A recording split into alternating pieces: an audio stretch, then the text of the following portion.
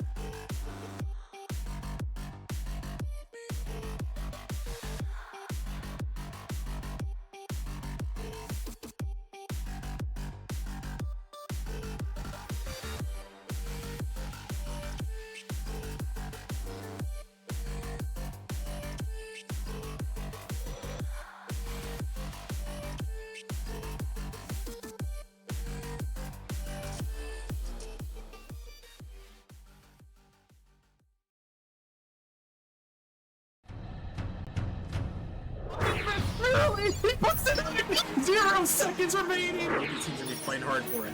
Oh my goodness! Rudy, what is this? Doesn't get the touch he's looking for. Kato, he's got the giant. Oh, he gets the flick and he gets it through.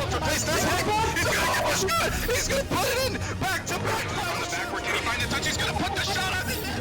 High off the backboard here. Opportunity. Here comes the shot. Hold on. Surely this kick. Oh my lord. Go with the shot. It's gonna go in. Stay on the goal line. He did nearly all sweep. It comes through. The Venom, the improbable, the impossible, the 4-time champions.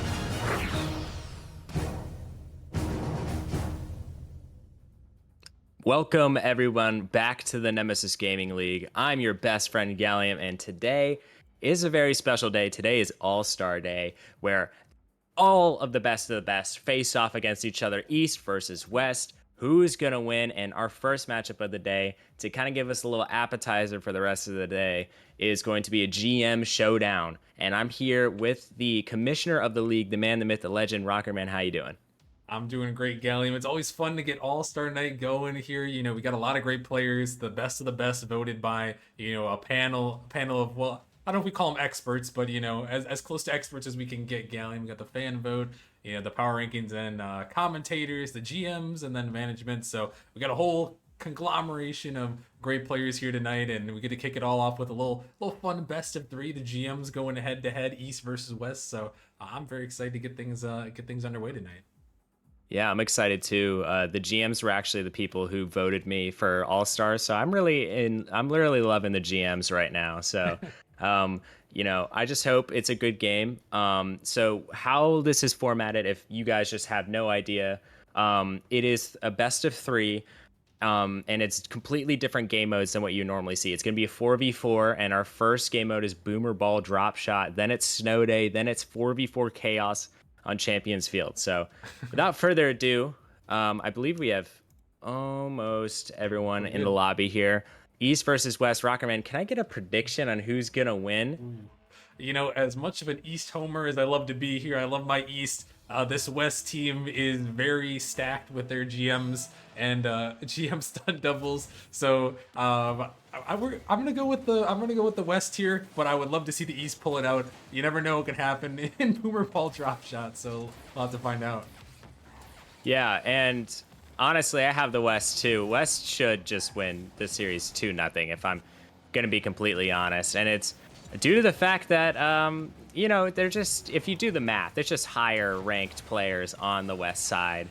I mean, you only have, I think the highest the East has is a challenger player, and you have one of the best rival players in Rival, another rival player in Foam, and you know, I just don't think it's gonna be really that close, but I'm all for surprises. You know, East might surprise me here as they get a good opening right there. Now the key to drop shot is to bang the ball as far as possible, make sure that outer shell of the ball gets completely dissipated, then slam it to the ground, as we're gonna maybe see here.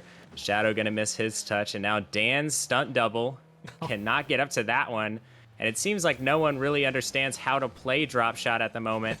So, you know what? I'm expecting a little more of the same as we continue this game, Rockerman. Yeah, and you know, having played in a couple of these drop shot boomer ball action here, it is almost impossible to read here, as you guys can kind of tell here. So I don't envy these guys. You know, I love to compete in the GM showdown, but I don't envy these guys, because how the heck are you supposed to read this ball when it's bouncing this quick? And you know, you can already see the struggles here in the start of game 1. Yeah, I'm with you on this one. I'm not really good at extra game modes myself, but if there is one person who's going to stand out for me in extra modes, it's going to be Foam. Okay, I played Snow Day with me because he refused to play ranked with me, which I do not blame him at all. And we played Snow Day, and this dude just absolutely put the team on his back. He's very good at extra game modes. So I don't know if this applies to drop shot, but I mean, this is going to a game 2, so Snow Day Foam is going to be real dangerous. But so far, it's a pretty even spread, I'll say. Even though the East has slightly less damage, I mean, they're still getting it into the West end. I mean, there's no real strategy to drop shot, in my opinion. I mean, I'm sure there is in the higher ranks, but like right now, I just think they're going up and trying to hit the ball. If I'm going to be honest, this almost sneaks in for the East. Maybe it does. Dan's stunt double opening up the scoring. Yeah, finally finally a goal gonna go in. You see the touch off the ceiling, a bang off the back ball, and the Dan stunt double coming through, striking first for the East. And yeah, I kind of want to touch back on your on a couple of your points there. I do want to give Foam his. Well, I'm sure we'll talk a little bit more about Foam, but Foam was #1 in the world in drop shot at one point. So we'll be seeing What? that, or not drop shot. Sorry, snow day, snow day. Well, he's gonna put one in here. So maybe we will see him a little more in snow day as this one finds the back of the net. Wow.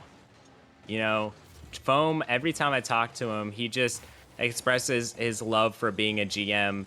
You know, he says there's nothing really like it. He likes just kind of being in control of his whole organization, his whole team.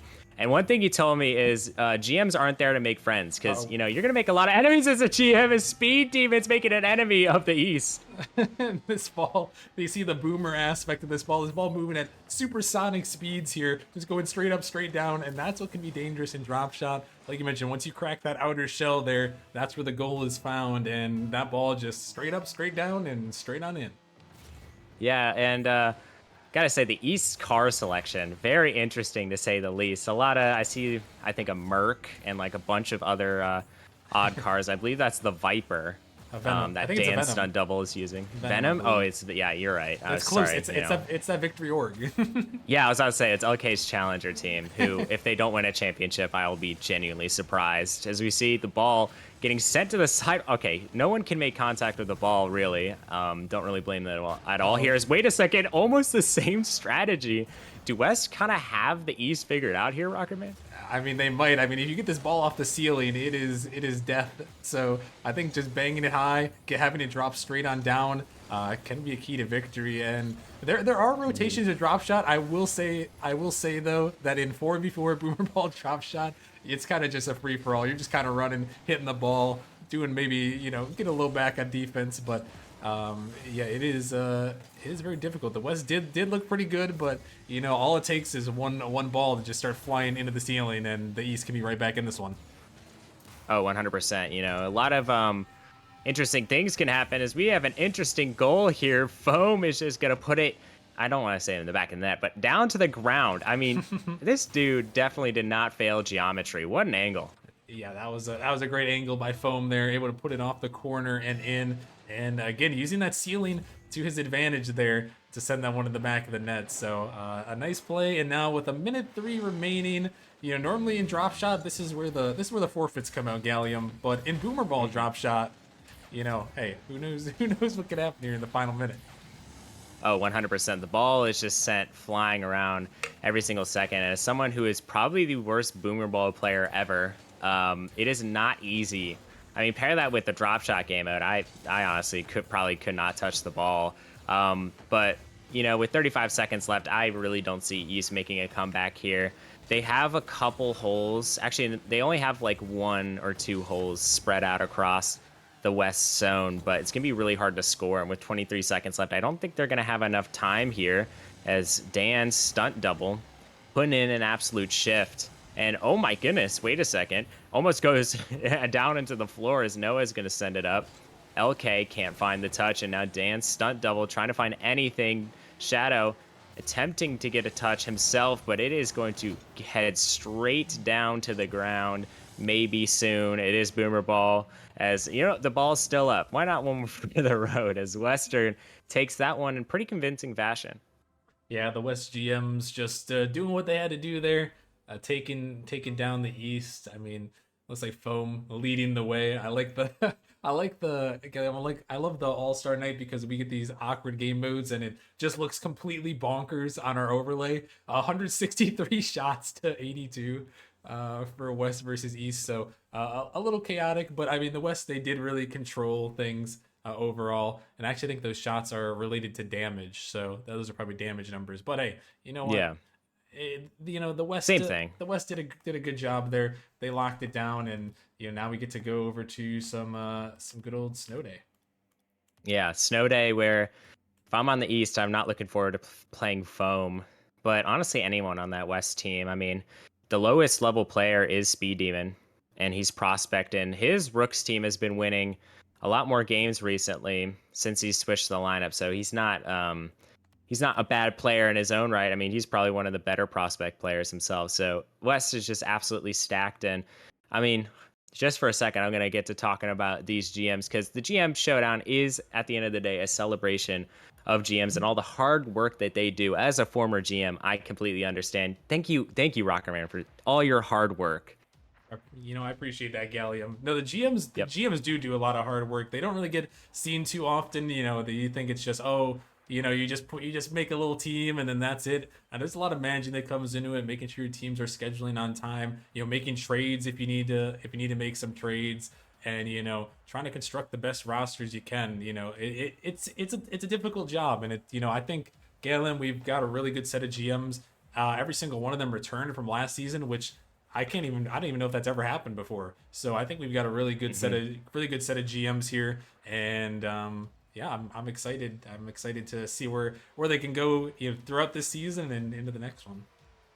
Yeah, I mean, obviously, all the GMs returning just shows how much I think all 16 GMs really just enjoy being GMs. And, it is very fun being a GM. It's definitely more hands-on than I think a lot of people realize. You have all these teams to account for, 5 different teams to be exact. But, I thanked you for your service, Rockerman, but you know what? I actually don't thank you for your service. I'm mad at you for making Origin. So what? We'll just I'll work on we'll that. just ignore that ever happened. It's the East actually getting a goal first here. And if Foam is going to lose in drop shot after being number 1 in the world, but you're going to have to start having some serious conversations as Dan Stunt Double, the only person that can score for the East so far, 2 in the back of the net. But yeah, Gallium, I'll try to work better on making some worse teams for next season. We kind of got some stacked one. I mean, that Central Division we'll talk a lot about the Central Division tonight because there are a lot of all-stars in all leagues this season in the Central, which you're a part of as well, Gallium. We'll see you in that prospect one later on. Yeah, Central is probably the hardest division I know in prospect, and Challenger, it's not really that much easier. I know LK's Challenger team is just absolutely deadly. You're telling me Kopente, Fort, and Yukio Takata are on one team, bro. That is actually like absurd that was able to happen. I will say, I think out of all the GMs, LK has been the most skilled for me. He's been the most successful in such a short amount of time. I mean, he puts in a lot of work. He's a really nice guy. He has great communication with all of his teams, and he just wants the best. He's a perfect mix of getting those draft picks for later years, and getting those players that can help now. And I think that's the perfect formula for a GM. As they can't find the back of the net so far. The puck is a little weird in Snow Day. It doesn't really bounce, obviously, like how a ball would, but it's definitely a little more odd than I think these players are used to, Rockerman. Yeah, it is a little bit awkward, and it's hard to read the puck. There are some crazy things you can do with it though. I haven't quite seen any pinches yet. Oh my goodness, that one getting a little crazy there. Street Stunt Double going hard. We got wall dashes all over the place, Gallium. Yeah, the puck is kind of weird. You can actually like jump on top of the puck and pinch it into the ground, which I think is kind of interesting. That's kind of a strategy in Snow Day we've seen before. But yeah, these 50s, they can be very tough to find on a puck. Oh yeah, for sure. I mean, definitely, I think the most important thing in Snow Day is these pinches. There's certain ways you can pinch the puck, and I don't think any team has found that way just yet. Is Foam off the ceiling, just showing his prowess so far. And since Speed Demon has taken over the chess hall, they've looked pretty good. I mean, Rook's obviously such a bad start, but they've really recovered it towards the end. They beat us 3-1. They've beaten some really good teams, so I expect to see more of them. And we don't talk about the pawns. I'll just, I'll just get right past that one. Ignore that one. Yeah. It's whatever. Every org, most seasons, every org has like one team that just didn't perform well. Like right now, I've got 3 teams, Gallium, that are at the top of each league, and then Pinnacle's 1-7. So it happens to the best of us. Yeah, and I forgot what that guy's name is on your team. Pinnacle. He just absolutely popped off in a stream game. Oh, Wolf, I think, right? No, it was the other guy. Mogi. That's who Oh, I'm talking Mogi, about. Mogi. Yeah. He's so tough. As oh my goodness, Foam gonna get a nice save here. Jarhead trying to find the back of the net, but the East actually have the lead here They're with a holding. minute and less than 30 seconds to go. As Jarhead gonna get a nice 50. West have to score pretty much now in order to have a chance here. As Foam right behind LK calls for it, and that's a good call. He takes it from LK, but Street stunt double hasn't found contact, and Street is another GM that I want to give my flowers to. I mean, he's been excellent all season long. I mean, you can really tell he cares about his teams, and he wants to put his teams in the best winning situations as he can. And, you know, all these GMs in this game are, like, really passionate, and I can appreciate that as we see LK off the ceiling. Foam going to get a touch. Speed Demon pre-jump almost made contact with Street. Can't get to that one. I will say probably some of the most interesting looking cars ever in this lobby as LK and Foam, the sweats that they are, have still resorted to their main car as Foam trying to use his Snow Day knowledge to his advantage. He has less than 30 seconds to do so as Jarhead Stuntman takes it off the ceiling and it goes past him. Dan sends it over. DRX Shadow gonna make contact. Shadow can't get the pinch he wants. And Street gets a hit past him. Jarhead sends it down. All they need to do is keep it out of the West End, and they'll have themselves a date with Champions Field, the final game. Can they get it to the ground? East with an insane upset, upsetting the number one player in Snow Day at the World at one time. That is insane. Yeah, that is pretty insane. I mean, we'll give Foam a little bit of what do you call it? A little bit of Slack. love. Yeah, slack. That's the word I'm looking for. A little bit of slack. It was 4v4, which is not the normal Snow Day game mode, but still, regardless, the East Gallium gonna come through with a big win. We get our ever favorite Game 3 alert. The one time in a season we will really get a Game 3 alert. So you know, that's always exciting. We love a little Game 3 alert. In the East, they just got their early goal. They held it down, and you know, now we get a 4v4 Champions Field for the GM Showdown. Who's gonna win it and start the night off strong? You know, it's anyone's game at this point. You know, I thought West was going to win 2-0, but East showed me they're resilient. I mean, obviously, the power of friendship and the power of teamwork really coming through for them. I mean, they kept up with the West very well, played some insane defense. And now the East looking to take this game 3 from the grasp of this Western squad. I mean, just so many storied names on their team. So East is going to have to put in an absolute shift because this is regular Rocket League, except for the fact that there's an extra 2 players on the pitch. This is regular Rocket League. So West definitely has the advantage here. Let's see what the East can or cannot do here, Rocketman. Yeah, we are gonna have to see what they can do. It's like you mentioned, it's regular 4v4 here. So we'll see what they can do. It's gonna be a little bit tougher for that East squad, I believe. But hey, all it takes is one goal, and maybe you can hold it down. Yeah, 1 goal is all they need.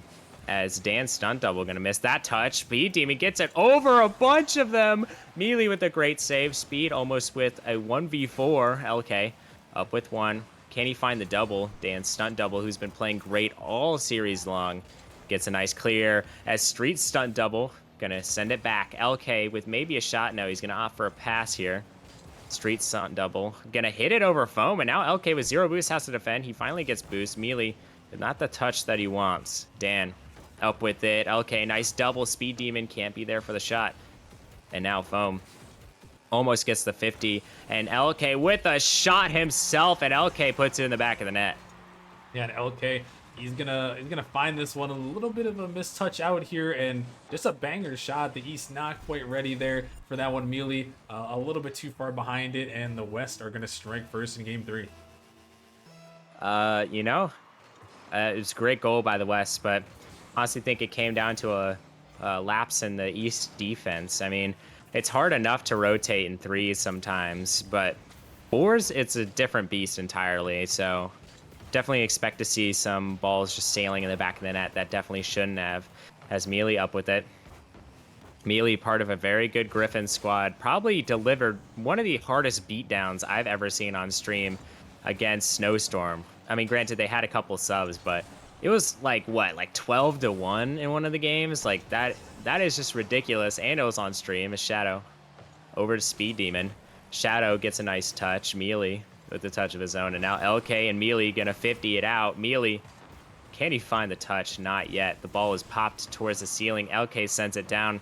And you got to think, for some of these GMs, this is their first game on on stream this season because, you know, some of these GMs are non-playing. Actually, I'm not sure if any of these GMs in this game are non-playing. I don't think Oh, we can count. any of them. We can count the Jarhead. I think Jarhead. The Jarhead Yeah. stunt double. Yeah. We can count that one. Well, no, not only Jarhead stunt double, but Jarhead himself, right? I don't think he plays. Yeah, both of them, the stunt double and Jarhead. Yeah. I was talking Yeah, more so about there we Jarhead go. himself, but even the stunt double is non-playing Yeah. behind the scenes. So yeah, it is always good to get on stream, get your name out here. And I know you touched on the East cars. I want to bring it back because I feel like they just went random presets for their cars, Gallium, and I think that's why they look so funky. They just said, yeah, throw a random car here. And oh my goodness, look at the little flip reset trying to drop it down, but gonna be saved away. So respect to the cars there, as that one is gonna be punched in the back of the net. Speed Demon's gonna get the goal there in the West. They're gonna be up 2-0. Unfortunately, Jarhead Stuntman couldn't quite get to that one. Sends it right in the back of the net. And now it is 2-0 West. And Speed Demon and LK netting the only 2 goals.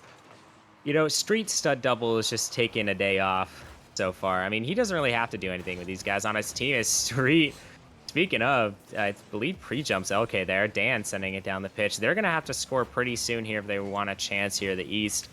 Only having 1 shot in roughly 3 minutes of Rocket League. So that's definitely a worrisome sign here. Can't get out of their own zone. LK sends it high. Shadow with a touch. Foam gets a touch himself. Now Jarhead sending it into this West zone. Can anyone find the ball here from the East? No, they cannot. DRX Shadow, a GM I haven't touched on that much. I mean, he is the GM of the Fruit Ninjas. Fruit Ninjas, just, in my opinion, one of the silliest orgs. I mean, I just think having an org named exclusively after fruits is a bit silly, but that's why I rock with it so much. And Shadow is embodying the Fruit Ninjas spirit here.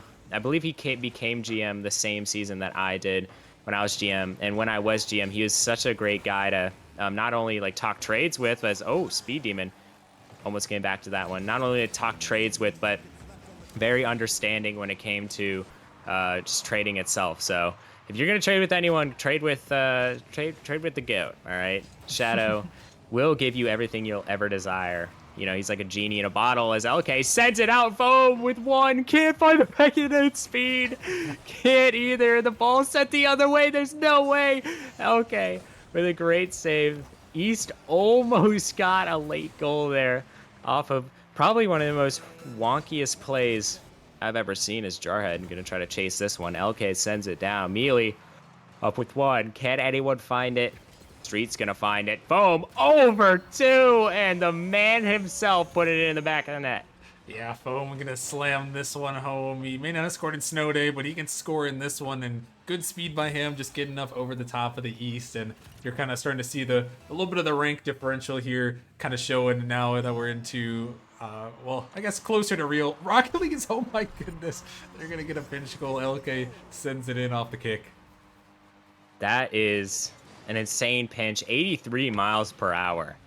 That's ridiculous. I mean, the double kickoff is just that, you know, that's something you only see really in RLCS. So it was a great play from this West squad who totally needed a goal there. I mean, really just needed that goal so badly as Foam sends it in the back of the net yet again. And I think the East GMs are waving the white flag at this point.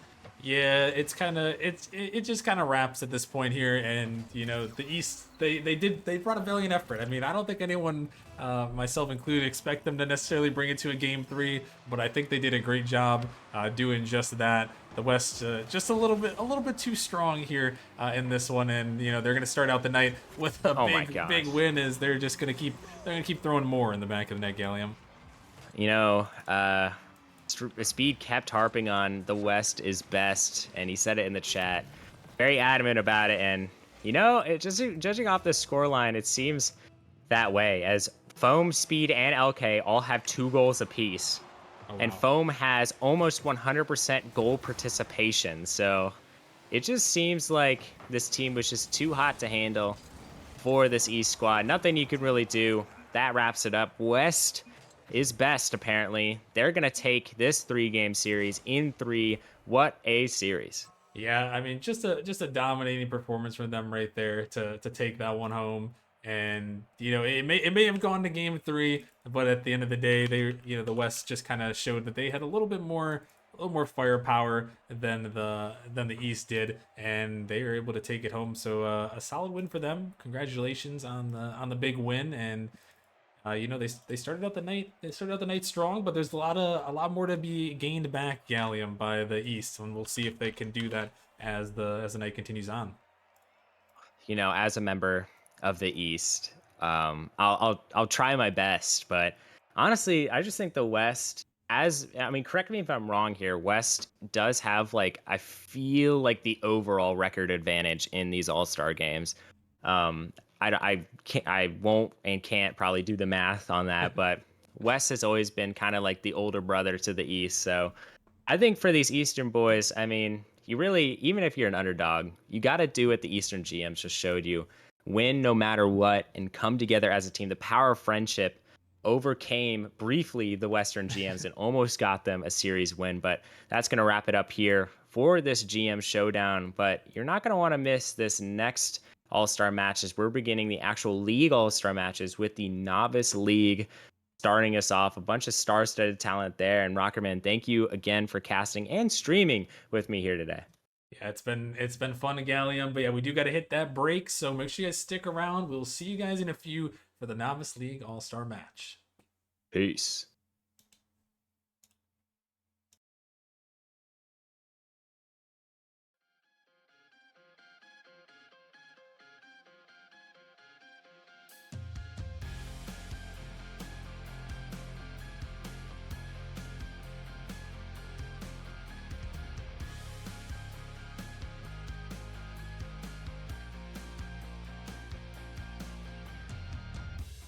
They say come in and grab a chair. Do you have something to share? So I say hello and I state my name, and that I'm an addict to her pain.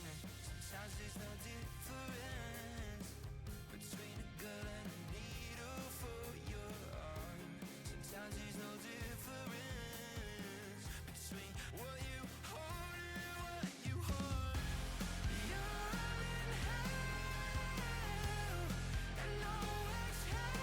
I can breathe you in, can't breathe you out. I can see you red, I can't put down your oxygen.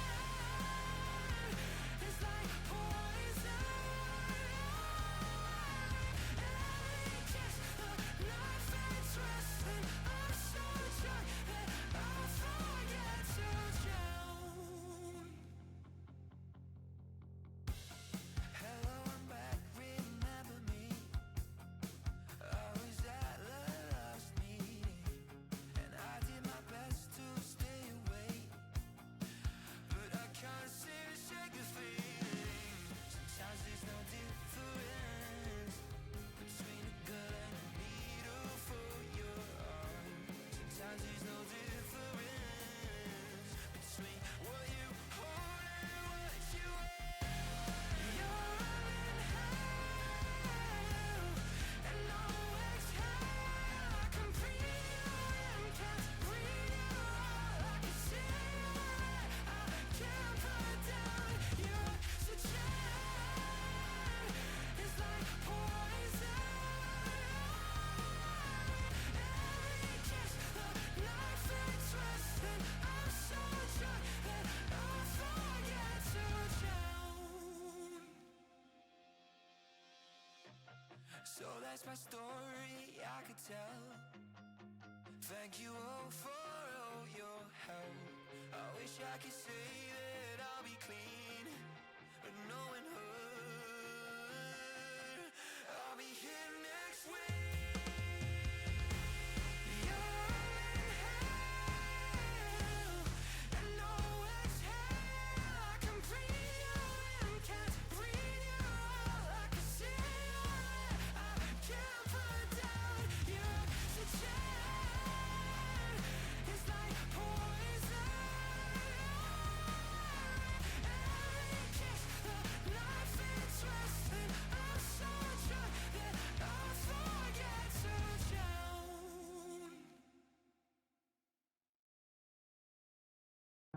bottle from the Garden of Eden. Then you poured it down the bathroom sink and told me that you only did it for a kick. But why? I thought I knew you, but I guess that I didn't. Been acting funny, so shady when I'm with you. Little did I know the secret that you had to hide. Cause I saw your phone last night, a name I recognize. Yeah, my heart is broken, my scars are open. I wanna stay, but what would you say if you were me or with another man? I don't know who I am. I wanna stay, but what would you say if you were me?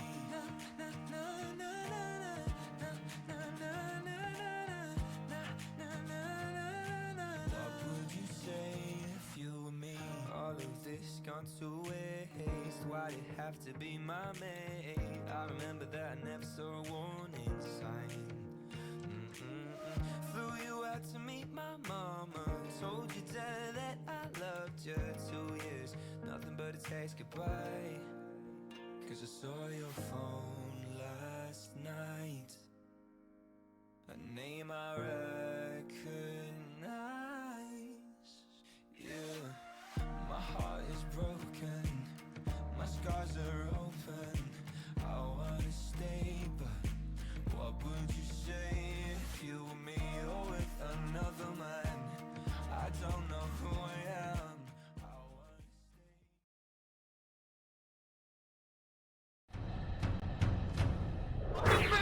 wanna He puts it in 0 seconds remaining. He seems to be playing hard for it. Oh my goodness, what is this? Doesn't get the touch he's looking for. Kato, Scott, oh, he gets the flick and he gets it through. He's gonna give a shot. He's gonna put it in. Back to back. On the backward, can he find the touch? He's gonna put the shot on the net. High off the backboard here. Opportunity. Pick up the shot. Hold on. Surely this can. Oh my lord. Go with the shot. It's gonna go in. Open day on the goal line. He did not win. Nearly all. Sweep. It comes through. The Venom, the improbable, the impossible, the 4-time champions.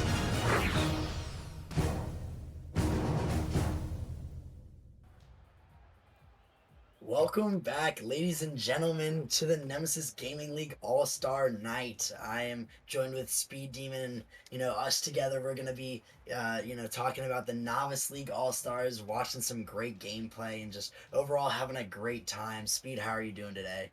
I'm doing great. Just brought the Western GMs. West is best. Another win. So we're feeling good, and hopefully the Western Novice All-Stars can keep this streak up.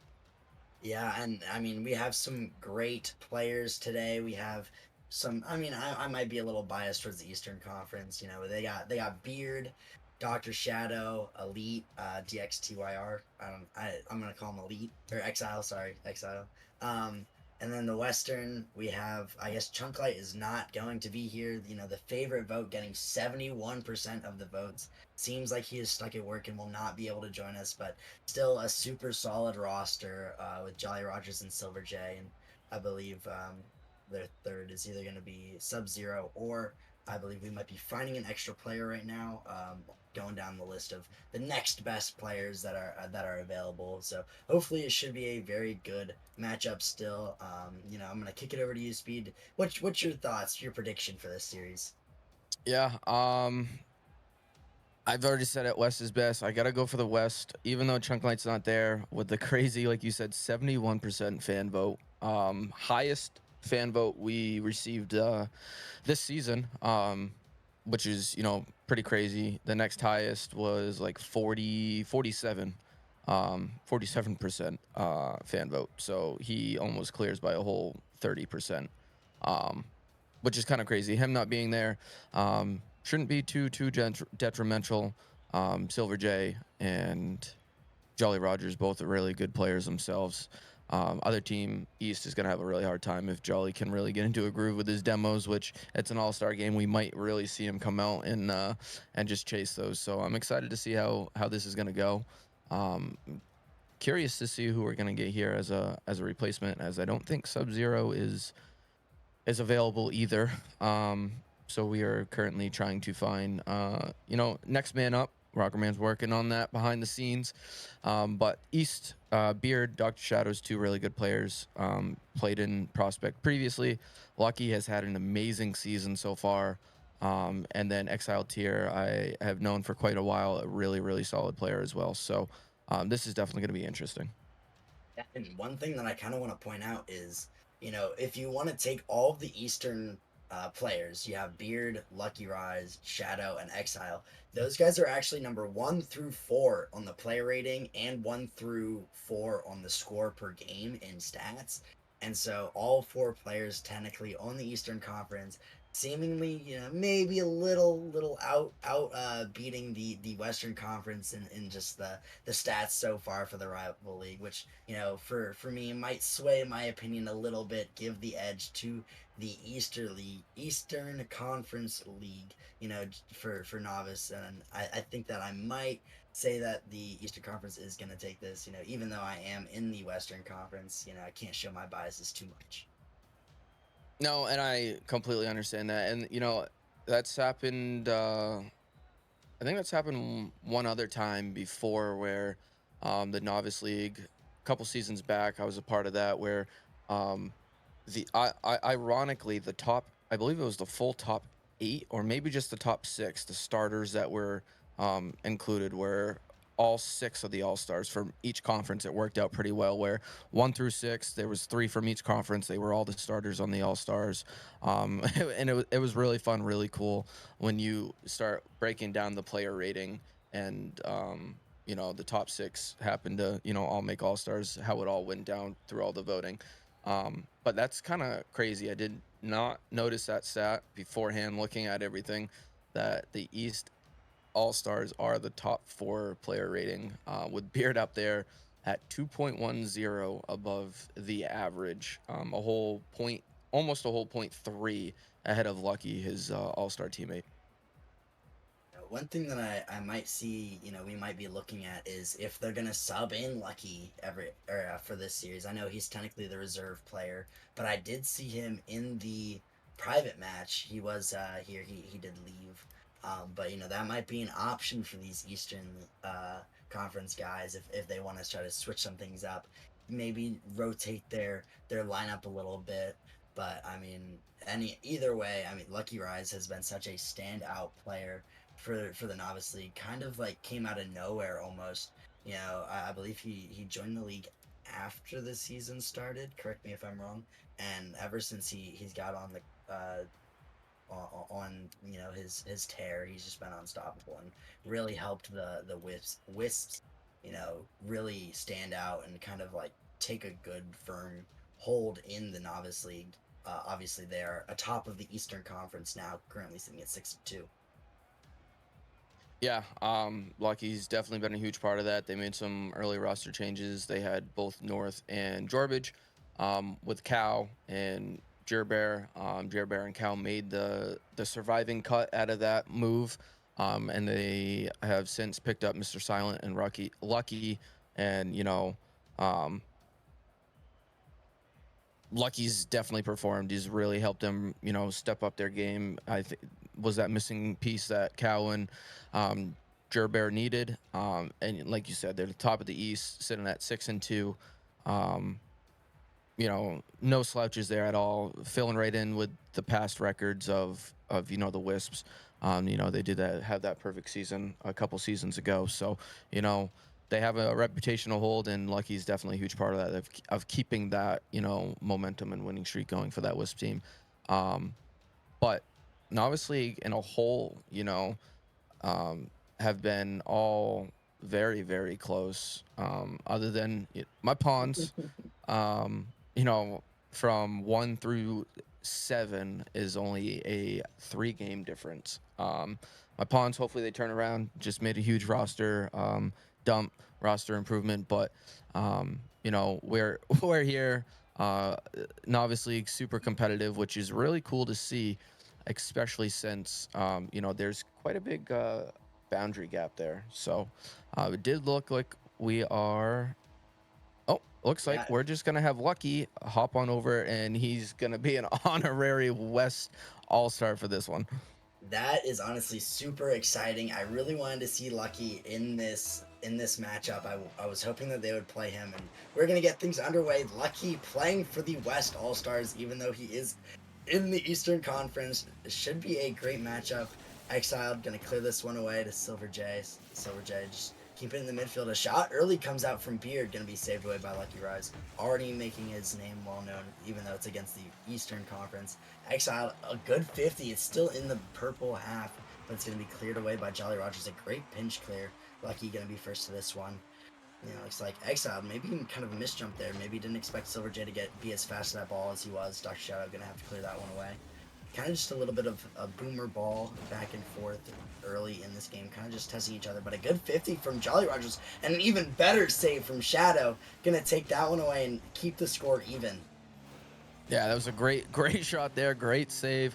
Lucky trying to make something happen again, unable to. Didn't have quite a teammate back across the net ready for that. But yeah, definitely a little bit of a change of pace seeing going from the GM showdown where it was a 4v4 chaos and a couple crazy modes to just dropping down to some regular 3v3 with the novice all-stars here. But I definitely feel like we're gonna start seeing some higher tiered play here as they're gonna get settled in, comfortable with each other, and really gonna start seeing why these guys are the all-stars for this novice league. Another great save coming out by Lucky Rise. Going to be cleared away by Jolly Rogers. And already Lucky has been so good for this team, already accumulating 3 saves. And he's going to get a goal right there. A great pass from Silver J, a good dunk. And Lucky going to put that one home. And he already has 1 goal and 3 saves, topping all of the Eastern players, combined. It's a great show out so far for Lucky. Yeah, Lucky, thank you for coming over, being an honorary Rust player. If you want to join the Western League in the future, we would love to have you.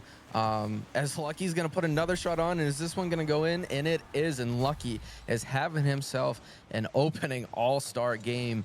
2 goals, 3 saves, over 500 points already. Yeah, I mean, can I maybe change my prediction now? I didn't know Lucky was going to be on the Western Conference. I might want to switch my vote here a little bit. He's been playing so crazy so far, and I mean, only 2 goals. It's still very comebackable for the Eastern All Stars, but it's going to be a tall task with how well Lucky is playing. It's going to be started off by Exile, trying to get some offensive pressure, but going to be kind of cleared away by Lucky. Beard going to be the first to this one in the midfield. Silver J going to have to clear this one over to the corner. A little bit of a double commit there. Lucky gets the clear, though, regardless. Beard with a good beat. Silver J's blast back. He's going to have to make a save. He does. Gets a good 50 against Exiled, and it's actually not going to be able to be in a spot where Eastern All-Stars can follow that up. See a little bit of a demo coming out from Shadow onto Jolly Rogers, who is known for his own demo plays. Maybe he'll want to come get that one back in blood, but it's like the Eastern All-Stars continuing to just feel out their opponents, try to maintain some of the possession. Looks like Shadow not going to be able to read this one. Beard going to have to cover for him. Lucky not going to get a read on that one either. Beard faking that one, trying to leave it for his teammate Shadow, but not going to be close enough to get there, as the Western All-Star is going to be first to that one. A great shot coming out by Exiled, saved away by Silver J. And the West kind of feeling this pressure that the East are starting to build. It seems like the East are finally starting to find their footing with about a little under half the game remaining. Yeah, they're starting to put on a lot of attack, as that one, Beard with not a lot of boost is going to just kind of throw a Hail Mary towards the net, and it's going to be enough. Oh, I didn't see that bump. Exiled, great bump, puts Lucky off touch, off target, and it looks like on my screen there I saw a little bit of a Rocket League ghost touch, but East back alive, a minute 56 remaining, only down 1 now. It was a good play and a great bump from Exile, really forcing Lucky into a very difficult position, making it very difficult to make that save. Whether Rocket League helped out the shot a little bit is not up to Lucky. He could just try to do the best he could, and unfortunately, just couldn't get that touch. But another demo coming out from Exiled. Exiled's already accumulated 2 or 3 of those demos so far in this game number 1, and he's kind of been this like unsung player for the East early. I'm not gonna sit here and be like, yeah, he's always been such an unsung hero, but he's kind of just filled into this like solid rotational player for the East that kind of fits really well with how Beard and Shadow are playing right now. And I feel like he's like been able to play off them super well and really help them get back into the game. Yeah, he definitely has. And Exiled is a really all-around solid player. As Lucky's gonna throw this one up. Can Beer get the touch? No, but Shadow's still right there. Silver trying to get a shot. No. And this one's gonna be saved away right to Exiled. Not a lot of boost, but he is gonna get this clear over one. Relieve a little bit of that pressure as he has two teammates back with boost now. But yeah, 40 seconds remaining here. I think we're really gonna need Dr. Shadow to step up as this one's going down on target and saved away by Beard to keep this a 1-goal game with 30 seconds to go. Very close opportunity there for the Western All-Stars. There's another opportunity coming out, a great pass off the backboard, and it looks like Silver J gonna put that one home. A good pass from Jolly Roger, maybe trying to go for the shot there, but Dr. Shadow not gonna be able to get that read, as he's got to play the shot there. He's gotta assume that the ball is going to be on target, and obviously Silver J gonna be first to that one, clean that one up to give a 2-goal lead to the Western All-Stars with about 20 seconds remaining. There is not a lot of time for this Eastern All-Stars team to come back, but it is a best of 5 series, unlike the GM Showdown where it was only a best of 3. So there is a little bit more leeway in terms of dropping the first game isn't too big of a deal, especially with how good this Eastern All-Stars team is. And as the ball touches the ground, obviously Western All-Stars is going to take that win, with Lucky Rise really being that standout player. But and 678 points there for Lucky is very just insane. And I mean, hopefully the Eastern All-Stars will be able to come back and make this a series. Yeah, Lucky ended this game with 4. But if I'm doing my quick math right, 4 more points than the whole Eastern team together. But there is, I don't know if anyone noticed, we do have a Western All-Star who appeared. Chunklight has shown up. So we will be seeing him um, in this next match. Um, Obviously, Lucky will be going and joining his Eastern fellow teammates. Now, are we going to see Lucky in this one with the performance he put in, or are they going to keep with the starters? And it looks like they are going to keep with their starters. So it is going to be Shadow, Beard, and Exiled against Jolly, Chunk, and Silver, the original Western starters. Yeah, I think that the Western All Stars are going to have a little bit harder of a time now without Lucky. Chunklight obviously a tremendous player in his own right, but he obviously not able to warm up beforehand. We'll see how that comes into play, whether he is a little bit slow out of the gate, or makes a couple errors that we wouldn't normally see him make just from the lack of play time today. Is Silver Jake getting a touch almost on target? Jolly Roger's gonna put that one on target. Beard gonna have to save that one away. Gets a touch past Chunklight. Shadow gonna be first to this ball, looking for a dribble play. Gonna try to demo Silver J. Not gonna be able to find it, but Exiled. Gonna pass this one mid for Beard. Beard up. Beard gonna put that one home and give the East their first lead of the series. Yeah, that's a beautiful 50 there by Exiled. Beard using every little bit of boost he has to be able to get up, and actually puts a very powerful shot down on net, which is very hard to save. Even, for these all-stars, novice all-stars, a novice player going up and being able to put such a powerful shot from the air is very hard to stop. Beard doing an excellent job doing that. And, you can really see that Chunk is kind of struggling a little bit to get warmed up. As you said, he didn't have much of a warm-up, just joining in, coming home from work, and it's definitely going to be tough for him to warm up. We've seen him struggle, have a little bit of low boost, but they should be able to figure this out. It's only been a minute into this game too. Luckily, Western All-Stars did win game number 1, so they have a little bit more leeway, as Dr. Shadow gonna put that one home and give a 2-0 lead. A great pass from Beard, absolutely incredible, puts it directly on Shadow's car, and that one gonna give a little bit more of a buffer for the Eastern All-Stars, a little more that the Western All-Stars have to claw back. As we are only a minute into this game, there's still a lot of time left, but the Eastern All-Stars looking much better Silver J gonna clear this one away. Big booming clear. Exile not really ready for that one. Shadow, it looks like he was trying to look for a bump in the midfield, making Jolly Rogers a little bit awkward. A good flick coming out from Exile. He's gonna look for another pass middle. Beard's gonna be first to this ball, looking for the double tap. Gonna leave it for Shadow, and Shadow gonna put that one away and increase the score even more to 3-0. And again, Exile doing what he does, putting that ball middle. Beard, great attack, way to get up and make that touch, beat those defenders, got 2 biting and left an open net there for Shadow to be able to put that one away, extending their lead 3-0. 3.5 minutes to go. We really need to see this, Western All-Star team start trying to figure it out and get things going, as time is ticking. Yes, they have the ability to do so, but they haven't really quite shown it yet in this game number 2.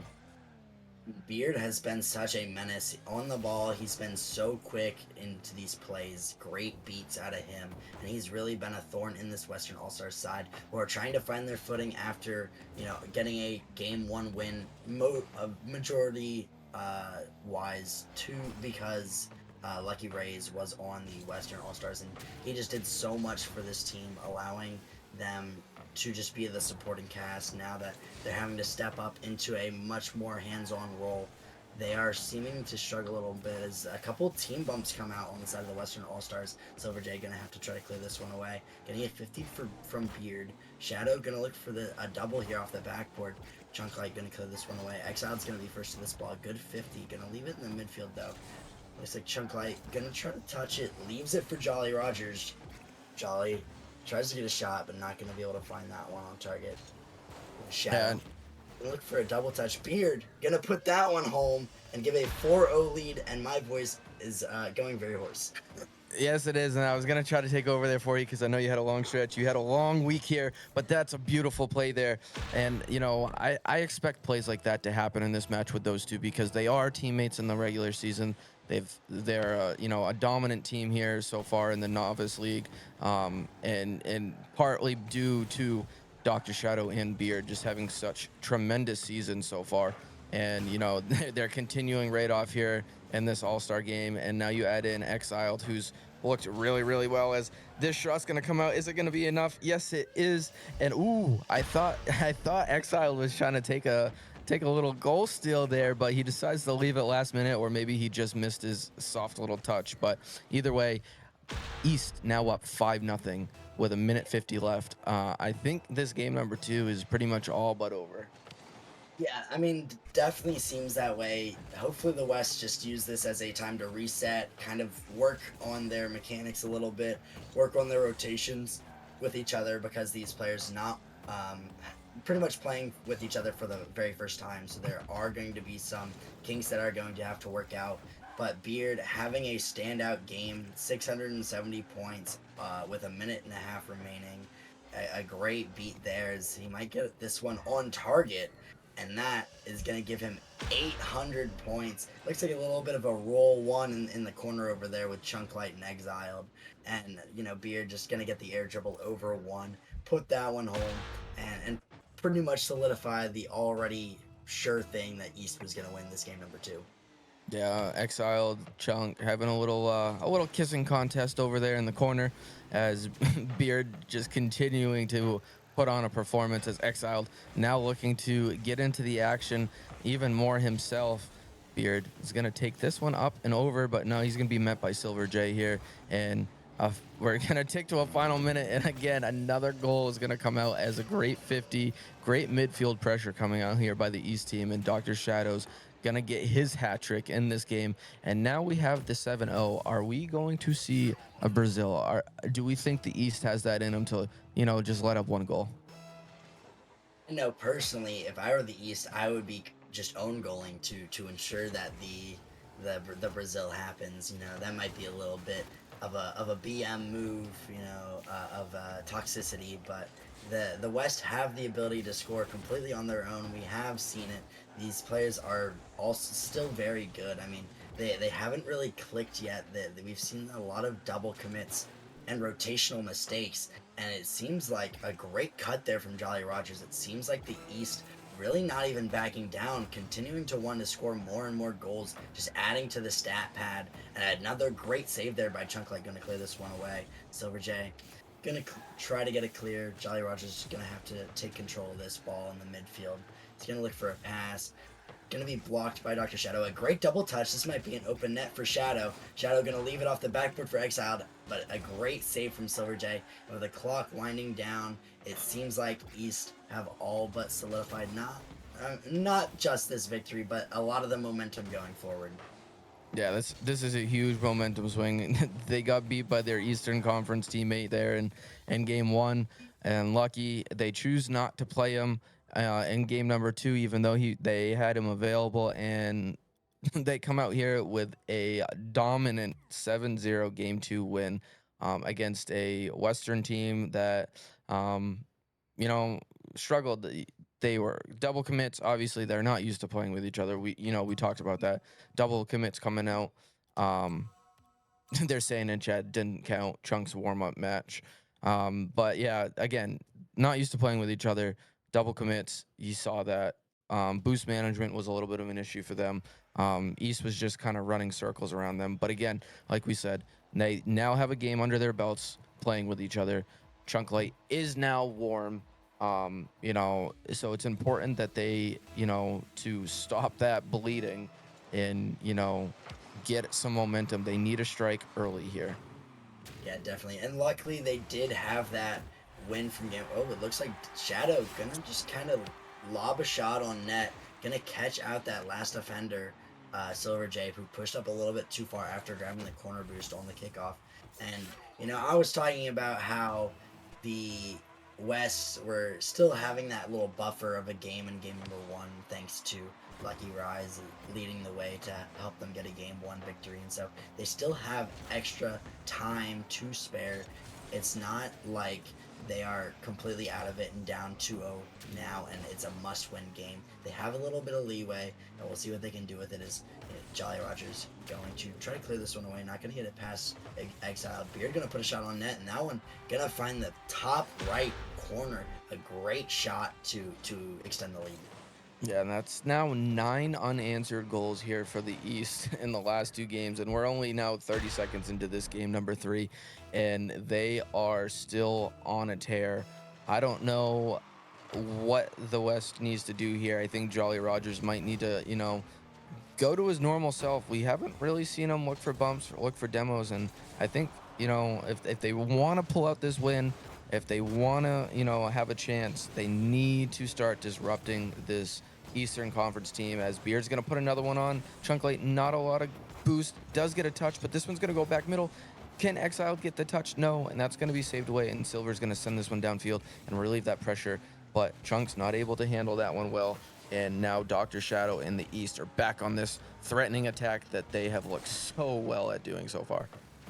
It's mostly been to Beard, as we see there, another pretty good 50. He's just been so quick to these balls in the air, and he's just allowed Shadow and Exiled so many opportunities and so much control, and they have just been able to excel. But Jolly Rogers, a great shot there, going to be off the crossbar, and Silver J going to put that one home to at least close the scoring a little bit.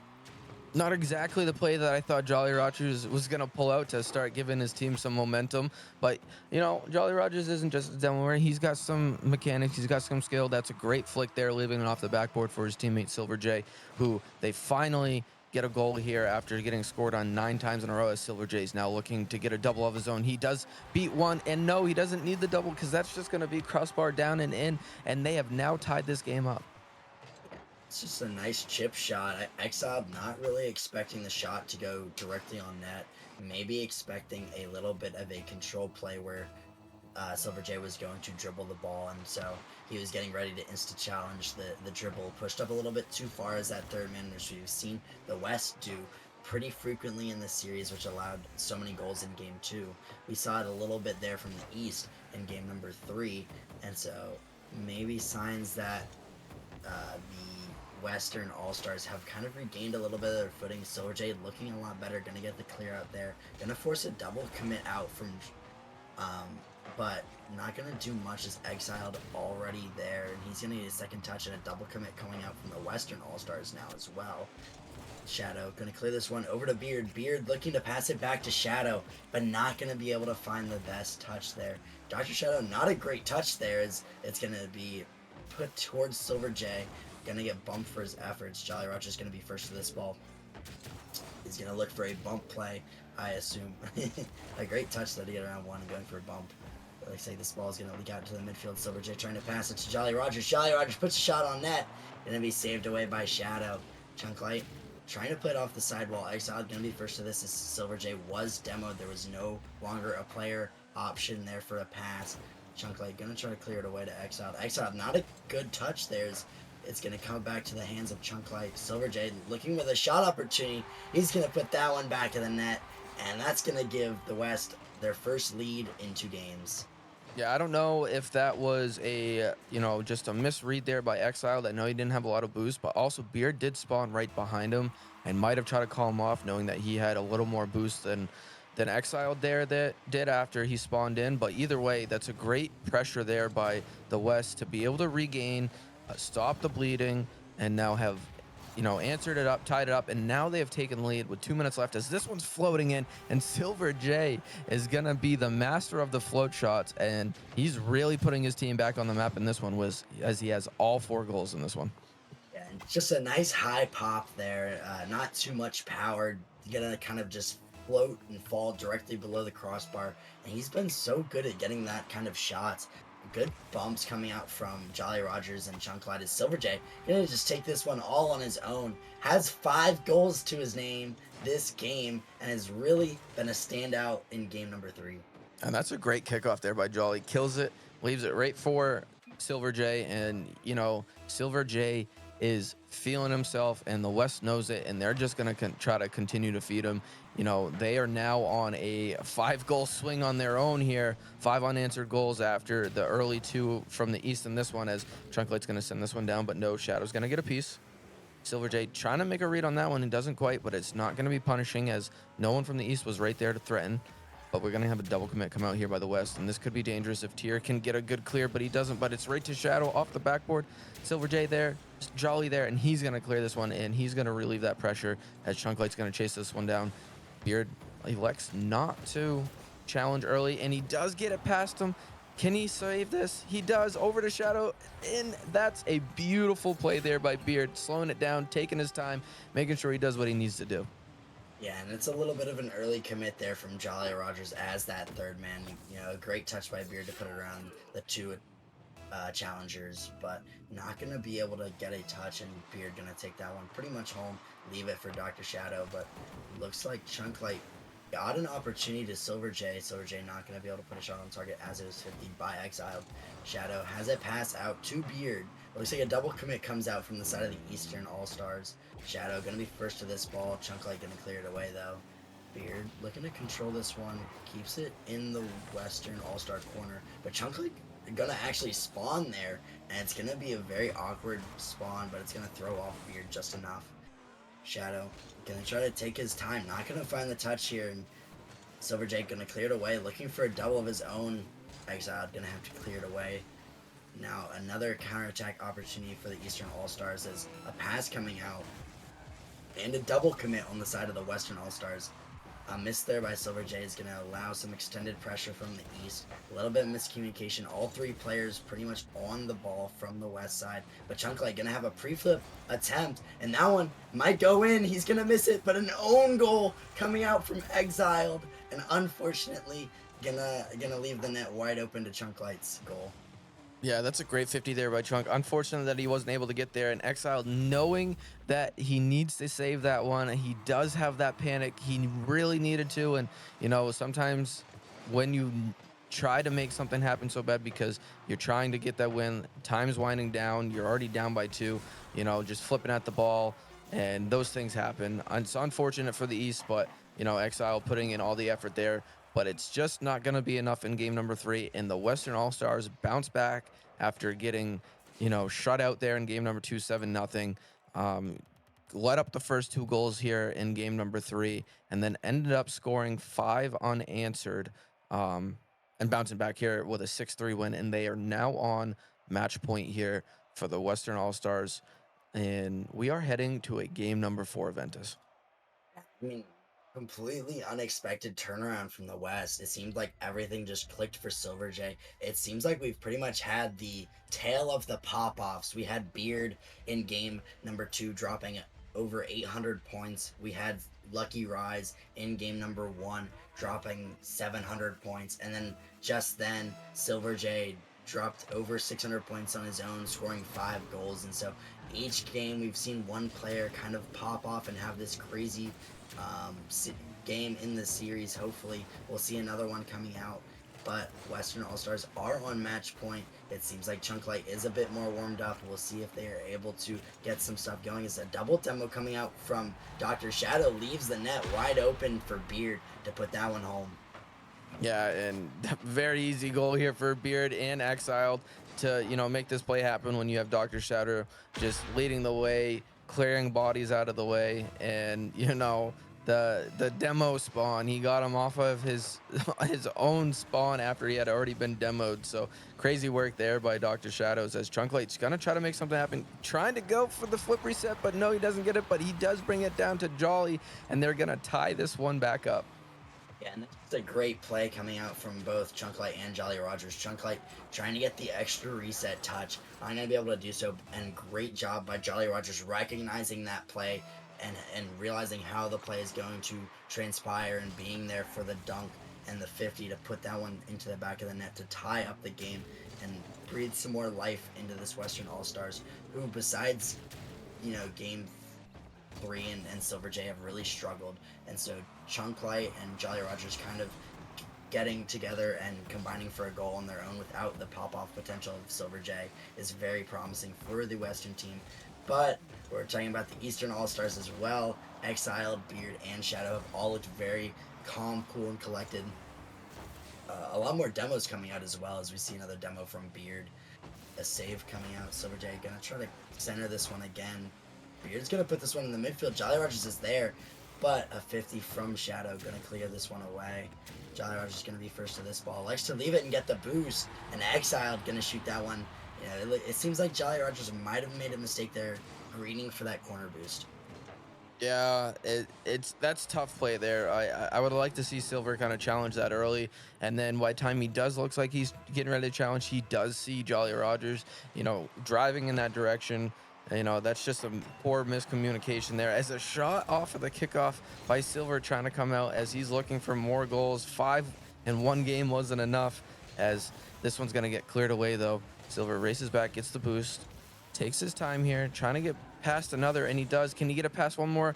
Not quite, as Shadow just gets enough of a touch to be able to stop that first initial attack. But this shot and pass comes out. Is this ball gonna find its way in? And it does, with the help of, I believe, a bump here from Jolly to get that final touch off of the Eastern defender. How fitting that Jolly Rogers gonna get a pool shot goal, known for his bumps. The funny thing about that was he was actually bumped into the bump by another Western All-Star player, and so it wasn't necessarily just all on his own, but a great play nonetheless. And tying up the score once again is the Western All-Stars. This might be an opportunity for the East, though. Is Dr. Shadow going to put this one in the midfield? Nobody's going to be there for a close follow-up, and Chunklight going to clear it away. Silver J going to have to clear this one as well, but it's right to Beard, who has an air dribble going. A good 50 by Jolly Rogers. But it looks like Exiled going to be first to the loose ball in the midfield. Beard going to be in the corner looking for a pass out. Shadow's there, but it's a good 50 from Jolly Rogers. Silver J clearing this one out. He's going to look to follow this one as well. But Exiled with a great pinch there. Going to deny any follow-up. Another shot coming out from Exiled. Not going to be on target, though. And a little bit of an aggressive challenge from both Exiled and Dr. Shadow. But Exiled does get a demo for his efforts. A great shot from Jolly Rogers, though, is going to catch Beard out of the rotation and put that one to give them the lead. Yeah, I don't think Beard realized that Jolly was just going to be able to have his flip. I think he was thinking he was just going to get a touch. He was going to be able to scoop that one up, bring it to the wall, and start for his own, counterattack air dribble. But Jolly still just having his flip and, just pops it over him, as we've seen many times in this series where, just the little floaters And the defenders of either team, pushing up just a little too far and not quite reading, these soft floaters that the opposing teams are putting on them. Yeah, and it's definitely with how aggressive both these teams have been that they have been very aggressive. As we see another overcommit from third man and exiled, but not going to be punished. And actually, a counterattack opportunity, a great save by Chunklight there, just to keep the goal from scoring against the West and tying up the game. And Chunklight, a great save there, has also started to heat up, but unfortunately, Shadow gonna get a beat on Silver J to even up the scoring once again, 3-3. Yeah, we see Jolly Rogers, just jump and kind of a pointless jump there, trying to make a block, but had Chunkline in front of him who was diving at it with no boost, which is just super unfortunate. They still have life here, that's not too detrimental. There's a minute 40 left. And that goal only ties it up, but we've seen what's the scary part is we've seen both of these teams just, turn on a switch late in these games and just start a scoring frenzy and they can't afford to let that happen. You definitely don't want to give this Eastern team the opportunity to go to Game 5 because, as we stated, they are the top 4 players in the player rating in the novice so far this season. So, hypothetically speaking, right, they are the best 4 novice players, and you just don't want to give them that opportunity. As this shot is from Tier is gonna find its way in, and here comes possibly that scoring frenzy that we were just talking about. Yeah, and a great shot by Exiled. Just kind of a nice floater to the top right corner. We saw Silver J with a similar shot earlier in this series. And, Exiled just going to kind of take one out of that playbook, pop it over the last defender. And it kind of seemed like a misplay there by Chunklight, not able to get a follow-up touch on that ball, allowing Exiled to make a shot on net with an unsuspecting defender. As another shot coming out from Exiled, it looks like a missed play from Jolly Rogers, kind of pinching it in the midfield off of his own uh, corner, and Exile going to be first to this ball. We're going to put that one home. You talked about a scoring frenzy earlier, and it seems like the Eastern All-Stars have really taken you up on that proposition speed, and they have opened up the floodgates to the scoring opportunities. They really have, and I would have wished that on that play, Silver, knowing he had boost, he had the better positioning to clear that ball easier than Jolly. I would have loved for him to call him off there and just take authority. We saw him pop off offensively. It would have been nice to see him do that defensively as Chunklate's trying to make something happen as they hit the final 30 seconds, but this one's going to be countered by Dr. Shatters, but he gets 50 by Jolly, but Jolly gets bumped and lands on the ball, and this one is going to go in for a third unanswered goal here from the East, and it looks like they are going to force a Game 5. And that's just so unlucky. Silver J trying to get back, bumps Jolly Rogers, who was just landing after getting 50'd as the last man back, and gonna kind of own goal that one. And unfortunately for the Western All-Stars, a 3-goal lead, or a 3-goal deficit to come back from in 15 seconds is not very likely. I mean, crazy things happen in Forbidden Temple, but I don't think this crazy. It looks like we're going to head to a game number 5, and very back and forth gameplay from both of these teams as the clock about to hit 0 does, and the Eastern All-Stars gonna bring us to a game number 5, and Exiled leading the charge on this one. Yeah, Exiled again. We've seen now our 4th different player really pop off in a game. Exiled with 3 goals, almost at that 600 point mark. Jolly on the West, trying to lock it down and on defense and offense was 100% goal participation, 2 for 2 on shots for goals, 2 saves himself. So he was trying to keep this Western All Stars team from having to go to this game number 5, but ultimately we are here, game number 5. And my big question for you, Ventus, is are we going to see Lucky for the East this time in this game number 5, or are they going to keep playing with this roster that they have been going with? And it looks like they are going to keep that primary roster in. They did have seen very good success so far in this series, so it does make sense that they see it. I would have liked to see Lucky step in for the East and not just play that first game for the West. Yeah, I mean, Lucky has been so good, especially when we saw him in game number 1. But the Eastern All-Stars look very solid and very cohesive. We see a lot of the times all of their goals are assisted for, and the passing plays coming out from the team have just worked so well, and they have just rotated so well together as well. And so it makes sense that they want to keep this roster together as Beard looking for a shot. Not going to find it as it's going to be saved away by Chunklight. Silver J putting this one off the backboard. Not going to be able to find the follow-up touch, and Exiled going to make a great cut to create pressure on the offensive side of the ball now. Exiled trying to get a pass, but going to be cleared away by Chunklight into the corner. Chunklight not going to be able to find that touch, though, as Beard going to lob this one onto the backboard. Exiled gets a pass out mid. Shadow is up for this one. Going to be saved by Silver J, but the ball still very dangerous as Beard looking for a double tap. Does so to Shadow, and Shadow going to put that one away and give the East another 1-goal lead. Beard looking very good, sets himself up beautifully there. He knew he had no opportunity for a shot. That's a very tough angle, even for your, higher Titan rival players. And he doesn't try to do too much with it. He just puts it across the net, knowing that Jolly Rogers is awkward underneath him, and he just has to get it over the roof of his card to both of his teammates who were sitting there on the other side. But no, the East, after they just had a beautiful play, are gonna fumble the bag on this one, and Silver J is just going to send this one down, and Beard just unable to get that backflip and make that save, as that was kind of slotted perfectly behind him as he was coming down off of that back wall. Yeah. Fortunately, Beard had to play the shot from Jolly Rogers, assuming that Jolly Rogers was going to get a touch on that ball and shoot it on target, changing the direction of the ball. But unfortunately, Jolly Rogers not able to get the touch, and it's going to completely throw off Beard, leaving that back corner open to tie up the game 1-1. And it's been another back and forth game. We haven't seen too much from either side. Is Silver J gonna just kind of get an open net here? Is a bit of a overcommit once again? Is that third man a little bit early of a commit from Exiled, and Silver J just gonna dribble that one in and give them another lead. Yeah, and I'm glad Silver J was able to pick up that boost pad, because he did hit that a little hard initially, but he did land on a couple boost pads there to be able to catch back up to that ball and secure that ball and make sure that that goes in to give them that lead. As a beautiful save is going to come out here by Chunklight, but he's going to get bumped by his teammate, but it's all right because he gets a major dunk. Silver J up, but no, Shadow is going to send that one into the corner, but Chunklight on the ball. He likes to try to pass this one middle instead of taking his time and control, but it's not going to harm this Western team, as now two of them are back.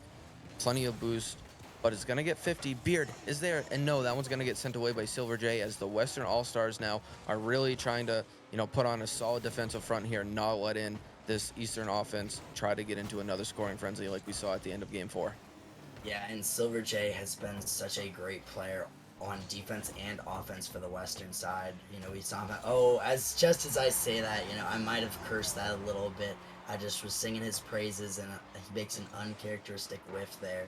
And Exiled gonna get a freebie, as it may. I mean, it looks like a little suspicious of a miss. Maybe a little bit of a ghost touch there. And Silver J just not gonna get credited with the touch and putting in the ball off target. And just unfortunately, it's gonna even up the scoring for the All-Stars, even though it wasn't necessarily a great play. No, it wasn't necessarily a great play. It was super unfortunate, and those can be hard plays when you're trying to power slide quick and don't have a lot of boost, and the ball bounces a little higher than what you're initially thinking it's going to. And it was just unfortunate that Trunklet wasn't quite back enough either. He was trying his hardest to rotate and get there, but that one's gonna go in. We're gonna tie it up. We are gonna hit this 2-minute mark here in a little bit, and we are tied up. And now my question to you, Ventus, is, I know you had the East, I had the West. As this game is going on, but Jolly Rogers is going to put this one in and put this game up 1 goal here for the West. Do you think the West can hold on to this and, take this Game 5 win?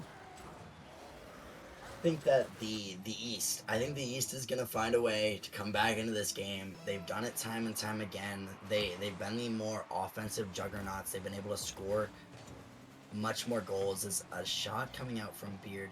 I think that the East All-Stars are just a more put together team than the West, and they have more all-around players that don't necessarily need to have pop-offs to do really well. And hopefully Beard will have another pop-off moment of his own It looks like he's going to get a 50. Chunk Light not going to be able to get a read on this ball, and he was the last man back.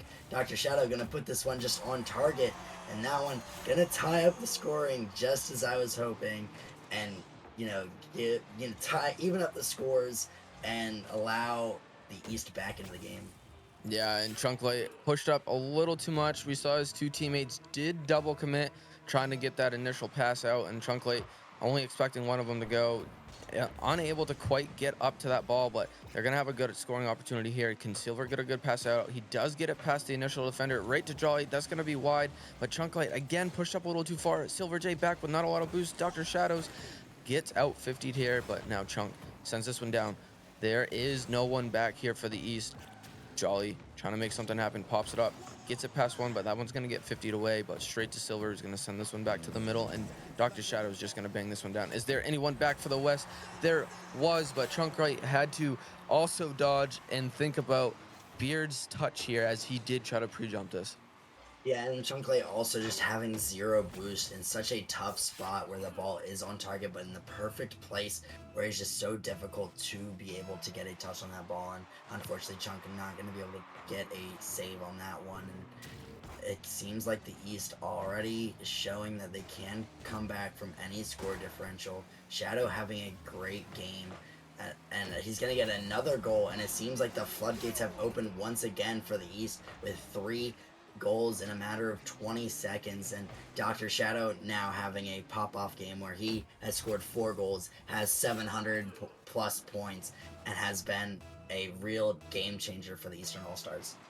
Yeah, and I think if the West wants to have a chance, fight this one back. One, they need a quick goal, as Beard almost helps him out with a slight own goal there. But I think if we're gonna see anything, we have to see the man who's really stepped up the most here for the West, and Silver J.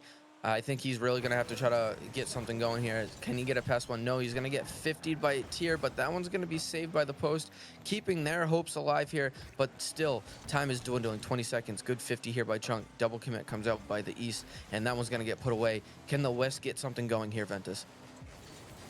And I think it's just too late, as it looks like this one might be on target as the ball just floating all the way back. The Western All-Stars having to fully commit to this play.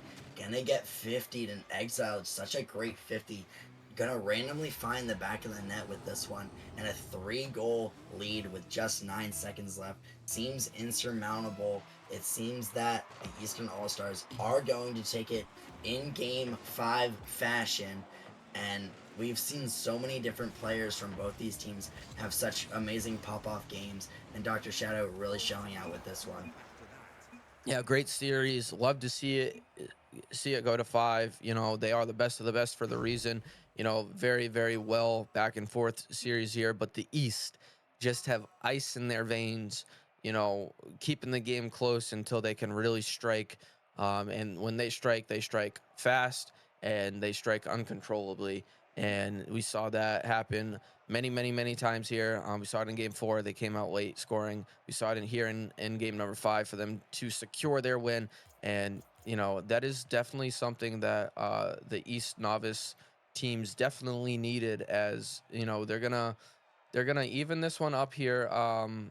Have themselves a good time. The West was leading 8-2 all time, so that definitely helps on that side of things. But we have a long night, Ventus. We're gonna get this one short little break. We're gonna get the prospects teams loaded up, and we're gonna be right back with some prospect action.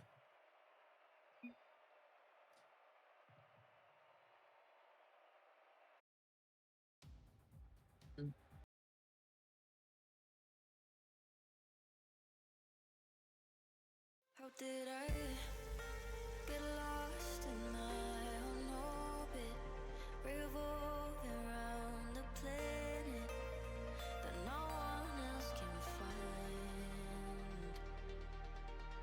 I'm waiting for signals on my screen, when the signs that I'm receiving are all delayed in time. All I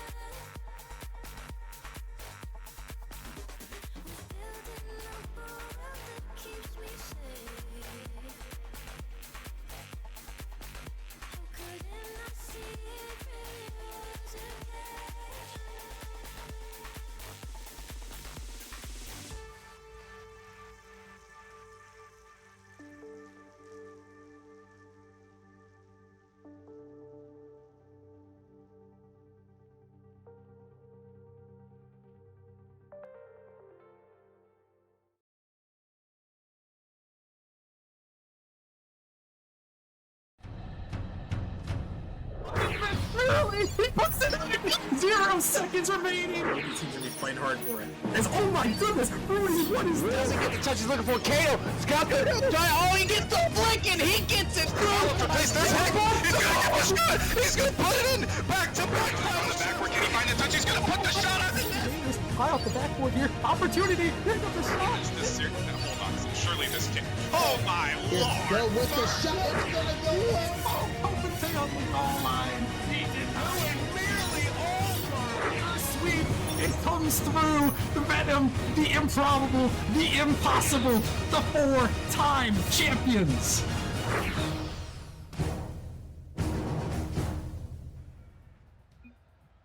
All right, what is going on, everybody? Welcome back to our next matchup of the night. We've had a back-to-back game deciding games here. Game 3 and then game 5. It's kind of weird. I wanted to say back-to-back game 5s, but they weren't back-to-back game 5 speed. It was game 3 then a game 5. But we've got all the content here on this one. Happy to have you back in the booth here as we're going to be moving to the Prospect League, which is set to be an absolute banger. It really is. You know, our resident league here, Rockerman, as you decided to finally drop down from Chally and join the Prospect League. And, you know, you get to watch your fellow Eastern All-Stars. You're part of that. You were represented in from the power ranking and commentator selection. Obviously, you won't be joining them tonight as you're streaming and casting this one. But you know, it's sure to be a good one. Your teammates out there, Hunzer, alongside Gallium and Kosh, all very, very good players, taking on what was it? How did someone say it? The Warpers or something like that. The Warhawks Vipers, as they were, you know, 2 Warhawks, 2 Vipers players selected here, as we got Brad and Hypnotic from the Vipers playing with Lucky here for the West. Yeah, it should be an interesting matchup. We're going to get this one going right away because we're running a little bit behind. But yeah, a lot of great players in here. We got the Eastern All-Stars with Kosh, Gallium, and Hunzer on that blue side. And in the West here with Brad McSnackrap, Hypnotic, and Lucky. And yeah, you mentioned it. Someone brought this up too, which I thought was a crazy point, is that all the players here, not only were they on the 2 teams for the West, but they're all the same division. The entire Eastern Conference was that Central Division, and then that Western Conference, that would be the Pacific Division, I believe, for that one, for the Vipers, and my memory serves correctly. But yeah, it's a crazy statistic there. We got a lot of great players here in the lobby with some great seasons. Definitely, I would say there's some MVP and first team all prospect contenders in here, Speed. And you know, I'm curious, who are you looking out for? Who do you want to see do really well here tonight? I mean, this is just unfortunate, right, Rockerman? We got the first night of casters of the night where we're actually on opposite, you know, divisions. We're both GMs here, so I got to go with the West. I got my boys in the purple. I'm sure you're rocking with your boys in the blue here. But you know, I got to stick with, you know, the Mountain Division, and Okay, I got to correct you on that. We don't like the stinky Pacific Division. The Mountain Division, as you know, that's my resident home as well. You know, and obviously your Central Division, which is your boys are representing you well over here. So this is definitely going to be a good one. But I'm going to have to stick with the Western Conference Mountain Division. Yeah, fair enough. I knew something was wrong when I started saying Pacific, and then I couldn't picture it in my head. So I appreciate the correction there. And yeah, we will see if this Mountain Division can put in some work. One quick shout out as the series is going on. Didn't get to do it at the last one, but shout out Dr. Shadow coming back for 14 months. Congrats on the big win in that Game 5 in that Novice League matchup, and that last one. And as we get this one underway, we're looking at slightly a little bit different than what we saw in that novice one. As this one shot towards that, Hunter going to make a great save on the goal line, able to put that one away. But it's a little bit of a different game here, Speed, as you know, the novice matchup, a lot of goals were scored in that one, and right now we're passing halfway and we have 0 goals.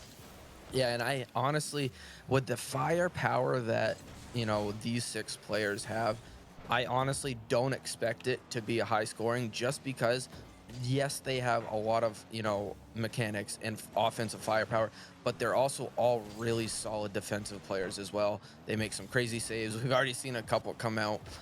So I definitely expect this to be a low scoring, you know, offensive affair where, you know, someone's going to have to pull off something something that you don't necessarily see in the prospect every day.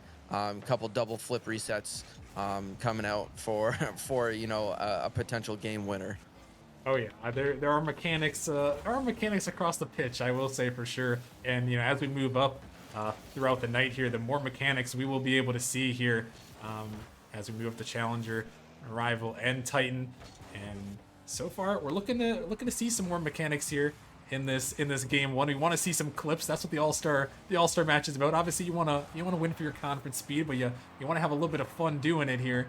And we're still waiting to see that first goal. As this one is shot towards net, Kosh got to make this touch. He is able to clear that one off to the side, but Hypnotic is sending it right back. And this one across the midfield with Hunzer. A great touch to get up to that one. And this one sent back into the west corner. Lucky on the backboard. Going to collect that back boost there, trying to take it up. But Gallium going to block him. As this one now sent down, and a minute remaining here in this one, and still Speed, no goals to be scored. It's a battle of the defensive firepower, if you will. Yeah, great defense here, and I definitely see this one, potentially going 0-0, going to overtime. And, I know we want to try to get back on schedule. We would like some quick games. We'd like some, maybe a sweep to come in, even though it's not great for contact. But, for your sake, who has a long night ahead of you, Rockerman, I think this one could potentially be, another a 4-minute overtime as well at 0-0. Yeah, I mean, it seems like we're just waiting to see if someone's going to break through. As Kosh just able to get that one by. A great demo on the backside, almost open up space for the West to strike first, but the East is going to hold strong as Hypnotic going to get a nice double tap off the backboard. This one sent up high by Lucky. Brad is going to get up to this one, pushing it down. Gallium got to make this touch off to the side. Hunzer going to pop it up, looking for Kosh there, able to send it down. As Kosh taking into the corner, this one out of the midfield, it's dropping down, but it's going to touch the ground, and we do have overtime here in game one. And Speed, with how this game one has been going here, I'm liking what I'm seeing for both these teams. A lot of times we might not see as cohesive of a roster here, but I feel like these two teams have been really connected so far. Yeah, each team has 3 shots. Each team has 3 saves. So, there's a lot of good midfield defense going on, and the shots, they've been great shots, but they've been even better saves as the West trying to get something happen as Hypnotic gets the pinch. It's going to come back to him in the corner. The net is kind of open. Gonna go over Kosh. Lucky, can he get the touch? No, but that one is going to bounce in, and Hypnotic is going to seal game number 1 here for the West. Yeah, just a bouncer here, and Kosh, he's there, but he just doesn't have quite enough boost to get up to that one. And that is an unfortunate way for game 1 to end, but the West are going to happily take that one. The first goal is just going to bounce its way in and lead to a game 1 victory, and really a very, very close game there in game number 1. Speed. Both these teams, I mean, really, it seemed like it was bound to be one mistake to end it there. Yeah, it really was, and I wouldn't even necessarily say it was that bad of a mistake. Hypnotic made a great choice of a soft bounce shot. Those are very hard to read. You think someone's going to hit it hard, you end up hitting it soft, and it just kind of goes over Kosh, and no one quite there for the back post for his Eastern team. And that one's going to just squeak in, and Lucky tried to make sure it was there. He did block any possible save attempt if someone was there, but Gallium looking to get this one started early for the East, get some momentum back, and a completely different start. We had a 30-40 second overtime in game 1, and now we have a goal in the first 3 seconds, Rockerman. Yeah, it took a full game and then some for the East to finally get one in. And yeah, the exact opposite of game number 1 here. This first goal scored off the kickoff in game number 2. So the East trying to battle back here a little bit. A tough one from a tough game 1 there. But they're looking to bounce back here, and that first goal is going to lead to it. As Hypnotic going to send that one off his own backboard. A little bit dangerous. Is this one popping up here? The East not quite choosing to go here. Hunzer going to try to drop it down. Lucky going to find a 50. Send this one up high. Gallium looking to find a touch here into the corner. He does. But here comes Hypnotic pushing this one up high. Kosh going to get up to this one. Sending it off to the side. Hunzer not quite going to touch it. Going to leave that one for Kosh, and he's going to send it back in. As this one drops down, Kosh going to get it by 1. Going to pinch it across the midfield. Lucky, though, he found a demo on Hunzer, erasing the shooter here. And there have been a couple of good demos so far. As this one playing towards the net, Kosh going to have to get back last minute. Great save on the goal line from him. But Speed, there's been some good demos, as it's been mostly a stalemate. So you got to try to find a way to break through. Yeah, you really do here. And Lucky's trying to make something happen. Kosh, not a lot of boost. Tries to go for the demo attempt, but no, Gallium's going to send this one away, but it's going to get sent back in. Kosh again, not a lot of boost.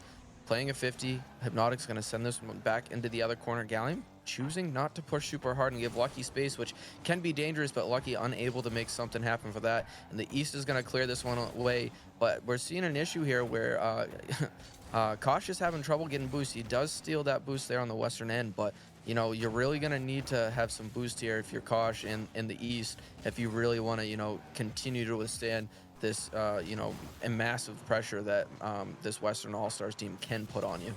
Yeah, they can put on some great pressure if they've got the boost. Is that one a big miss on both fronts there? Not going to quite find its way on target. Kosh trying to get this one over the top of the ball. Midfield Hunzer gonna dive through for that one. Gallium, he's sending in on that one. And Hunzer gonna have to try to make a stop, but this one still could be dangerous. But a demo is gonna buy just a little bit more time as the East is gonna survive. But yeah, that boost can be so crucial, especially you talked about Lucky, a very mechanical player, needs his boost there to make things happen. And right now he's been able to get that boost there in a game number 1, and now he's pushing this one in game number 2. This ball floating off the backboard. No shot going to come through. This one's sent up down. Hunter looking for the redirect, but he doesn't need it. It's just going to go on target. Kosh with a long distance snipe. That's a beautiful shot there by Kosh, realizing that Brad was pushed up a little too bit. Hypnotic was trying to cut down that midfield pressure, and that he just had to throw this one up over the top, and he does. He's able to snipe that one in. He's able to give himself and his teammates here on the East a little bit of a cushion here as, you know, they go up 2-0 halfway through this game. But yeah, the biggest thing here is, you know, if you're the East, is don't let Lucky get going. I think Lucky is honestly probably the most mechanical player here in Prospect. I know he's had some time off. He was out on vacation. He's just coming back into things. But, you know, this is the perfect setting for him to, you know, get back into the flow of things. It's a very fast-paced game, which usually bodes well for him. Yeah, and he's been pretty solid so far. Had a great season. Obviously on the Warhawks, one of the top teams in Prospect this season, and he's been a huge reason why. And he's looking to try to lead the West here to a victory. This one popped up. Kosh looking for the dunk there, but could not quite find it. Hunzer going to try to jump up, but Lucky is there. Gallium with a little fake challenge. This one sent towards the net. He's going to bump Lucky out of the way with the ball coming back across. Gallium, oh my goodness, on the goal line. He comes through with a squishy save, and what a play by Gallium to put that one out. Yeah, honestly, Gallium, his defense in this series has been insane as the passing plays looking to come out here from the West, trying to get something going. They're gonna have to get more into the passing plays because these straight up shots are easily being read here by Gallium and his friends as Lucky gets a good 50 there. It's gonna get past one, but Gallium is back. He's gonna eat this one up, clear it, give it a little time and space. Now Kosh, plenty of boost to work with. Soft touch to himself. Back to the backboard. Can he get another pass out? No, but Hunter's there. Gallium is there. Can he put this one on? No, and that one's going to go wide as we're going to hit the final minute here, and the East is still up 2-0. Yeah, East holding on to this lead. They're trying to add to it. Here comes Hunter looking for it, but Hypnotic, a great save on the goal line there. As now Lucky looking to take it up, but Gallium going to challenge him early. And that's really how you beat a mechanical player, is challenge him early there, like Gallium just did. Able to push that one away. Hypnotic gonna send this one up high. Gallium, not a lot of boost, gonna leave this one for Hunzer, who's gonna find a big clear, but not quite on target. He's trying to jump up to this one, looking to come through, but Braddock snack wrap just back in time. Kosh coming back around though. He's gonna fire that one in, and the East add another one to their ledger. Yeah, on the backs of Kosh having 2 goals, 1 save, and Gallium with 1 goal and 2 big saves. You know, definitely that save there that Gallium had about a minute ago is definitely huge. Keeping that one, you know, a 2-goal lead for them, and, you know, really giving them this, you know, freedom to really just put the pressure down and not worry about making a mistake as they had that extra goal life. And now 20 seconds remaining here. It does look like the East is going to, you know, tie this series up as Lucky's trying to make something happen last minute. Gets 1 to go. Brad can't get over that one, and he's going to send that one to the backboard, and now the East going to clear this one away and definitely solidify this game number 2 as a beautiful shot attempt comes out by Gallium and Hunter. Yeah, that one almost found the back of the net, and you got to respect him for going for it. It is an all-star match. It's competitive, but it's fun here on the all-star night, so good on them to try to go for that, especially up there. Couldn't quite connect, but they will connect with a big win there, 3-0 in that one speed. And really the East looked like they kind of found some stuff there. The West had their opportunities, but the East capitalized when they had the chance and, you know, locked down on the defensive end. Yeah, and like I said at the beginning, I really think that, you know, this is gonna be a defensive series. We did see the East put up 3, but I think that's just because the West was feeling a little confident after, you know, that game 1 overtime, and then, you know, East came out, scored early, and then they were just kind of playing on that back foot where they know it's going to be a low-scoring affair, where they were trying to make something happen, and they just weren't able to do so. And the East just kept their foot down hard on the pedal, kept it going as Hypnotic trying to get something going. But no, that's going to be a miss in the middle. Hunter puts this one on just high, can't get to it as the bump comes out by Brad, saving that goal there. Yeah, that one is an opportunity for the East there to capitalize. Unfortunately, not quite able to get through, and a great bump, like you mentioned, from Brad to push that attacker off of that ball. Is lucky he's up there off the backboard, going to take control.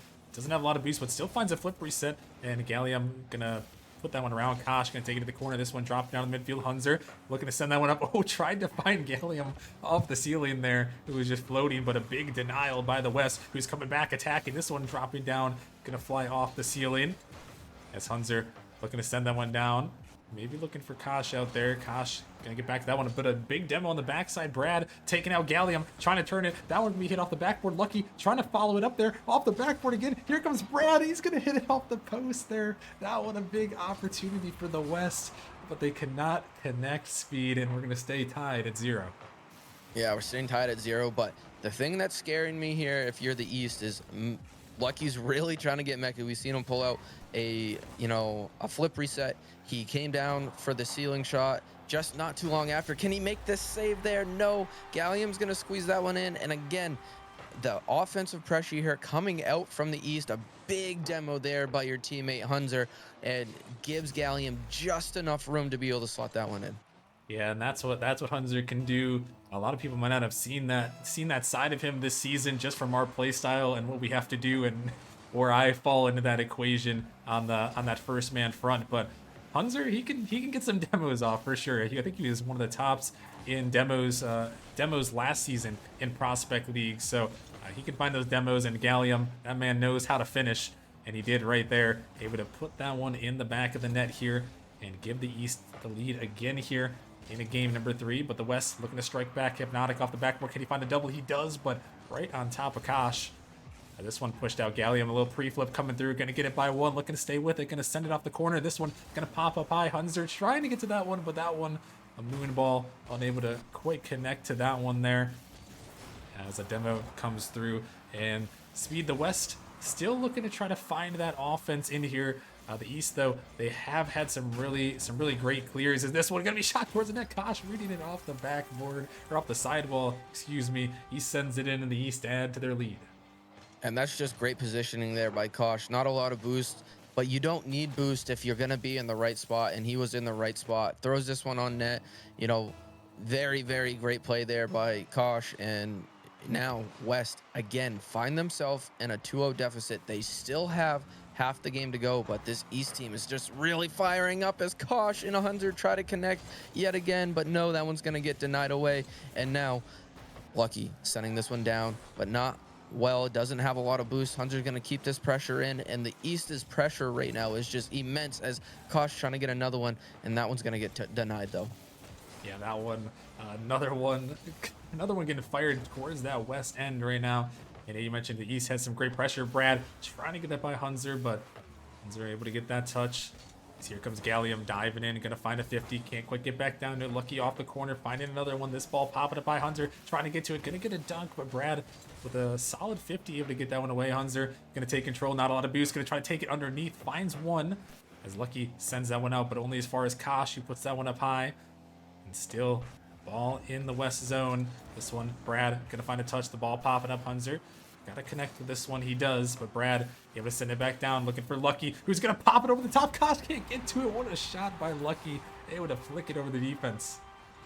Way to get something going here for the West. Brad sending it down. Lucky great mechanical player, able to read that, get the perfect touch just to keep that under the crossbar and give this Western team life, keeping them within one now with a minute 30 to go.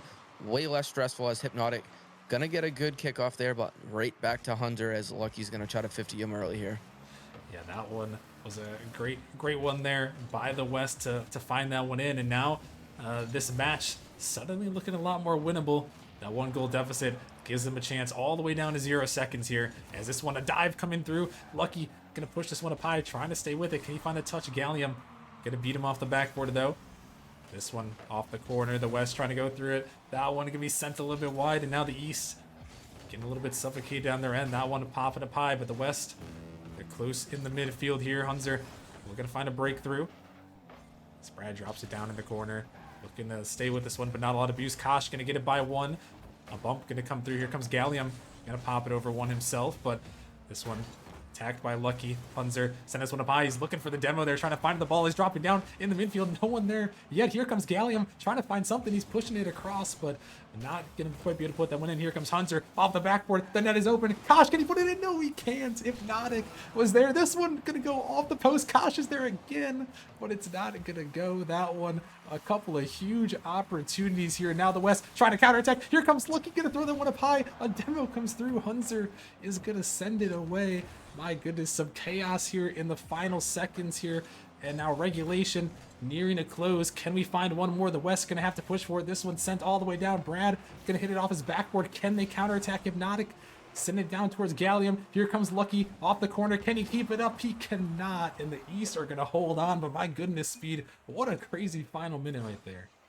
Crazy. Both teams threatening, trying to, West trying to tie it up, East trying to just secure the bag, give themselves that last minute, last second, 2-goal lead. And the East, they are going to take game number 3. They are going to go up 2-1 in the series. Now, as we saw here in the Novice League, West leads all time in this prospect matchup as well, 8-3.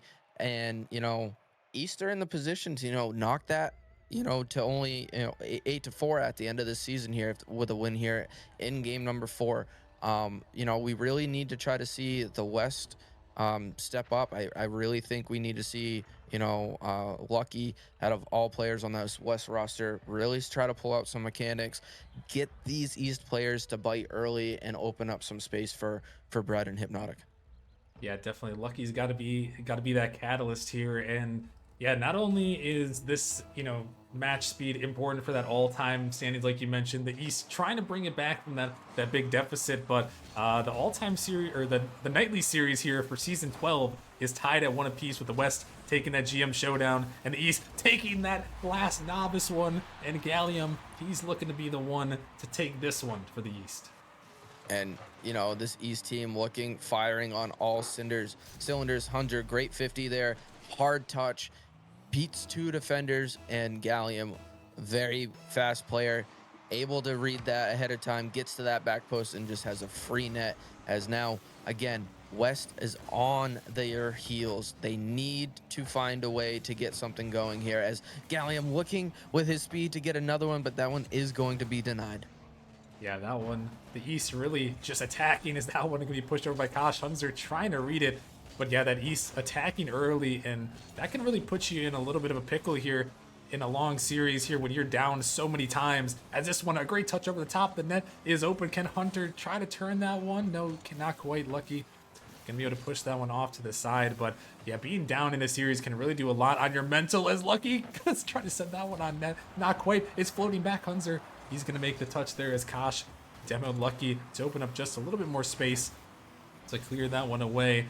As we are on Forbidden Temple, the East trying to close this one out. Oh my goodness, that one almost dunked across and dunked through, but not quite able to, as Gallium again gonna find that 50 here. Brad pumping this one up, looking to stay with it, but Kashi's right on top of it, able to send that one in. I can just snag that boost. Hunter gonna find that touch. Lucky send it down. Just Gallium back there. Boost grab. Hypnotic coming through, but denied away. The East defense again continues to stand strong. Speed, like you kind of mentioned, it's still there, but maybe a real bit of a caster's curse there, as the defense only held for so long before Lucky breaks through. Yeah, and that's just great perseverance there by Brad.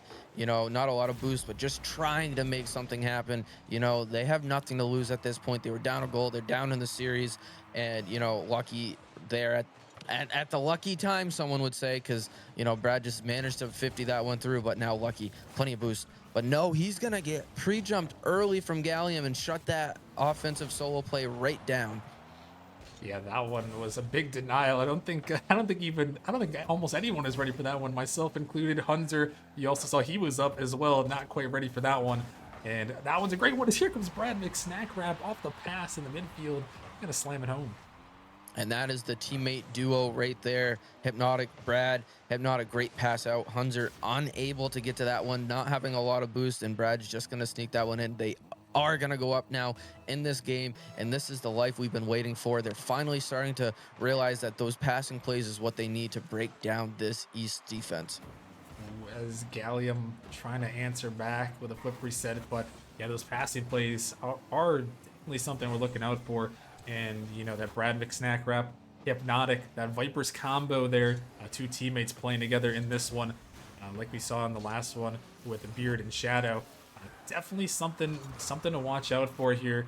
As the East, they are all members of that Central Division, but none of them are on the same team here. We got Blackhawks, Hypernova, and Origin representation, and so far they did look like the more put together team here. Is this one dropping down a little bit awkward? Hunter gonna try to keep it in, but this one sent off to the side, off the backboard. Kosh is floating, looking for the 50. It's dropping down. Gallium, he doesn't have a lot of boost. Kosh was looking for the demo, as both of them go for the boost. That one almost gonna find its way through, but lucky able to get back there just in time here.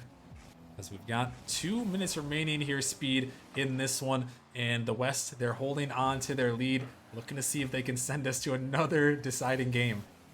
Yeah, and I hope for content's sake that the West are able to hold on to this one. They're starting to look a lot better offensively. They're looking for those passes, as Lucky looking for that one, but unable to get that one through. As Brad's gonna make a great touch here, but straight to Hunter. That net is open, but no, Brad races back, and now Lucky's gonna clear this one away. Gallium is back with low boost. Brad's already up. He's gonna not read that one, but it's not gonna hurt him, as no one on the East is threatening right away.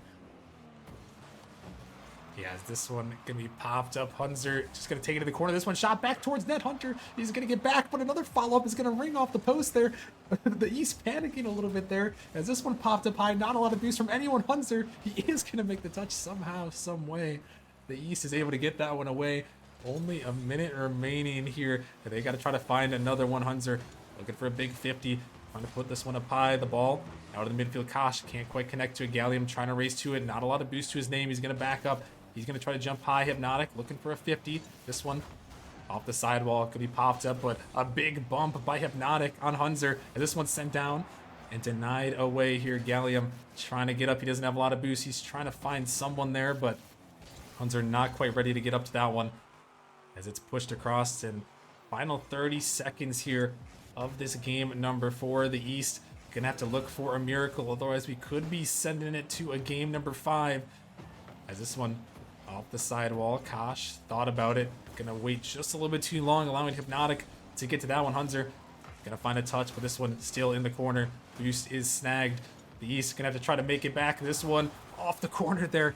And Kosh just able to get out, but last attack now for the East. Otherwise, we would be seeing a game 5. Gallium, he's going to send it down. This ball is floating up. Brandon snack wrap tries to find a touch. It's still dropping down there. Kosh tries to send it in, but instead it's going to be denied away. The West hold on, and we've got another game 5 Speed here in these all-star matches. And we love it. Best of the best for a reason.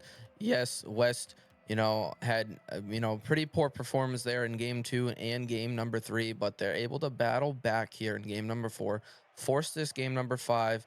Brad McSnack Rap, his ping's going crazy right now, but, clearly it wasn't affecting him, or, it's just here late in this game. But, that's definitely something to look forward to, as he definitely was, a spark there on that Western team for that deciding game 4 win. So we'll see if how his ping is looking here early on in this game number 5. But yes, game number 5 yet again, deciding game, all the marbles on the line. As we stated, West all time in this prospect all-star series. Tonight the West and East are tied at 1-1. So, this is huge, not only for, your individual, but just for the nightly performance for your conference. Yeah, definitely. So a lot on the line. These players trying to represent for their conferences, trying to start things out. It's 1-1 on the night here. GM Showdown went the way of the West. The novice match went the way of the East in Game 5, and we've got another Game 5 here in the Prospect League. Is Kosh looking to take this one? Going to try to pop it up, forcing a double commit. Gallium might have an opportunity here. He's going to send it down. Hypnotic is going to make the touch, able to push it wide as Kosh pushing this one towards the net. It's just going to be off the post. Two players go here. Is there a follow-up? Hunter trying to take it around, but not quite able to find that one on target. As here comes Gallium looking to send that one in. It's off the side wall, but another save comes through from the West here. As this one out of the midfield, Hunter is going to be bumped off the backboard. Kosh, he's going to make a touch. Gallium trying to get up to that one. A 50 comes through. It's still floating up. The West is trying to find that suffocating offense that they had, and so far, Speed, they've been able to find it, and no goals have been scored. Kind of looking back like we saw early on. Yeah, this is looking like game number 1. Both teams having great offensive pressure, but also having great defensive pressure. And, this is going to be a low-scoring game, I think, as, they're both warmed up. They're both locked in. They want to win for their conferences. And, we're now 3 minutes and 3.5 minutes left to go here as Gallium, great opportunity, does pre-flip into that one, and that's a beautiful pass by Kosh to beat over 2 defenders. Yeah, and Kosh able to get it over the top, and Gallium just says, thank you very much. I'll turn right around and throw that one in the net there. A great setup there, in the East are going to be the ones to strike first into that game number 5. And I always mention it, Speed, but you always want to start first in that Game 5. The series is all tied up. You just want that quick early edge, and Gallium is trying to give it to him, and he will find a second. Gallium, the man on Hypernova, is trying to will this Eastern Prospect team to a Game 5 victory here, putting 2 goals in the last 10 seconds here to put his Eastern team up 2-0. As we've seen, goals have come very, very slimly here in this series. So those 2 goals are huge, as Hunter is going to put in another one, as the West just a little slow to react to this floater. Yeah, that one just a little bit awkward. I think Lucky maybe thought that Brad was going to get up to that one, but instead it's going to be Hunter putting that one in here in Game 5, up by 3.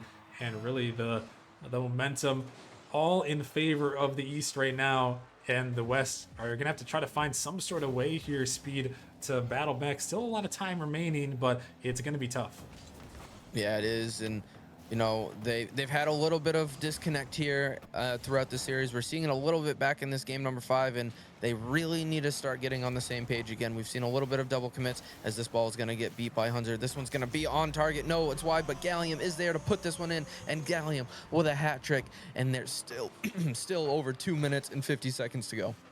Yeah, great ball coming up there on that one by Hunter, and Gallium just comes through, finds the Hattie here in Game 5, in the East kind of turning it on a little bit here in this 5th and final game here, as now Hunter is up looking to find a pinch on that one. Can't quite. This one floating in the midfield. Kosh not getting able to put that one home. But yeah, Speed, with half the game left right now, the West are really going to need just a boatload of pressure here to try to bring this one back. And Gallium is just demolishing this ball. He's carrying it all the way around his net. He's beating defenders left and right. He is on fire in this game number 5, but a great shot comes out here by Brad. Not able to beat on target. Hypnotic putting this one on Brad, trying to put this one back middle. Hypnotic keeping this one alive. Can Lucky get there and make something happen? No, he's going to give a little space here, but he does end up getting that ball middle. Great demo. Brad's there, and he's going to put this one away, and he's going to give this Western team life. 2 minutes to go. Plenty of time for this 3-goal deficit. Yeah, plenty of time for sure, as a massive demo is just going to erase the defense there, allowing for an easy shot. And yeah, going to cut the deficit down to 3. And that is a lot more doable than it was just a moment ago. As this one is sent back into the corner here, Hunter going to push that one out, but Lucky all over that one, going off the ceiling. Oh my goodness, he's trying to find the angle, but not quite able to put it on target. But he's trying to turn back to this one. Can't quite, and that one would have been a highlight reel play if he was able to connect, but unfortunately he was not able to, as this one sent back in. The West now really trying to turn up their pressure. Hunter Gonna look to push it down, trying to play the time game, but this one sent back. Gallium got to get up to it. He does, but only so far as the ceiling.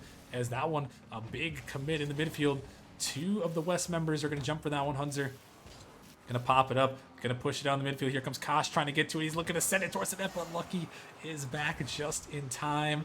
And now, right now, Speed with a minute and 15 seconds remaining here. The West, they are still in desperate need of some quick goals. Yeah, they are. They're going to have to start sending the whole cavalry out. It's lucky he's trying to make something happen, but no, he's not able to. Now, they hit the final minute mark here, and this Eastern defense is just eating up every attack that they have. They're not giving them boost. They're not giving them good, solid opportunities. They're getting one shot that's wide and done. As Gallium's trying to put this one on, saved away by Brad, as now we have 45 seconds left to go in this game number 5. Yeah, it's all coming down to this. The West need a little bit more pressure here. Hypnotic's trying to be the one there, but a save comes off the backboard. Here comes Lucky, trying to send it in, but oh my goodness, Gallium off the backboard, but only, oh my goodness, he does it again! And that one's saved away. Oh my goodness, a defensive masterclass by Gallium to go on with his offensive performance as the East are looking to close out this game 5, Speed.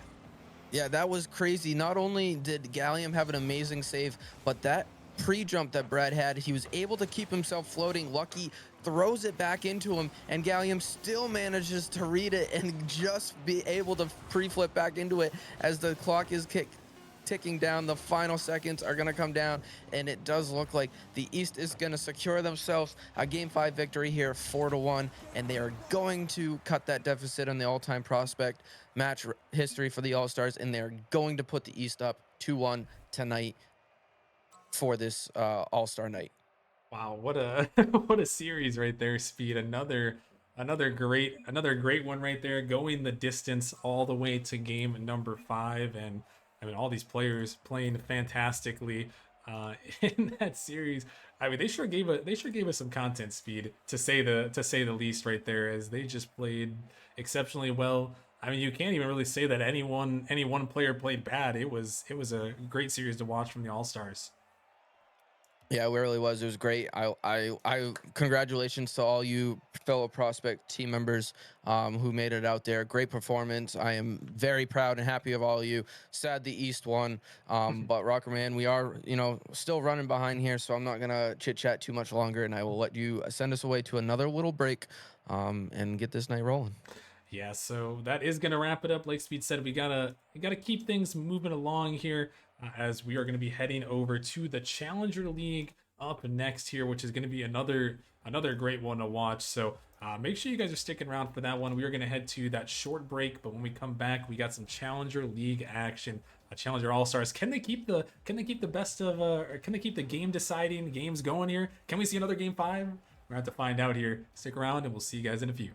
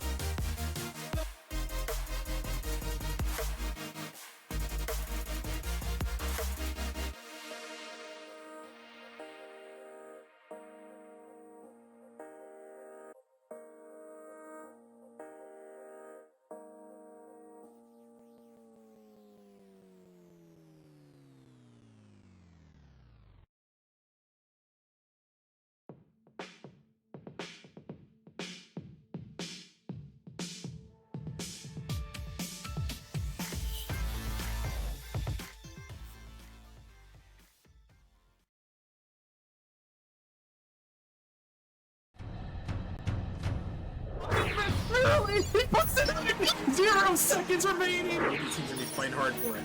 Oh my goodness! Rudy, what is this? Doesn't get the touch he's looking for. Kato, Scott, oh, he gets the flick and he gets it through. Place this heck. He's gonna get the shot. He's gonna put it in. Back to back. On the backward. Can he find the touch? He's gonna put the shot on the net. High off the backboard here. Opportunity. Here comes the shot. Is this serious? Now, hold on. Surely this can't. Oh my It's lord. go with the shot. It's gonna go in. Copenhagen on the goal line. He did not win. Nearly over. Sweet. It comes through. The Venom, the improbable, the impossible, the 4-time champions. All right, what is going on, everybody? Welcome back to our next matchup of the night as we are moving along to the Challenger League. I'm Rockerman back in the booth, joined by Chunk Late. And Chunk, we've had a crazy night so far with a lot of game 5s on our hands. Yeah, I wouldn't be surprised if we got another game 5 here, as these all are the best players according to votes in the league. So Yeah, no, I'd be prepared. Yeah, no, I'm preparing as well. We're gonna have to buckle in and see what we can do here as we are gonna be getting into this one here, Chunk, for this next game. And I'm curious, who do you got in this one? Who do you think is gonna take this victory here? Will we see another game 5 on our hands? I like West All Stars here. They got last season's Challenger MVP Kopente. They've got Clouds, who's been popping up. They've got Bonk, who I haven't seen a lot of, but I've got them here. Oh, Ryan Gav off to an early little solo play. Yeah, and we're not even 4 seconds in, and Ryan Gav is trying to go for that highlight reel play. He just gets a tongue touch on Bonkalicious, able to put it in there for the East, and they are going to be the ones starting out strong. We didn't get to talk too much about these teams as we're just kind of diving into it, but we've got Bowsy, Mobamba, and Ryan Gav for the East. And then on the West, we have Bonkalicious, Kopente, and Clouds here. And I know you mentioned Kopente here. Who else are you looking out for in this one, Chunkley? We got a lot of great players here.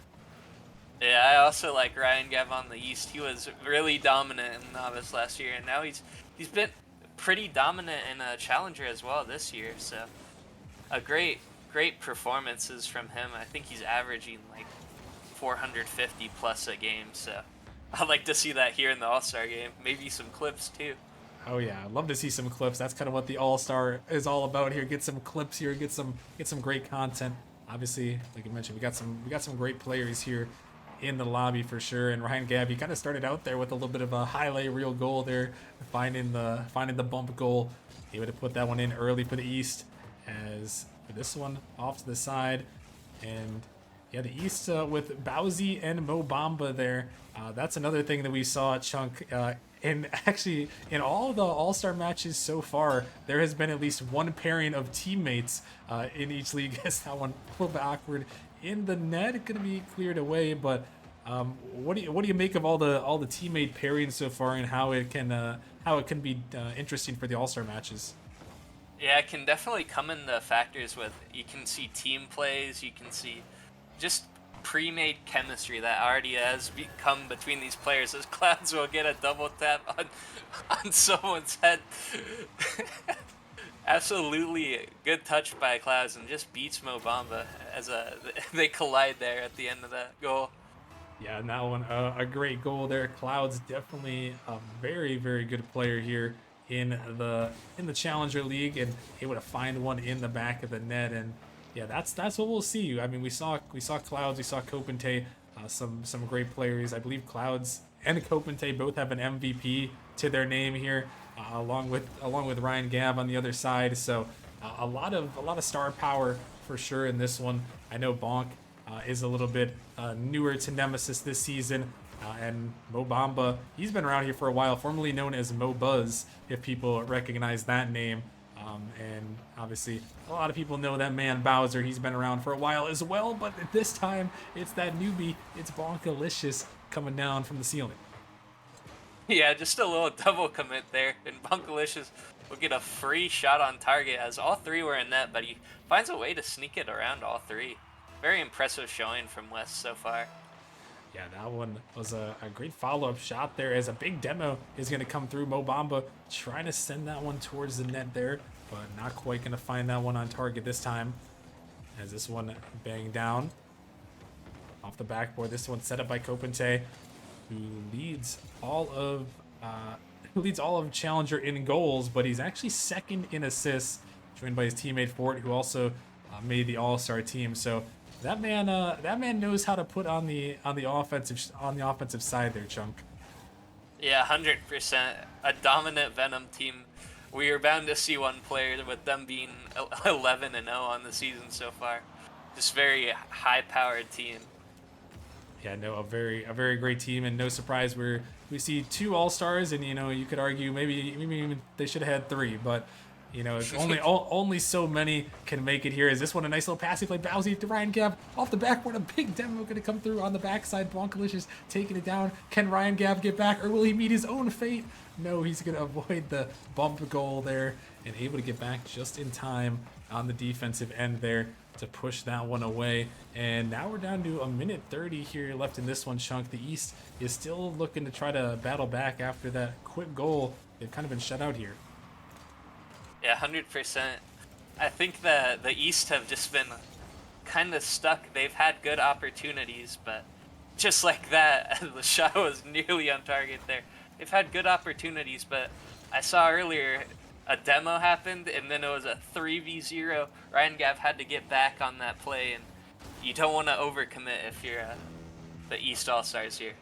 Yeah, you definitely do not, as this one is going to be a wide open net, and respect right there to leave that one in. Ryan Gav going to get the goal, and Bowsy, a little gentleman here. You just let it go in. Yeah, we got to give that Ryan Gav the chance to have a hat trick here in game 1 as we are all tied up. Yeah, all tied up, and hey, who knows? Maybe he will get the hat trick. The East will definitely need one more if they're going to want to win this game. And we'll see if Ryan Gav can be the one to do it. But here comes Cloud's going to send that one in, but a big demo. Bonkalicious erasing the defense. Yeah, I've seen a lot of demos come around an All-Star game because there's not a lot of stakes on the line. You can just kind of be out of position and go for demos a lot, which really helps clear up attacks, as we saw there on that play. Clouds would just put it over. And Bonkalicious, he's going to find another demo right there, and this man loves his demos.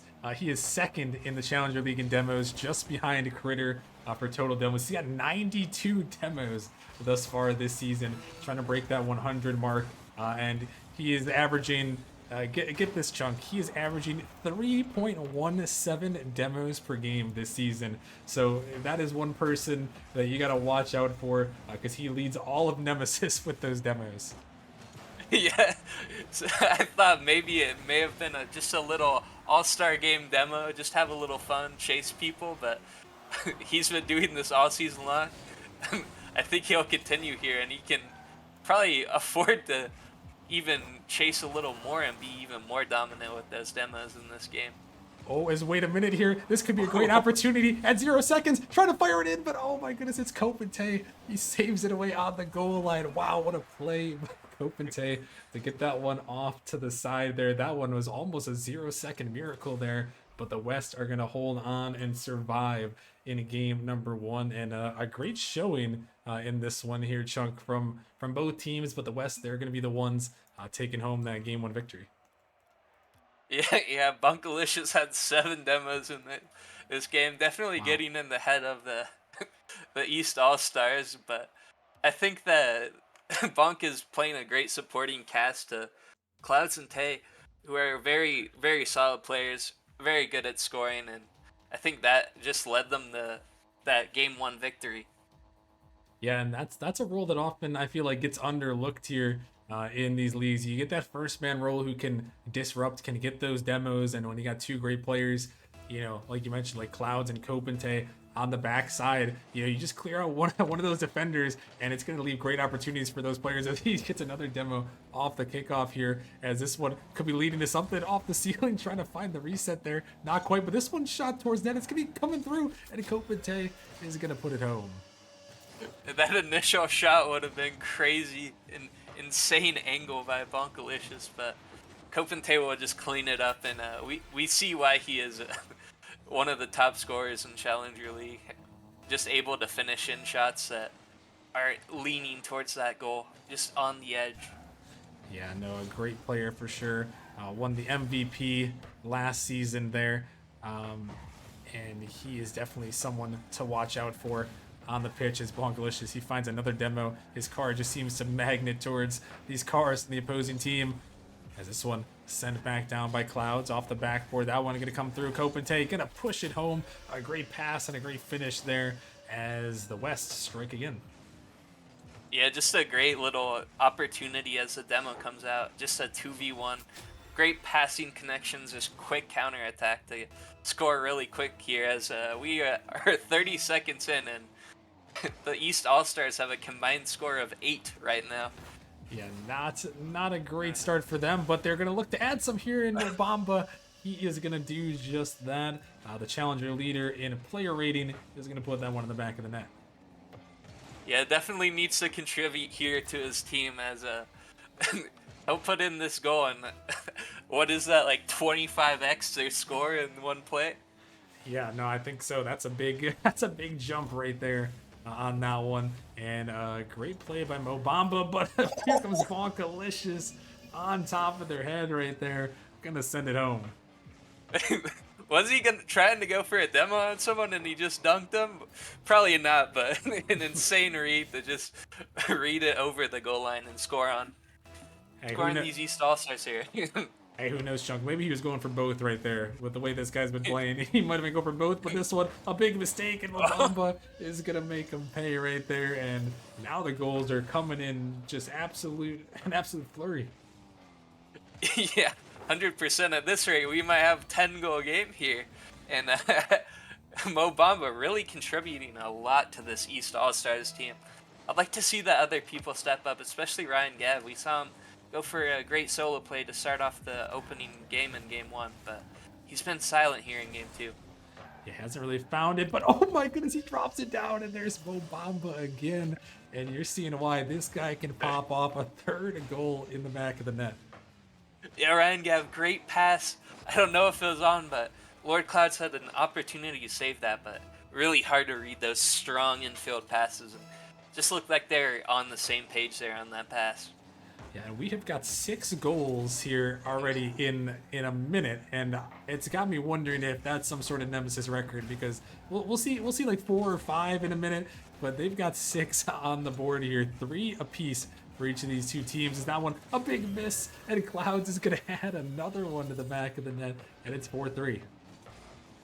Yeah, just a lot of I don't know if they're defensive mistakes or demo chases, but there's definitely something forcing these players to make awkward challenges and awkward defensive rotations, and that's why we have 7 goals so far in this game. Yeah, Bonkalicious was looking for a demo there. Mobamba was dodging the demo. I mean, it was crazy out there, and the West gonna get another goal there. Is this one a big miss? This one gonna find through Copente off the bar and in. A great shot comes through from Copente, and it's 5-3 now. Yeah, just a missed touch there by Ryan Gavin. He absolutely slots it off that bar and in. Almost unsavable just after that original mistake by Ryan Gav. Yeah, that one, another tough one. And it seems like these players are capitalizing on every occasion. As a nice win from Ryan Gav. Gonna send it up high. Bonkalicious just trying to get to it. Here comes Mobamba trying to dive through this one. He popped up by Bowsy, dropping it straight down, but Copente is gonna get that touch. This one pushed down in the corner. Mobamba looking to send that one down. And some more demos. Oh my goodness, it's a demo fury here. But oh my goodness, what a save, Copente. He somehow got there again. Here comes another shot off the backboard. And I know Bowsy was joking, you know, in between the matches. We couldn't see it, but he was saying we need to stop these bumps and demos and let's have a fair matchup. But you know, now the demos seem to be raining out. Maybe a little bit of retaliation there. Yeah, 100%. Demos everywhere. As Bonkalicious will get another demo. That's just part of Bonk's style, but I'm not sure about these other players. I don't think they average that many demos, but this game has been physical, high scoring, everything you want to see in a fast-paced game of Rocket League. Yeah, and there actually is someone here in this lobby that is top 3 in demos per game as well. It's Bowsy. So, you know, Bowsy versus Bonk. He got 2 big demoers. This one, a fired up shot there, but not quite going to go on target as Kopente sends that one off. Bowsy now looking to send that one down to some more demos. We're coming through there. It's pushed back down. Mobamba finds a touch. Ryan Gav trying to get out to this one off the post, trying to get back up. Bowsy can't quite connect. Ryan Gav and Mo both are going to be on top of that one. This one trying to drop through. Bowsy can't quite find the touch. The ball still there off the backboard, but no follow-up as demos are coming through. Bonkalicious, he's hunting down everyone, including that ball right there as he pushed it back towards his own zone. And minute 30 here now, Chunk. The scoring has died down a little bit. Obviously, the demos have not, but the East still looking to try to find 2 more goals here with a minute and a half remaining. Yeah, a lot of opportunities that could have led to goals here in the past couple of possessions. There was a great opportunity for Clouds to score, and then Bonk for the follow-through, but they just missed it. But I think the East All-Stars need to get off the hind foot right now and put on some offensive pressure. Maybe get that double demo we saw earlier, so they only have one guy left to deal with. True, the demos have been big. Can they find something here? A bump in the midfield comes through from Bowsy. This one popped up. Ryan Gav trying to send it up high as Bowsy looking to get up to that one, but he's going to be beat out. Clouds trying to come down. This one pushed across and sent back. Ryan Gav trying to avoid a demo from Clouds, looking out for his teammate, but not quite going to find it. Ryan Gav sending it down as Bowsy popping this one up. Ryan Gav, they're hunting. Bowsy's hunting, but oh my goodness. Bonk, he knows about those demos, and with the amount of demos he puts on the opposing team, he also knows how to dodge them right there. As a great play by him, able to get that one out. And with 20 seconds remaining now, the West looking to seal the deal, and there is Bonk showing that he's not just a demoer. He can put that one in the back of the net. Yeah, Bunkalicious, a great pass by Tay. Gave him the perfect opportunity to sneak it home. As a Bunkalicious, like you said, not just a demoer, he's been very productive offensively, defensively. Stayed calm, cool, and composed when he was trying to avoid 2 demos. It's been phenomenal in these first 2 games. Yeah, he really has. The scope and Tay looking for a little pre-jump. You love to see that in the All-Star match here. Bowsy looking to send this one up high. The ball in the corner. Mobamba off the side. Ryan Gav trying to find it, but he's not going to be able to. And it's the West that come through here. 2-0 lead for them. And now if we're going to want to see our third game 5 in a row and 4th deciding game in a row here, Chunk, we're going to need to see a reverse sweep. Yeah, 100%. I saw Bunkalicious with 6 demos, so he's got 13 in 2 games. Wow. Which is an average of 6.5, so he's really outdoing himself here with the season average. And it's just been a physical game so far. I'd like to see a little more participation from Bowsy and Ryan Gav. We saw them not compete very high with the points-wise last match, but I'm sure they are having off-ball impact, as Bowsy is known for the demos, like you said, so I'd like to see them help Mobamba here. Yeah, we'll have to see what they're going to be able to do. As Bonkalicious, he's wasting no time. Finds a demo off the opening kickoff. I mean, what else is new from him? As now the West looking to pull off the sweep here, looking to tie this nightly series up here at 2 apiece. As Bowsy looking to pop this one up high. Ball out of the midfield. Bonk, not quite the touch he was looking for. This one sent back. Clouds and Kopente both go here. Mobamba pushing that one in. As Kopente gonna find that one. It's actually gonna go by the defense there, and it can be pushed out. Bonkalicious diving this one in, sending that one towards net. Mobamba is gonna get the touch there, looking to try to send it out. Not enough boost to get back to that one. As Ryan Gav, he's just gonna jump in the net, try to turn back around, but the West not quite firing that quick shot up. As this one sent down Kopente into the side here and pushed off to the side. And we're about a minute into this game here, Chunk, and we have not seen any goals, which is the exact opposite of seeing 7 goals. Yeah, I think Bunkalicious only 1 demo so far. So they will have a great opportunity to score here, yeah, as Mobamba will put it away for his 4th goal in 2 games. He has really been the catalyst to this East All-Stars team. Yeah, no, he has been, and he's a very solid goal scorer in the Challenger League this season. The man he just puts up points in that league here, and he's easily someone you got to watch out for if you're playing them. Ascension obviously a great season thus far. Mobamba, big reason why, and he finds another goal there. So the East looking to maybe start this reverse sweep. They got to start out with a 1. You got to start out with that first goal, which they did right there. See if they can hold on to it against this West team. As Bowsy, he's getting bump happy. He's bumping his own teammate there, not only in the All-Star match, but in the actual league play as well. As this one back in the midfield, Mobamba trying to get to that one. This one a little bit of control, gonna be 50 back unexpectedly by the East there. Gonna have to race back as Clouds is up, looking to take it underneath. Bowsy trying to 50 it around, gonna get it by 1, looking to stay with this. As he's taking it down. Demo's raining across the pitch though, as this one pushed off to the corner. And we've got about 3 minutes left here. It's Ryan Gav trying to drop that one down. Oh my goodness, it's gonna be sent back by the East. A little bit dangerous. Is that one still dangerous? Mobamba gonna get to it. Getting a little bit awkward here for the East chunk. And this one gonna be shot bar down. Is there a follow? No, Mobamba. Oh my goodness, he denied it. Yeah, absolutely great defensive possession there for them. It looked like he may have had the first shot, but it was just crossbar down and out. You will want that look back if you are the West All-Stars, as they haven't had as many opportunities as they have in the first 2 games. Yeah, no, they really haven't. The East has denied it away, as there's almost a great pass attempt coming out from the West. And yeah, the opportunity is getting a little bit more shut down. The East is kind of finding their way. Bowsy, he's hunting Clouds in the net there.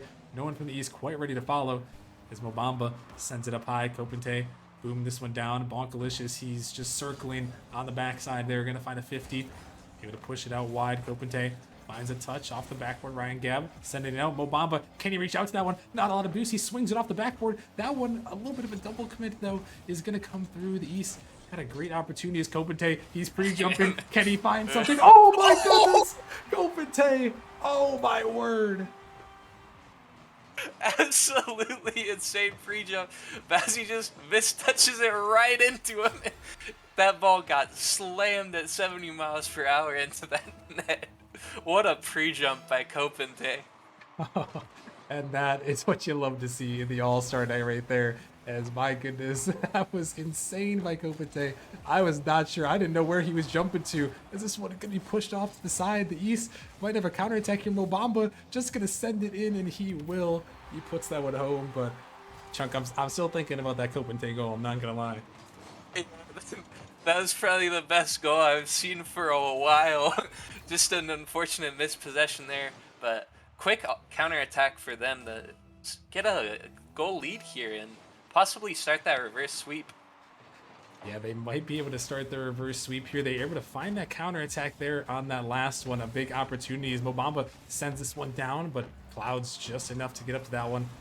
Kopente can't quite connect to Bowsy. Looking to find a 50. Two West members dive on that one as it's sent back, but Kopente solid on the backside there as we're down to a minute remaining here in game number 3. The East looking to bring it back against this West squad. He went up 2-0. Ryan Gabb coming down. He's dropping it, but Clouds just enough of a touch there to get that one off. As Kopente up, pushing that one towards net. Bowsy gonna get to it. Clouds tried to get out there, but not quite. As this one pushed down, Ryan Gabb, a little bit of a double commit with Mo. As Ryan Gabb looking to stay with this 150 across the midfield, but here comes a shot. It's Bonkalicious, and the East not quite ready for that attack. Yeah, great pass off this 50 here, and Bonkalicious ready. Bowsy not quite sure if he was going. Bonkalicious ready to strike and tie up this game. Yeah, that's a huge play right there by the West, able to tie it up.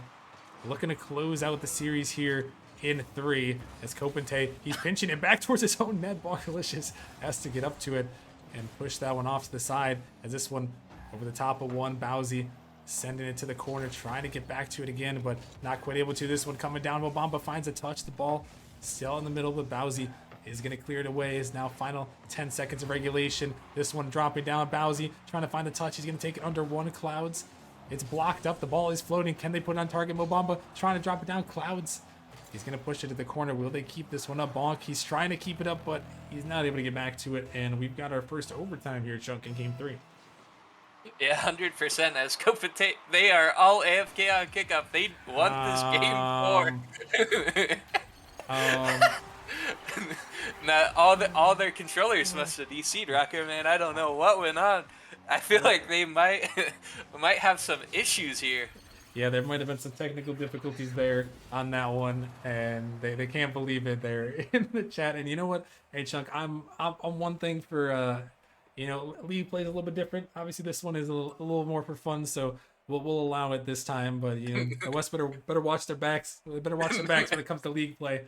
Moderation team might be investigating, but regardless, the East they'll take an overtime victory here, and head over to game number 4. And hey, when you do something like that, Chunk, when you give away a game, that stuff could have come back to bite you, especially when you're trying to start off the reverse sweep.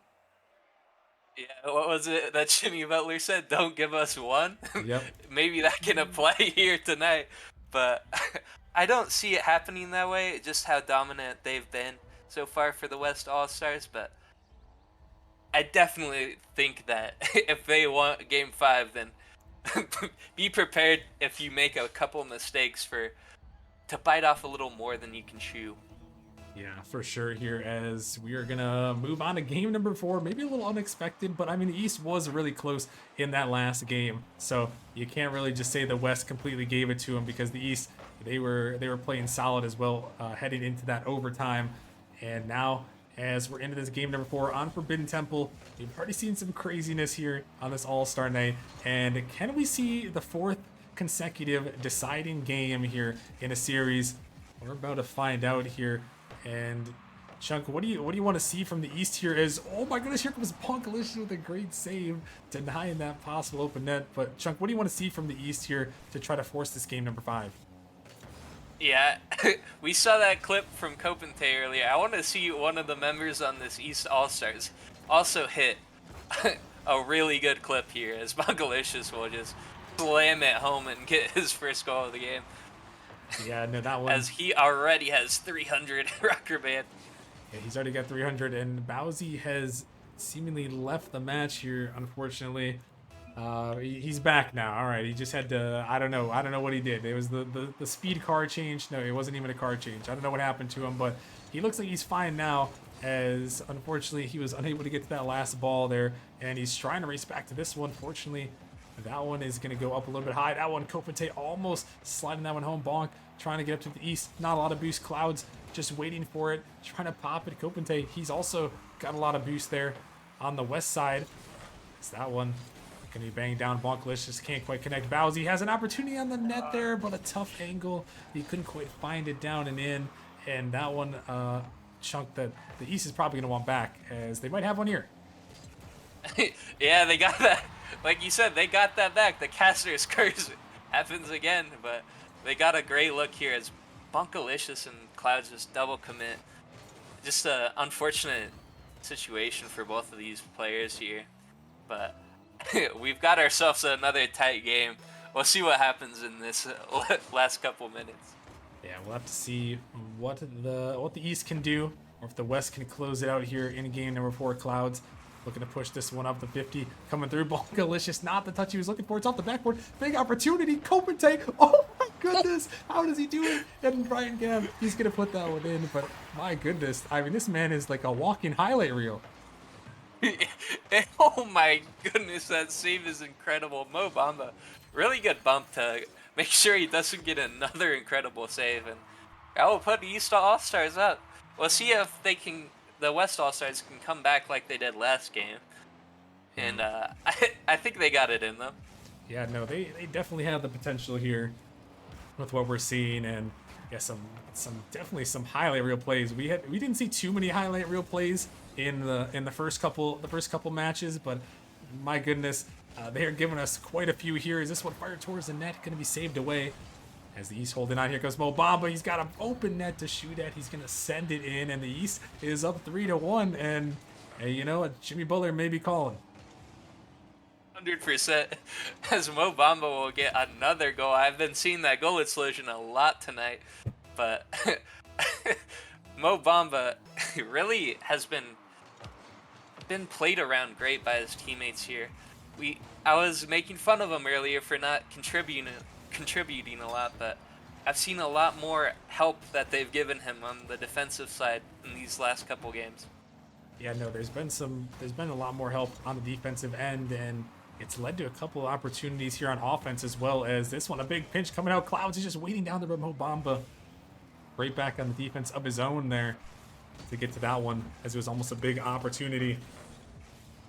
As we're down to 220. This one shot towards net. Ryan Gap gonna make a touch.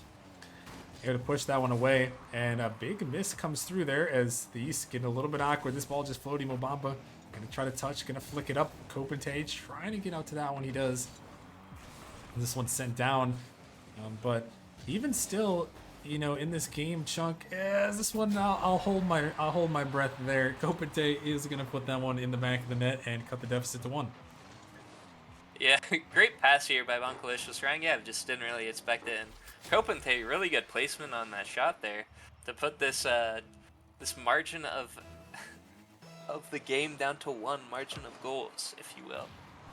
Yeah, he is cutting the deficit, and we'll see what he can do. Is this one a flip reset dropping down? Here comes Clouds trying to get into it, but not quite going to be able to.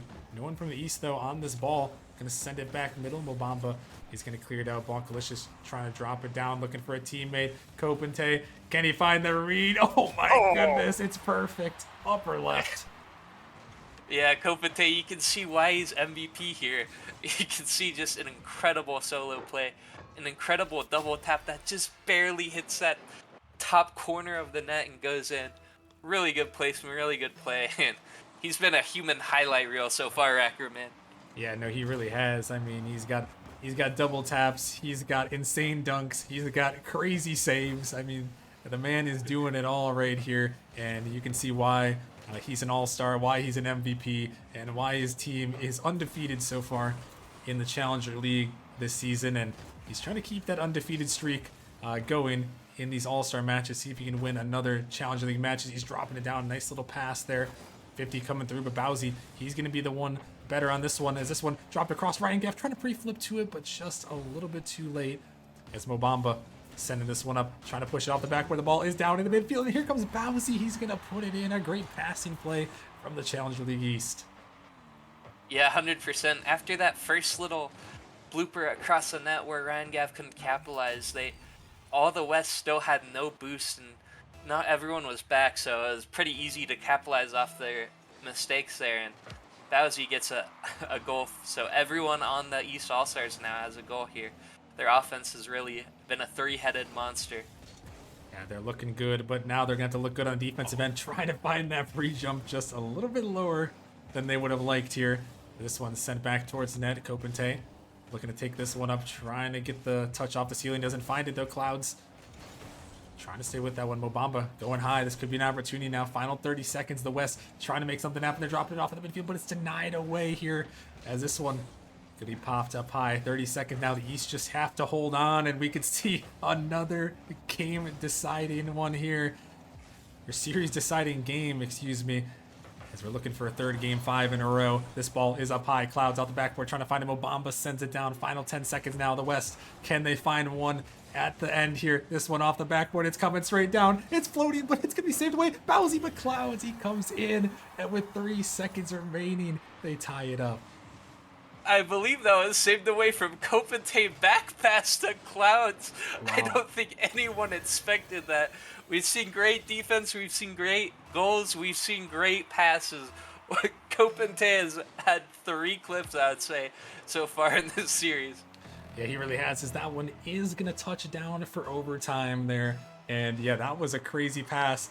And it looks like everything is fine on the kickoffs here. The West, let's see if they can end it right here, but a double commit comes through. The last man is up. A 50 comes across. Can the East bang it on net? It's heading back, but just in time. The West get there. Bowsy taking his time. This one gonna float up, allow the West to escape a little bit of pressure. Ryan Gav looking to touch that one. Mobamba off the corner here. Looking to stay with this one. He's gonna send it down towards the net. It's just a little bit off. The demo is gonna come through as Clouds looking up for this one. Bowsy trying to find the dunk. This one, a big miss there. Demos traded on both sides there. Copentage 50 with Mobamba, able to send it in as the East looking to try to find this one. Bonkalicious, last one back there, but Clouds gonna help him out for the moment. A big miss though from Ryan Gab. Some demos across the pitch. It's Bowsy. He's trying to erase the entire other side of the pitch. Bonkalicious off the backboard, and Ryan Gab is gonna make that touch here. Is this ball a little bit awkward? Ryan Gab not quite the control he was looking for. Kopente looking to fire this one up. Here comes Clouds, looking to put this one off the backboard. Can he find the double? Here comes another one. It's off the post though. Not quite gonna go through, as we're about a minute in here. Chunk is, oh my goodness, the East. They're both off the ceiling. They're off the sidewall. They're trying for some highlight reel plays, and you can't say that both sides aren't trying for clips. Yeah, 100%. We've seen a bunch of passing plays and pre-jumps come out so far in the series. As Mo Bamba will have another free net that he will take as we will go into Game 5.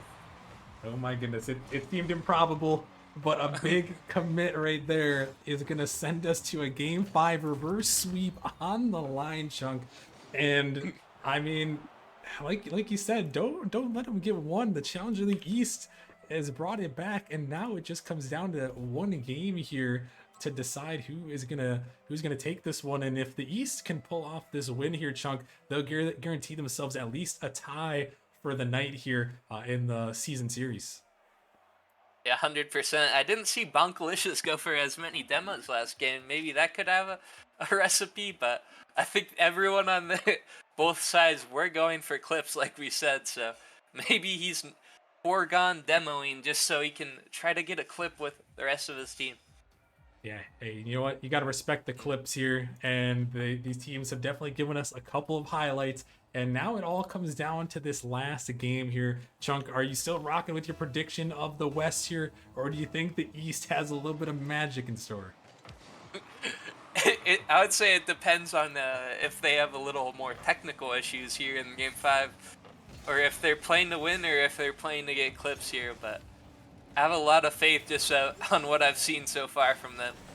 Yeah, well, I think it's going to be a crazy game regardless of how it turns out here, and we're going to have to see how things are going to turn out here as we are underway into game number 5 here, with these two teams tied at 2-2 apiece on the series here, and both of them looking to end things out strong. The East trying to pull off this reverse sweep against the West, and Chunk, a reverse sweep is most definitely tough here, but you know, if there's any teams that do it, you got to expect some all-stars to bring out some highlight reel plays and give us the potential for those reverse sweeps. Yeah, 100%. The all-stars who made this game are phenomenal players. Everyone who made it tonight, 100% is just a phenomenal player in each of their respective leagues. Just a lot of great players we have tonight, Rockerman. Yeah, no, a lot of great players, and it all comes down to this last game between East and West. The East trying to pull off an improbable reverse sweep here to give themselves the lead, but here comes Clouds. He's going to send it in. The West, they are going to be the ones that are going to strike first. Bonkalicious got a bump on Bowsy, and he redirects it into his own net. Those bumps and demos are coming to play here in this Game 5 so far. Yeah, and you talked about it. You wanted to see a little bit more from Bonkalicious, and why not do just that there? The bump into the own goal there, and the West are going to be the ones to strike first. As here comes Bowsy. He's trying to strike back. Ryan Gab is actually going to take it. He's going to secure it off, and now it's 1-1. Yeah, great shot by Bowsy. I didn't think Ryan Gab got a touch that was so on the goal line, but Ryan Gab will get the goal there. I don't know if he'll be upset about the goal steal, but I'm pretty sure everyone in this final game just wants to win and get it over. Yeah, no, I think this is one of those games, you can clip around in games 1 through 4, but once you get into game 5, I'm pretty sure these players are going to go all out as Clouds dropping this one down. A big miss, though, comes through as this one try to drop it back here. Some good 50s, able to get it off. Mobamba is going to find a touch as this one dropping down dangerously. Bowsy's going to make the touch. But yeah, I truly believe that both these teams want to win for their conferences here. As Mobamba dropping this one down, going to push it off the backboard. Bonkalicious and Kopente are both up there. As Bonk is going to find another touch. Kopente going to send this one up high. Ryan Gab going to send this one away to the corner here. As this one popping up, it's a dangerous ball. Clouds, he's going to fake it out, trying to maybe leave it for Copente, but he wasn't quite on the same page on that one. As this one, going to get it by 1, going to get it by 2, but Mobamba is going to get back as Bonkalicious. He was hunting down some demos there, and Chunk, we're past the halfway point here in this game number 5. It's still an even ball game, anyone's game here. What are you seeing from these two teams right now? A really good offense, really good defense from both teams to make it even, as they will get caught out too far up. And Mo Bamba, another goal this series. I think he's had one every game, but if you're the West All-Stars, you really need to not overcommit and get another goal to tie up the series. But Mo Bamba has been really dominant so far. You can see why he's an All-Star. Yeah, no, he's put in a plethora of goals so far here in this series, and a no bigger one than that one right there, as now the West is on the back foot and only 2 minutes remaining to try to avoid getting reverse swept here in the All-Star match. As this one fired towards the net, Copente, I think there was a little bit of a delay on that shot. It leads to a goal, and we're tied back up. Yeah, Bunkalicious left it for Tay. Great move, and Bowsy just didn't expect it, as he has everyone descending on him for what could be a demo, what could be just a distraction, but it got him the goal, so yeah, that was a great play. That was a great play. It reminds me a lot of hockey right there, where you get a couple people in front of the net, disrupt the goalie, something just goes in. Is this one an opportunity? Gonna be pinched out. It's going down. Cloud's trying to get back. Ryan Gabb was hunting on that side. Mobamba is trying to snag that boost, and maybe a demo. Unable to do so. Is this one a big missed touch? The ball is floating, but Bonk is back just in time. The East not quite ready to capitalize as Mobamba sends it off the ceiling. Clouds is going to find a touch. Clouds again, and Copente, big double commit. Ryan Gabb, can he put it in? A bump comes through, but Clouds, he's going to make the touch. Copente, oh my goodness, it's almost pinched in. Mobamba, he tried to pinch that one in, but somehow Chunk this game stays tied. But here comes Ryan Gabb, it's going to be sent away. Some chaos here in game 5. These guys are really giving us all the content. Yeah, both teams are sending the house right now on offense, but the defenses have played great so far to fend off these relentless attacks. As the Clouds will have a reset, we'll see what he can do. We've seen him be mechanical as a goal line save will come out, but I would look for some of the more mechanical players here to score a clip if they want, but I really like both teams here, as Mo Bamba will put in another open net. Oh my goodness, Chunk. The West is caught out again, and Kopente's on the backboard, and I'm assuming Bonk is somewhere on that mid-left, mid-right boost there, just nowhere to be found, and all of a sudden the East, with 37 seconds, they might be able to pull off an improbable reverse sweep and upset. And this one, it's all going to come down to the final seconds. Can the West find another last-second goal? They're going to have to put on the pressure. This ball is up high. It's floating, and here comes the shot. It's Kopente. Who else to put that one in? What else would you expect? It seems like they can just score on command. Yeah, 100%. So far, we've seen if the backboard is free, it is going to be doubled into your net. I like to see some backboard defense if they're trying to win, but just phenomenal plays. If they go down one, they get one back really quick. Yeah, they did get that one really quick there, and now we're at 3-3, final seconds of regulation. But we see overtime here in Game 5 with a reverse sweep on the line. This ball is up. The West trying not to let it get there, trying to stop the reverse sweep in its tracks, but not able to make the touch there. Another missed touch out. Bowsy, big double commit though. The ball is up. It's an opportunity. Clouds, he's trying to take it all the way, but he can't. It's going to hit the ground, and we have got overtime here in game number 5, Chunk, and now it all comes down to one more goal to win the series. We'll see it if the final goal is one of those goals that we've been searching for all series long, or if it's going to be another open net from overcommits, but I'd love to see a clip from either side here. Just get one last really good goal, but so far we on golden goal, so we'll see who gets that final goal. Yeah, Mobamba gonna have to make that save. He's gonna have to reach to it, and yeah, we'll see if we got some greatness still left in us in this game 5. Like we mentioned, we've seen a lot of clips, a lot of great shots, a lot of great saves in this one, and now it just comes down to one goal here. The East, can they pull off this reverse sweep? The ball is up. taking it low. Kopente, he finds a touch. Ryan Gav gonna bonk it over one there, but a missed opportunity. It's 3-on-1. Good luck here. This one off the backboard. It's not quite gonna go. The West can't quite put it down. And Mobamba, he survives on the defensive end there, as this one is 50'd back up. No one from the East quite ready. Bowsy, he's trying to hunt down some demos, really trying to open that one space here in this game number 5 there. And this one sent back in. Oh my goodness, off the corner. It's Kopente to end it. He denies the reverse sweep and wins it for the West. That looked like a pinch. That ball got hammered off that 50 and it just goes in. Great play from Kopente. The West All-Stars just really solid here. A lot of great goals. A lot of good goals also from the East All-Stars. Ryan Gav at the end says, I want to hit clips too, but not everyone was able to hit clips. It looked like the West All-Stars were going more for the clips here, Rocker Man. Yeah, no, the West All-Stars were definitely trying to hit some clips, Chunk, and they hit some clips. The East had some great ones as well right there. But you know, it wasn't quite enough to pull off the reverse sweep there in that one, and the West are gonna hold on. I things up 2-2.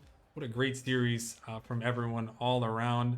But as we've kind of been going throughout the night, we still got to keep things moving. We're running a little behind. All these game 5s for content are, you know, just giving us more Rocket League than we can ask for, and maybe more Rocket League than we can handle. We'll have to see if it continues here. We got 2 more matches, with 2 more possibilities for game 5. Next up to the rival league here. A bunch of great players left in this one.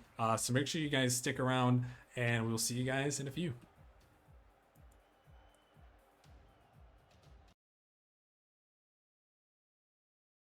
If you were emo in 2009, the best, worst years of our lives.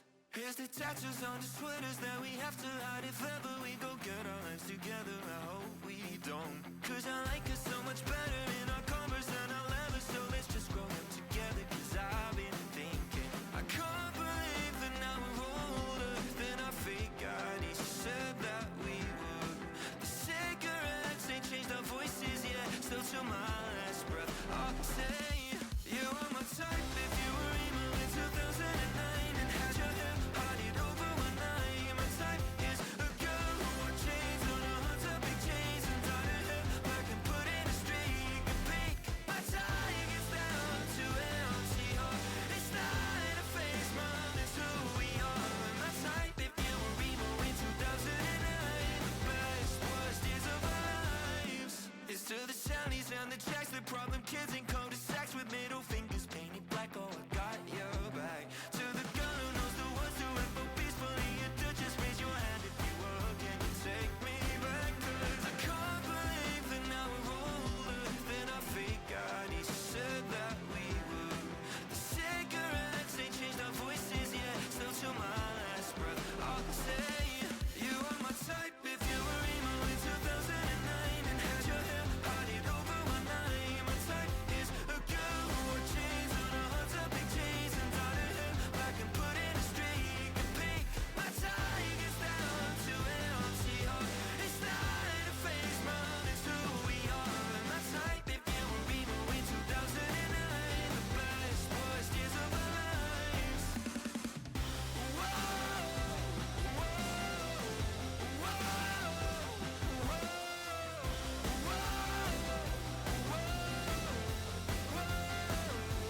You are my type. If you were emo in 2009 and had your hair parted over one night, my type is a girl who wore chains on her hot topic chains and dyed her hair black and put in a streak of pink. My tie gets down to an empty heart. It's not a face, mom, it's who we are. My type, if you were emo in 2009, the best, worst years of our lives.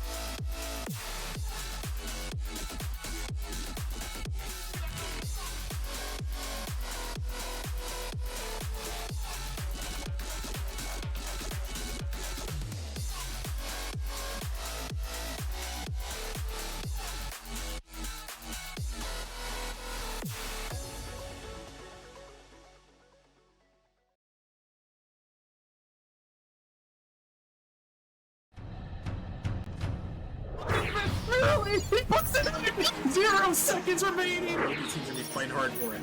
Oh my goodness, Rudy, what is this? Doesn't get the touch he's looking for. Kato, Scott the giant. Oh, he gets the flick and he gets it through. He's gonna get the shot. He's gonna put it in. Back to back. On the backward, can he find the touch? He's gonna put the shot on the net.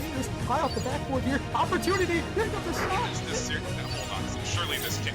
Oh my It's lord. still with the shot. It's gonna go in. Oh, Copenhagen on the goal line. He did not Nearly over. sweep. It comes through. The venom, the improbable, the impossible. The 4-time champions.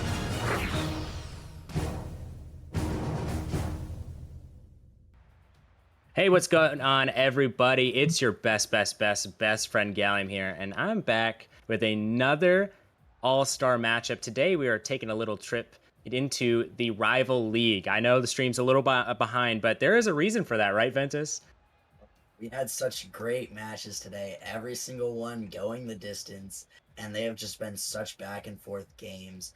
I mean, some great clips from the Challenger League, some intense moments with you over there, Gallium, in the Prospect League, and and the Novice League honestly was insane as well. So many crazy pop off games for these players, and so I don't expect anything less from the All Star in this league and the All Stars in general. But we have an exciting matchup today.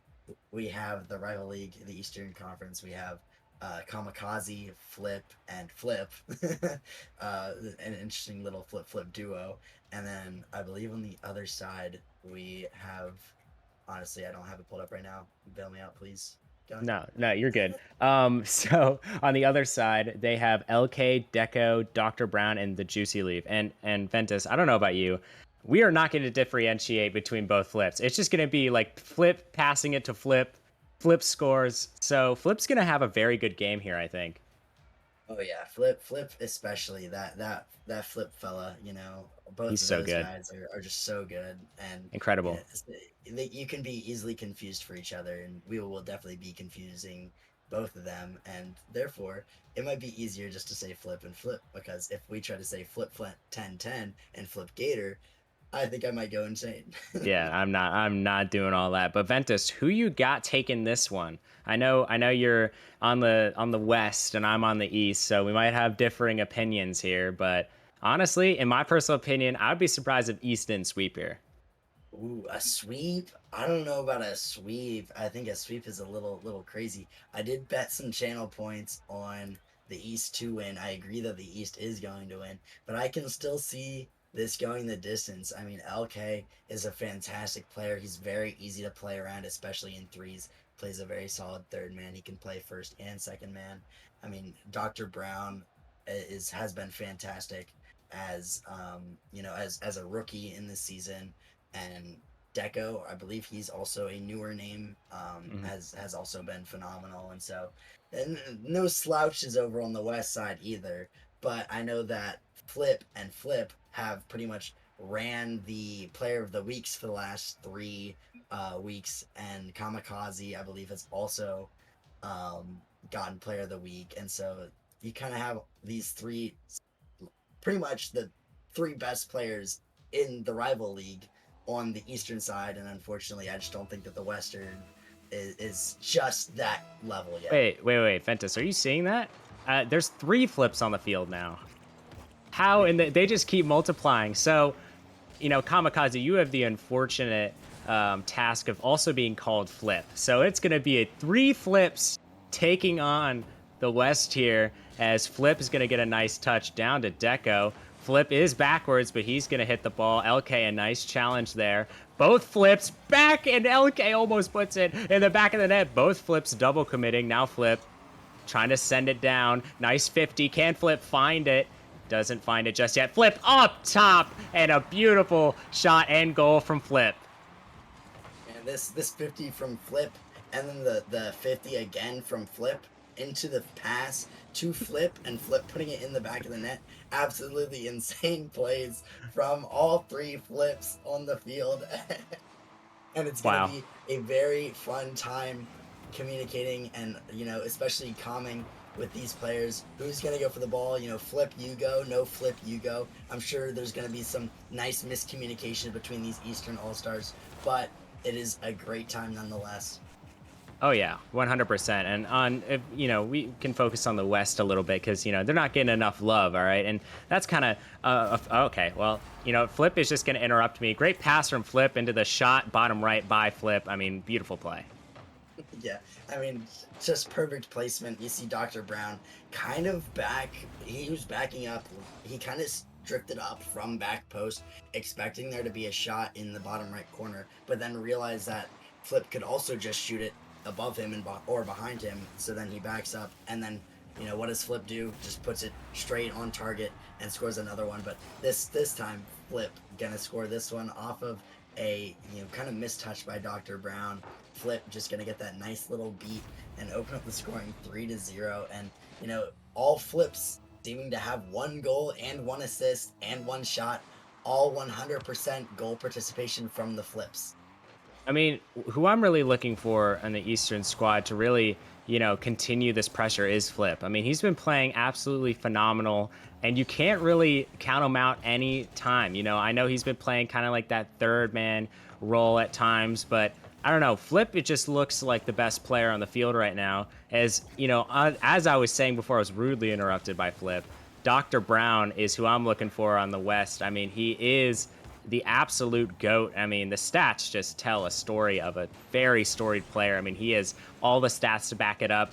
I mean, and when he was on stream, he looked pretty good. So, this is a very familiar territory for him. And I've never seen Deco play, but I've seen LK play because LK's my GOAT. All right. And LK, if there's one thing I know about him, he never gives up in a series, and he's always there to win. All right. And he's probably going to find a way here as Flip sends it down.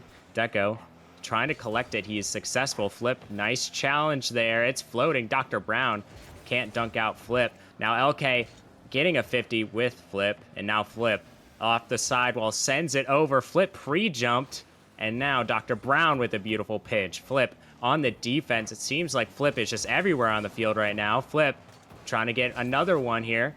Can't find it. And now Flip is on the backboard. Dr. Brown can't find another, and all 3 flips just looking absolutely spectacular on the offensive and defensive end here, Ventus.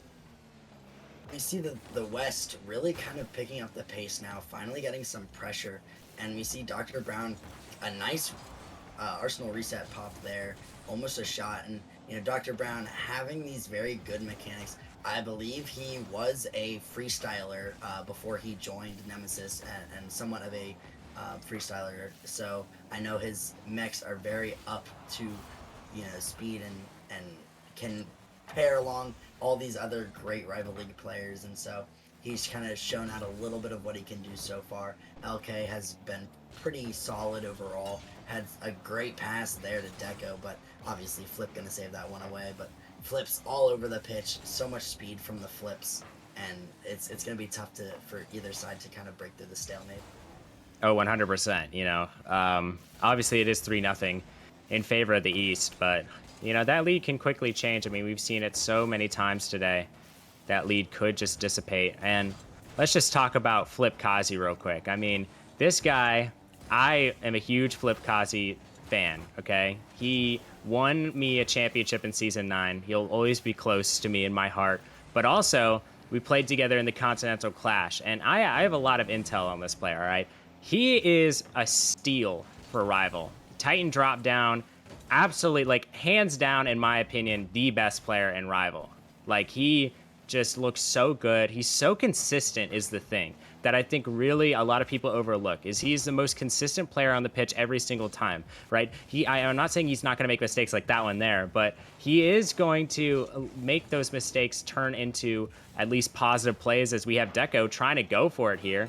Can't find the back of the net. Flips collide and it's being sent out. A side flip coming out from Flip, and now Flip's off the sidewall. LK can't get it past all of them because he doesn't have boost, but now Deco, flip reset. That's shmoney from Deco. It's a great flip reset. Great play. Kind of a misplay by LK, but then he follows it up with forcing a bump on Flip.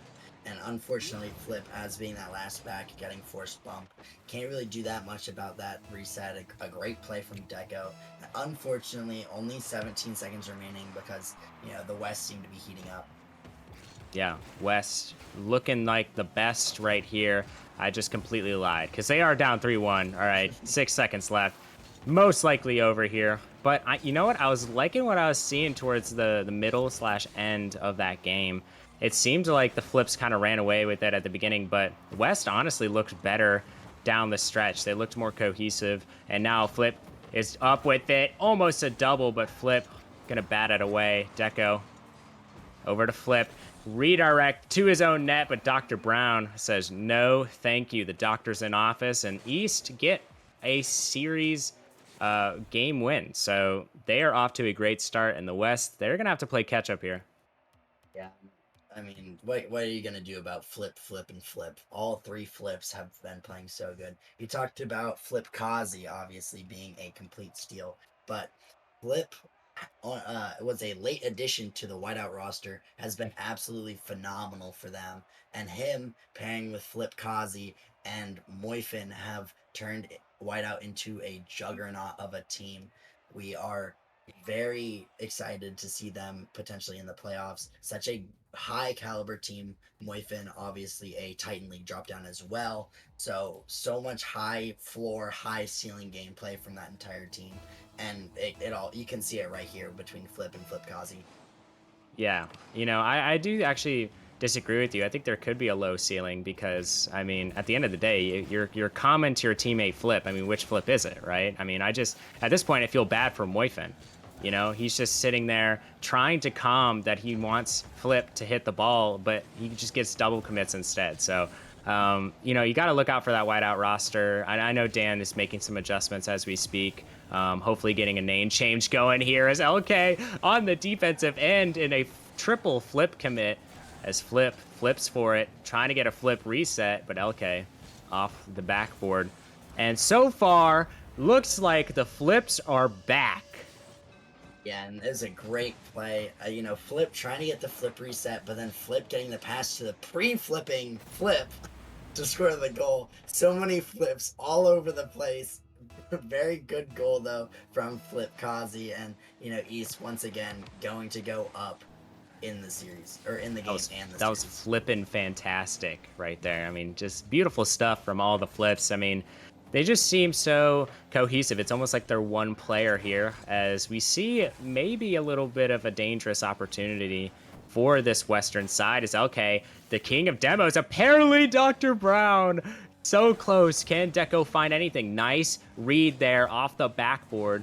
Now, that was a very smart play by Deco. He knew you didn't have the boost to necessarily make a threatening shot, so he put it off the backboard for LK, who had the tank. Unfortunately, though, he just barely missed his touch, and we see LK towards the backboard.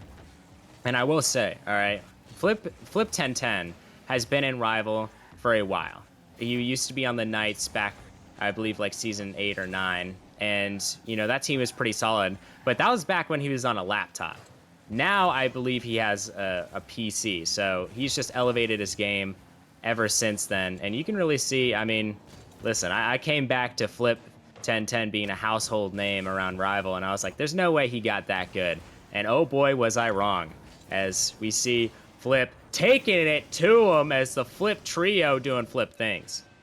Yeah, this is another great play there by Flip. I mean, getting the Flip reset pop to keep possession and then Flip following the touch in the corner. A little bit of a double commit from the Flips, but they're able to beat out all the defenders, so no harm, no foul from there. And I completely agree with you. Flip 1010 has been very instrumental to the Pineapples roster. I mean, we saw when he was on vacation and missed a full week of gameplay that Pineapples were not the same. I believe they dropped both of those games as a musty flick coming out from Flip, gonna find the back of the net.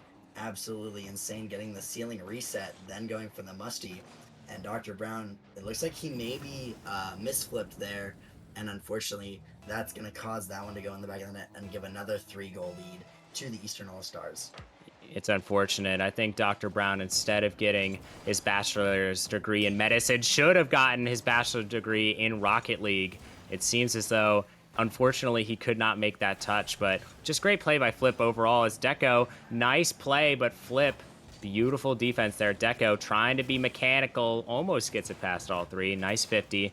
Now Flip clears it down. It's the same scoreline as last game early, 3-0. Can anything else happen as Flip almost gets a flippin' awesome redirect there? LK tries to get up there, but unfortunately cannot. And we see Flip flipping out into the midfield for Flip, who flips into that ball. And now Flip is up for this. LK sends it to the side. Flip, nice play. And now all the Flips are congested in the one place. Can they capitalize? West cannot so far, and it just seems like the Flips just have their pedal to the metal right now, and they're not letting go. Yeah, you can see the full-on confidence that these Flips have. They're going for the pre-jump.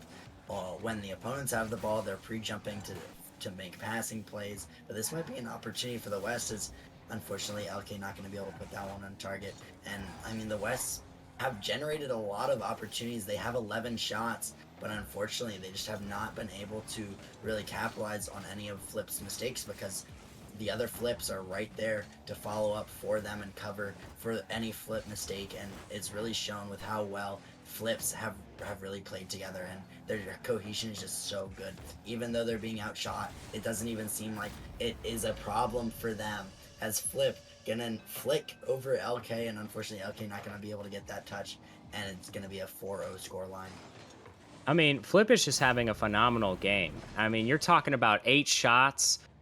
We got 8 saves, 3 assists, and 4 goals. I mean, you were talking about a Hall of Fame-worthy performance, maybe in the Nemesis Hall of Fame, as we do have that, by the way, in the Discord. You should go check it out. I'm pretty sure, like, Rocker Man's up there for demos, because, you know, he doesn't like hitting the ball. As Dr. Brown finds the back of the net, and now it's 4-1.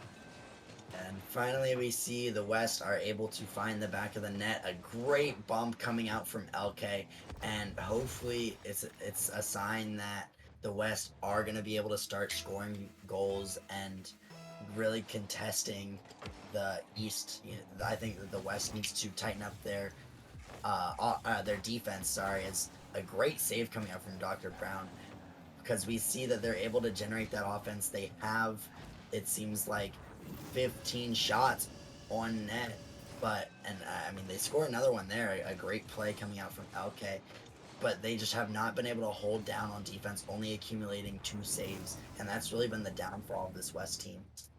Yeah, Dr. Brown playing offensive lineman there, trying to hold off Flip from getting back to that ball, and he was successful just barely. Beautiful play by LK. Now it might be within reach here as another goal almost sneaks in the back of the net. Dr. Brown sends it over. Flip, beautiful play from him. Flip sends it to Flip, and now Flip is trying to take this one. Flip eventually does. No threat there, as Deco is going to take his time. Gets one. Can he get a second? He's going to go for the 50, and now it's a double commit from the West, but I don't necessarily blame them, as they need a goal. But at the end of the day, it's flip season, baby, and it's looking like this East team is just gonna take it in 3.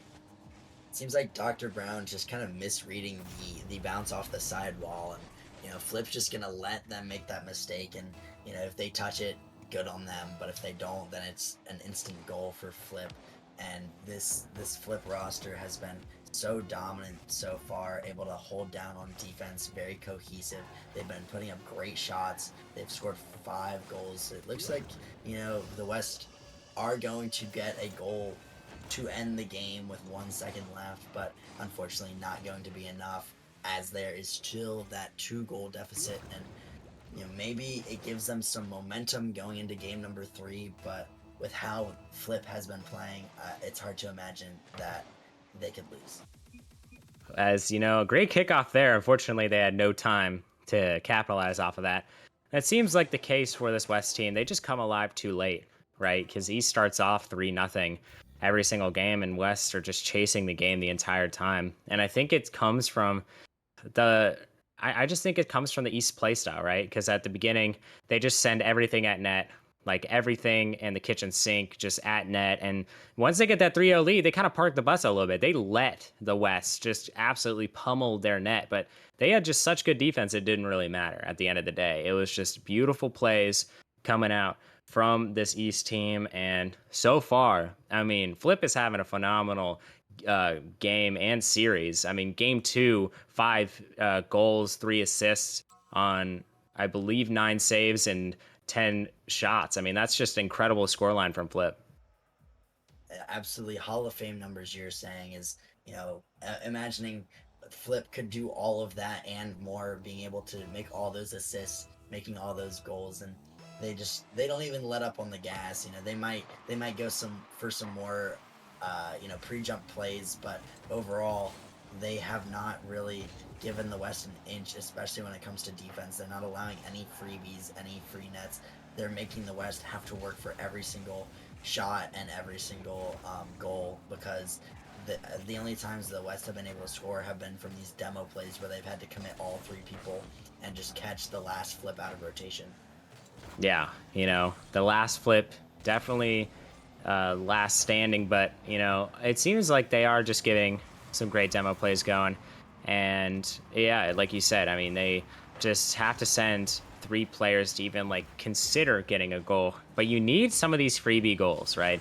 You need a shot or a pinch that shouldn't supposedly go in. You need something a little lucky to happen. Or you could just I don't know, dribble it past 3 players, 3 flips. It's not that hard. As Flip up with it, can't find the back of the net, and Flip can't find that one as well. We see 2 up, and now the ball is being hurtled back towards Flip's net, and Deco is going to put that one in the back of the net. Great play by him. See a double commit from Flip, and that's the first time we've really seen such a bad error on the side of rotation. We've seen a couple of times where they have pre-jumped each other, but they've always left one player back. This is the first time where they committed all 3 players, made an egregious mistake and an egregious double commit, and it's really punished them. A good sign, but unfortunately, they're going to instantly make up for it, as Flip going to absolutely dust LK to this ball. As LK, not really a great touch there on the back line, and an instant commit from Flip is just going to be a freebie in the back of the net to tie up game number 3, and hopefully it'll stay a little bit closer, and the West are going to be able to generate some more chances. But if they can't figure out the defensive side of the ball, they're not going to be able to hold their own against this Eastern All-Stars team. No, not at all. Just East looking so good so far. And I may or may not be biased by saying that, of course, to see Flip popping it up. And I don't think he knows which net is his net, but they eventually figured it out, as Flip up with it, sends it down. Flip is up for that one. Oh no, please. Okay, all right. Deco had a wife and kids. I didn't want some more brutal Flip plays to come out, as we almost see another great play. Deco making the one-man stand right there. He's a one-man army on this defensive side, really saving his team from some of these plays that Flip is generating right now, Ventus. He's been such a menace on the defensive side of the ball, been able to pretty much single-handedly keep the Eastern All-Stars, all the Flips at bay. and he might get a goal here for his efforts. Is this one gonna find the back of the net on another overcommit from the flips? And we see a double commit coming up, and neither of them are gonna touch the ball. And then the last flip pushed up a little bit too far on defense, not able to get it past the last defender. And although we were praising Deco's defensive abilities, he also has 2 goals this game for the Western All Stars. Yeah, and of course, and it can't go unnoticed that Dr. Brown has 2 assists. So both of them having 100% goal participation. LK is just there, and it seems like every time the West scores, East are like, nah, I think we're just gonna. They're playing with their food at this point. It's disgusting when I'm watching. Yeah, and you just see Flip getting a great little bump on Deco and taking out the iron wall last line of defense, and it's just going to be a free little dribble into the back of the net. Unfortunately, Elke not going to be able to get there, and Dr. Brown is completely zeroed, wasn't able to get a touch on that ball, and so really unfortunate, but another good play from the Flips. You know, I'm just surprised that LK didn't expect Flip to miss a ball in his own end with a full tank of boost. I mean, that's just such a common play. You got to be ready for that as Flip to Flip, and that's Fliptastic. Yeah, and it's another flip to flip connection. We see those all the time. As you know, 2 of these 3 goals have been assisted by Flip, and I mean that's no exception. A great drop down off the back wall, and Flip so confident in his ability that Flip is going to get him that ball. Is already pushed up onto the back line of the Western All Stars, and he's just there waiting, lying in wait for the pass from Flip to come, and obviously they delivered. Of course they do, as it seems like the East really running away with this one. I know it's only 1 goal lead, but every goal the East's gotten just well earned. I mean, both of the West goals have been off of East mistakes. So the East just make no more mistakes, no more goals to be let in. It's simple math right there. Is okay, up with 1. Of course, the GM of the Victory Oregon. Can he get a victory in this All-Star game? Is Dr. Brown going to find the back of the net? It's a really good dunk from Deco onto Flip, and Dr. Brown realizing that Flip is just slightly out of rotation there. He's just going to be able to put that one in the back of the net and get there first to that ball. And it looks like Flip maybe trying to fake that last defender, noticing that he wasn't there. As a kickoff goal, going to allow Flip to regain the lead. An unfortunate error and play from the Western All Stars. You know, I'm not even surprised at this point. Every time West has scored, he's just like, all right, time to lock in, guys. It's not only that, I mean, obviously all 3 of them are great players. They all made All-Star, but they just seem like such a great team when they really, like, want to, tap into their synergy. I mean, I'm surprised by their teamwork, to be completely honest. And on the other end of things, I mean, if I'm on this West team, I don't know what I'm supposed to do against this. I mean, just a high flying offense just constantly in front of your net is LK. Nice fakes, tries to sneak it in. Almost a great play. LK unfortunately gets it saved away as Flip sends it down. Dr. Brown, a nice save there. Deco off the ceiling. Flip is going to fake it for the other Flip. Now Flip going to send it down on the sidewall. Dr. Brown is going to get a nice touch. And now the demo coming out, but wait, a little bit of a misplay. Flip, beautiful touch onto the backboard, but nobody there to really connect with it. The West, 30 more seconds to find a goal. They're going to have to send the house. It doesn't matter if they get scored on. They need a goal here to extend this series another game. LK down the pitch, opts to shoot it instead of passing it to his teammate. That could have been the wrong decision as Deco on a night that was already bad enough for this West squad accidentally saves his teammate's shot. And Flip on the sidewall. LK, 1 second left, sends it over. Are they even going to try for it? Yes, they are. Off the backboard. And Flip tries to put it in his own net and misses. The last 30 seconds of that game has to be probably one of the bottom 5 worst things I have ever seen in my entire life, Ventus. Yeah, I mean, you could just tell. I mean, Flip not even able to score on his own net. Everything going right for the Flip All Stars, and unfortunately for the West, they kind of understood that, the Flip All Stars were kind of playing with their food there. Not very happy with the reaction. Luckily, they didn't hold on to and force the overtime, and so they're gonna let this series end. But a very, very dominant fashion of a sweep from the Flip All Stars, and they're going to extend the all-time record to 10-2. And honestly, if these players stay in the Eastern Conference of the Rival League next season, I can only imagine it'd be even more than that. They're gonna win next season, the season after. They might win every single season for the Eastern All Stars. This if this is the way things happen. I just think Flip played out of his mind that series, but we are going to have to move along a little bit. We are a little bit behind schedule, I'm pretty sure. So, but next up, we have the pinnacle, no pun included or intended, Rocker Man, pinnacle of the leagues, the Titan League, where we have a great matchup in store. I'll be casting that as well as Ventus. So we're doing a little back to back here, but I'm excited to get that one going. Ventus, thank you again for casting with me. Yeah, of course, of course. Thank you for having me. I always love the cast, but stay tuned. You do not want to miss this Titan matchup. We'll be back in just a couple minutes. Peace.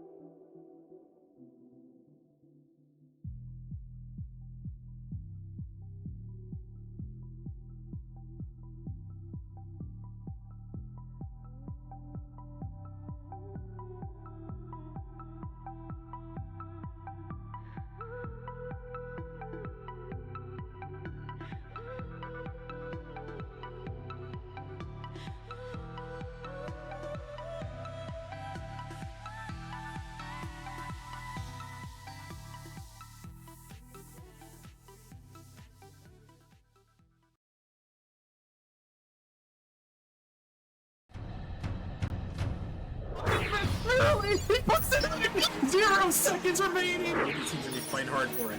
Oh my goodness, Rudy, what is this? Doesn't get the touch he's looking for. Kato, Scott, oh, he gets the flick and he gets it through. Replace this heck. He's gonna get the shot. He's gonna put it in. Back to back. On the backward, can he find the touch? He's gonna put the shot on the net. High off the backboard here. Opportunity. Here comes the shot. Hold on. Surely this can. Oh my It's lord. still with the shot. It's gonna go in. Oh, Palpatine on the goal line. He did not Nearly over. sweep. It comes through. The Venom, the improbable, the impossible. The 4-time champions. Hello, everyone. Welcome back to the Nemesis Gaming League. Ventus and I are back again for another banger. This time, it is the last All-Star game of the All-Star Week. I'm so glad we had such a great time today. So many Game 5s. Unfortunately, a little sweep that last game, but that doesn't matter. We're going to have a great series on our hands here. I'm joined by the man, the myth, the legend, Ventus. How you doing? Doing fantastic. I can't wait to see all the all-stars from the Titan League. You know, my league that I am unfortunately a sub in. Nobody wants the lowest Sal player to play as on a team, which makes sense. You have plenty of caps, so many great, amazing players, so many players who have hit the top pinnacle ranks of the game. We have players who are all the way up in 21, 2200, you know, that are on teams together. So when it comes to that, you know, the talent that we have in the Titan League is so good. So many great players to choose from, and I'm hoping that this matchup is going to be great. As it looks like we're starting to get some players in the lobby. Brandon is making his appearance. Hopefully Pizza and Rock Ears will be there as well. That dynamic duo from Inferno, who have really been a great asset. I know Rock Ears played with Brandon last season on Venganza and won a chip. So hopefully there will be a lot of good chemistry between these three players. Yeah, I mean, you mentioned it. I think at some point, all three of them have teamed up with each other, except for maybe Brandon and Pizza. But, I mean, you can bridge that gap when you get to it, but those should be a great game. I remember when Rocky Ears came into the league, it was around like season 8, season 9. He didn't know much about Nemesis. He just came in and instantly became one of the premier players. So, you know, I'm glad to see him back, and especially with Brandon, who's always been upper echelon of Titan.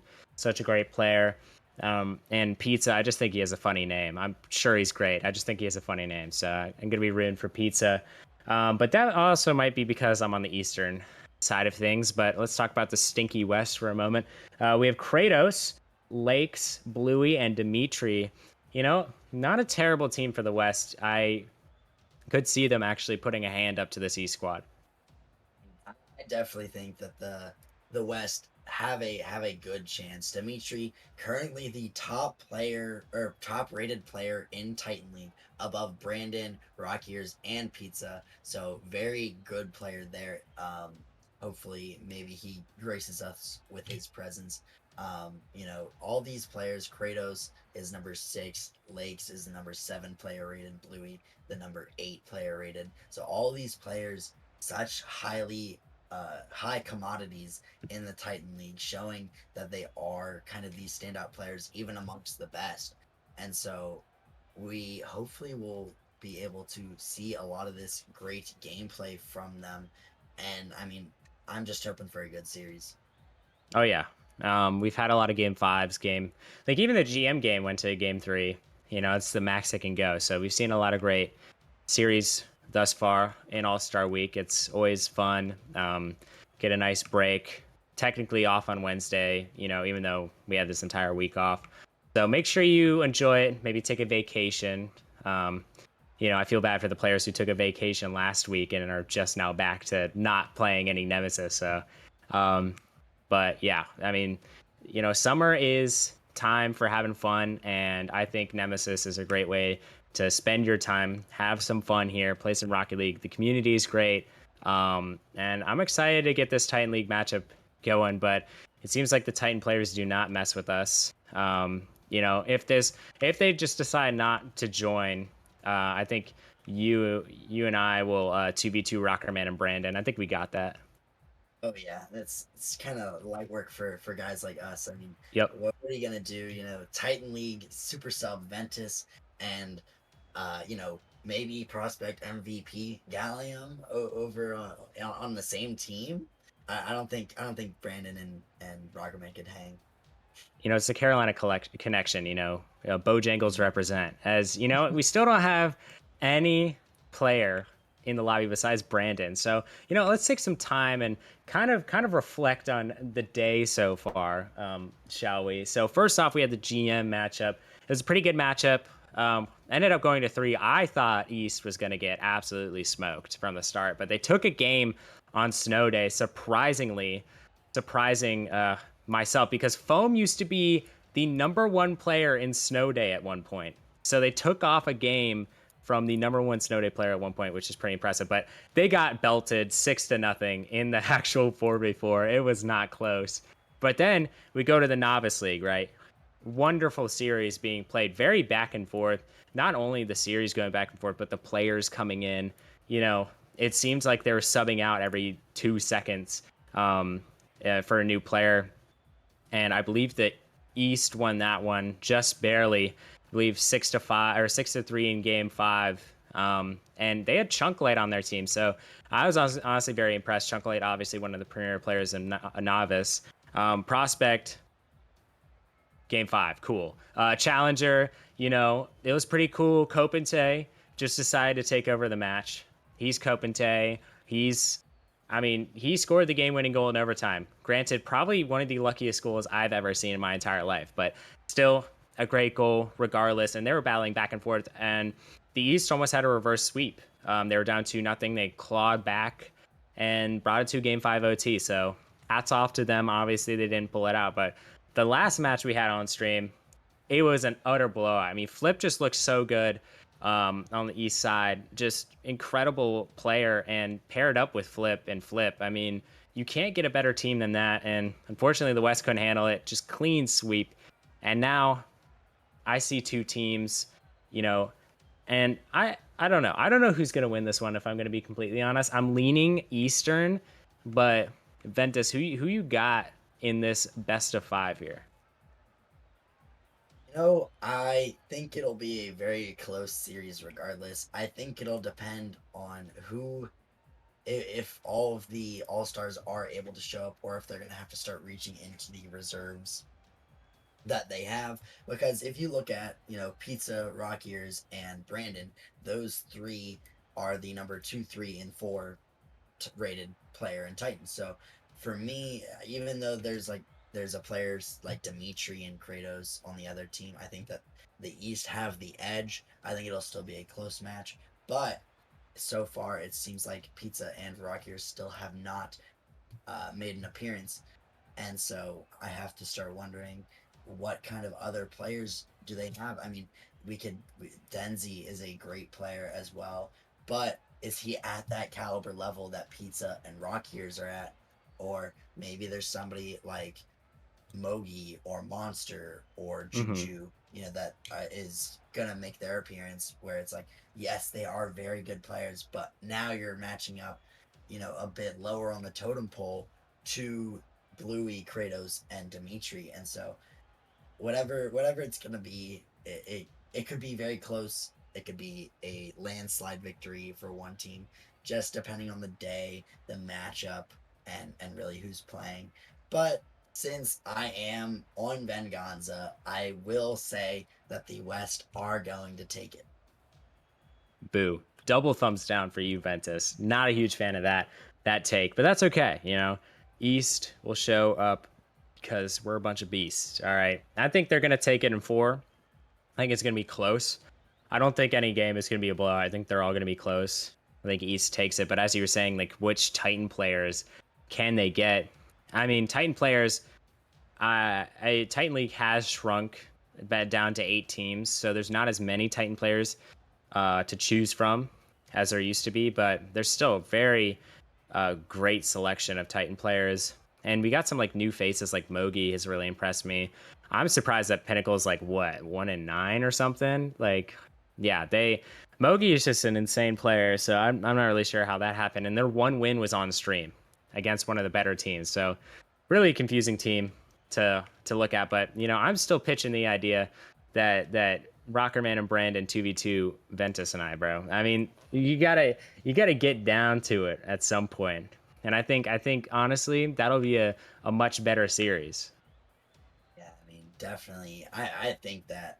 I mean, maybe not an easier series. I think that there's a pretty clear winner in that one. I mean, I'm not biased or anything, but I just think that the North Carolina connection between Gallium and Ventus just is unstoppable, and I think that the duo can't be upset or anyway, and so I think it would be an easy 3-0 sweep for Ventus and Gallium, but that's just from an analyst's opinion. Yeah. Yeah, and of course, I mean, you have Rockerman and Brandon on the other end, and I played the prospect All Star game with his teammate Hunter, and Hunter, word for word, was like, "Yeah, Rockerman sucks. He's the worst player ever in prospect." So, I mean, very unkind words from your own teammate Rockerman. So, yeah, I definitely think we could take them down. Brandon used to be a player for Rockerman's org forever. I believe he might have won a chip or almost did at some point. Um, but he's always a great player. I can't backtalk him. He would wax me in a 1v1, like absolutely wax me. And I mean, I can't even win a 1v1 to Marco. Do you think I'm gonna win a 1v1 against Brandon? No, he's the absolute goat. As we finally get maybe some players joining as Ventus. I don't know about you. I just want to see some action. Yeah, I don't care what kind of action. Yeah, I mean, hopefully we will be able to start this series up very soon. But in the meantime, I wanted to talk about Titan League as a whole, and instead of the All Stars, kind of talking about the teams and their paths that they are currently in or have to take to be in this playoff picture. Because right now, Titan League, pretty much anybody's game. So many teams sitting at or just above 500, very even game differentials. Overall, Titan League seemingly very even in terms of overall skill and overall team skill. I mean, the number one seed Inferno sitting at 6-2. I mean, the number 6 seed Blizzard is sitting at 4-4. But all these teams are so close together, and so really it comes down to just who's on top of their game that day. Yeah, and I have the pleasure of having Brandon in my org.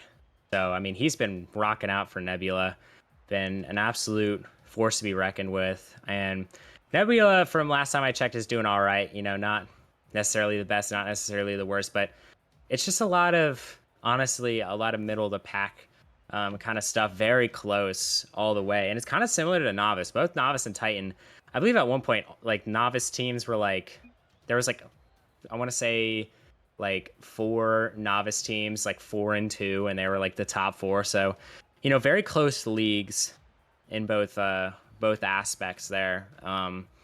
And you have to look at the other end of the spectrum. Like, if you have a close league, especially towards the top, you are going to have those worst teams. Like in Titan, like 1-9 Pinnacle, they haven't been doing well at all. And in Novice, Pawns, I don't know if they've won a game, if I'm going to be completely honest. As a chess hall enjoyer, it breaks my heart to see the Pawns do that poorly. But they've honestly been making some changes, speeds, trying to get them right. So maybe in the future they'll get them right. But overall, Titan has always been one of my favorite leagues to watch in terms of just, I mean, obviously pure skill, but I think the mental in Titan players is just so much better, right? You're down 3-0. Titan players just don't give up, right? They're playing until the very last second. So I've seen some crazy upsets, some crazy things happen in the Titan League, and hopefully this game will be an amalgamation of all just what the Titan League stands for, what they're all about. So, I'm excited personally to see some Bluey action. I haven't watched Bluey play in a while. I mean, he used to. I mean, I think he still teams with what's his face?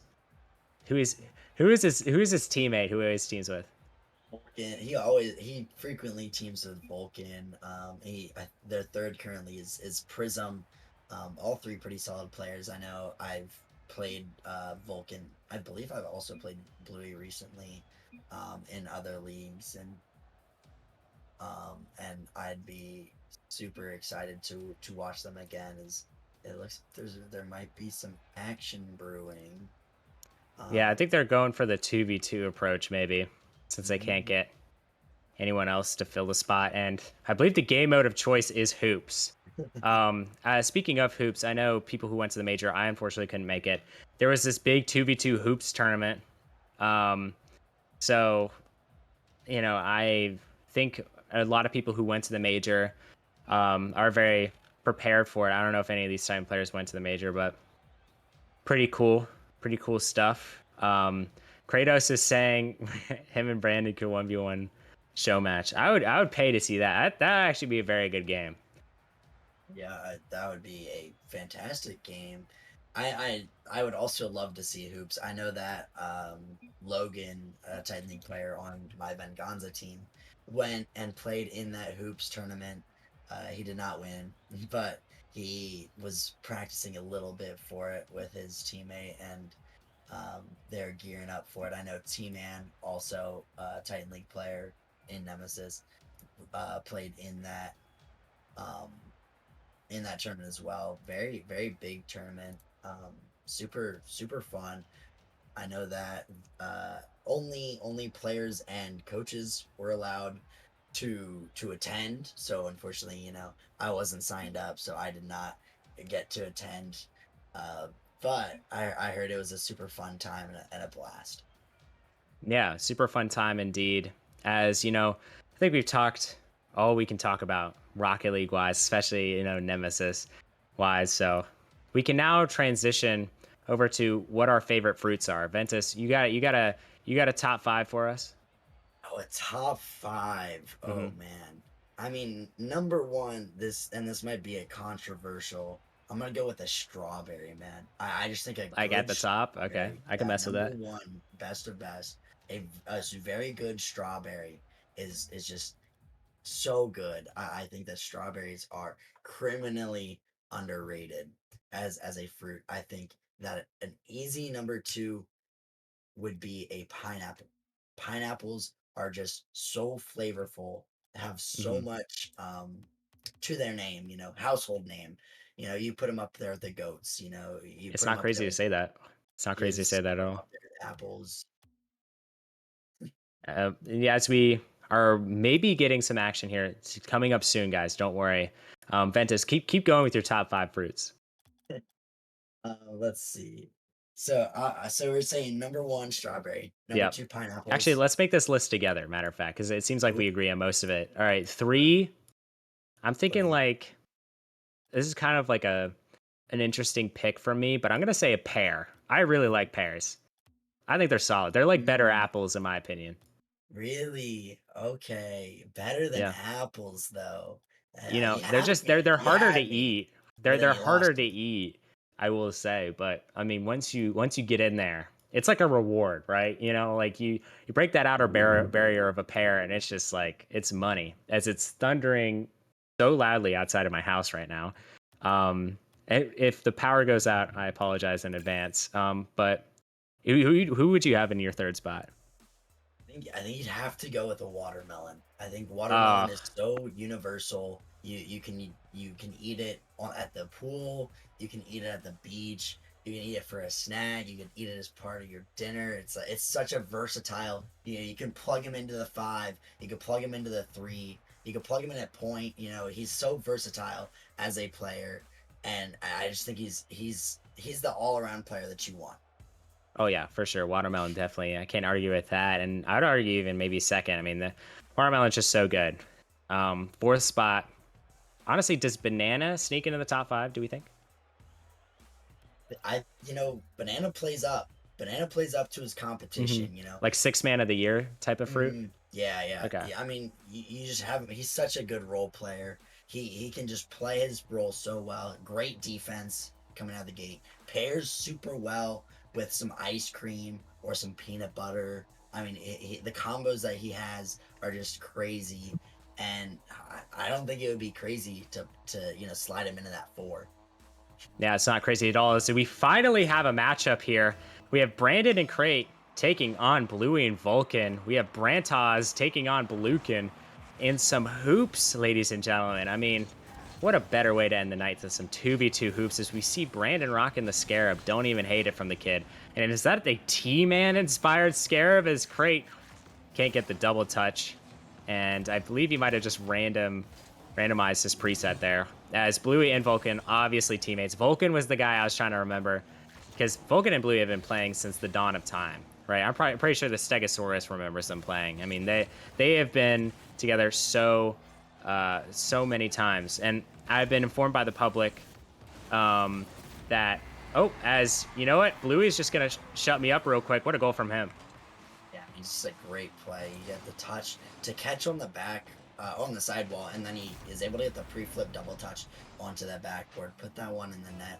Some great hoops gameplay early, and I wouldn't be surprised with how much Bluey and Vulcan play together if they, grinded some hoops every now and again, as they seem to know what they're doing pretty early on. Oh yeah, 100%, as we almost have a double here, but I was informed that the West are going to automatically win this All-Star game due to a forfeit. All three of their players were able to make it, but the East could not field a roster. So this is just for fun. This is just for funsies. And, why not? Hoops, such a great game mode. Unfortunately, I kind of suck at it, so I can't really comment on anything you could do in Hoops. But overall, I think the main thing in Hoops is just banging the ball and praying. I wouldn't go so far as to say just hit it up and hope for the best. Allegedly myself as a once upon a time a hoops grinder, previous top 100 hoops player. So I think that hoops can have some very high skill moments. The ability, when you can air dribble and control the ball as well as Titan players can, the ability that you have to create such mind games, go for these fakes, go for these, hold your flip reset and force your opponent to jump and make the challenge, and you can just tap it around them. As the hoops net allows for so much versatility with the aerial play, and so it's going to be very interesting to see how these teams are going to be able to adapt to the different goal and the mind games and the new skills and creativity they can use with the hoops net.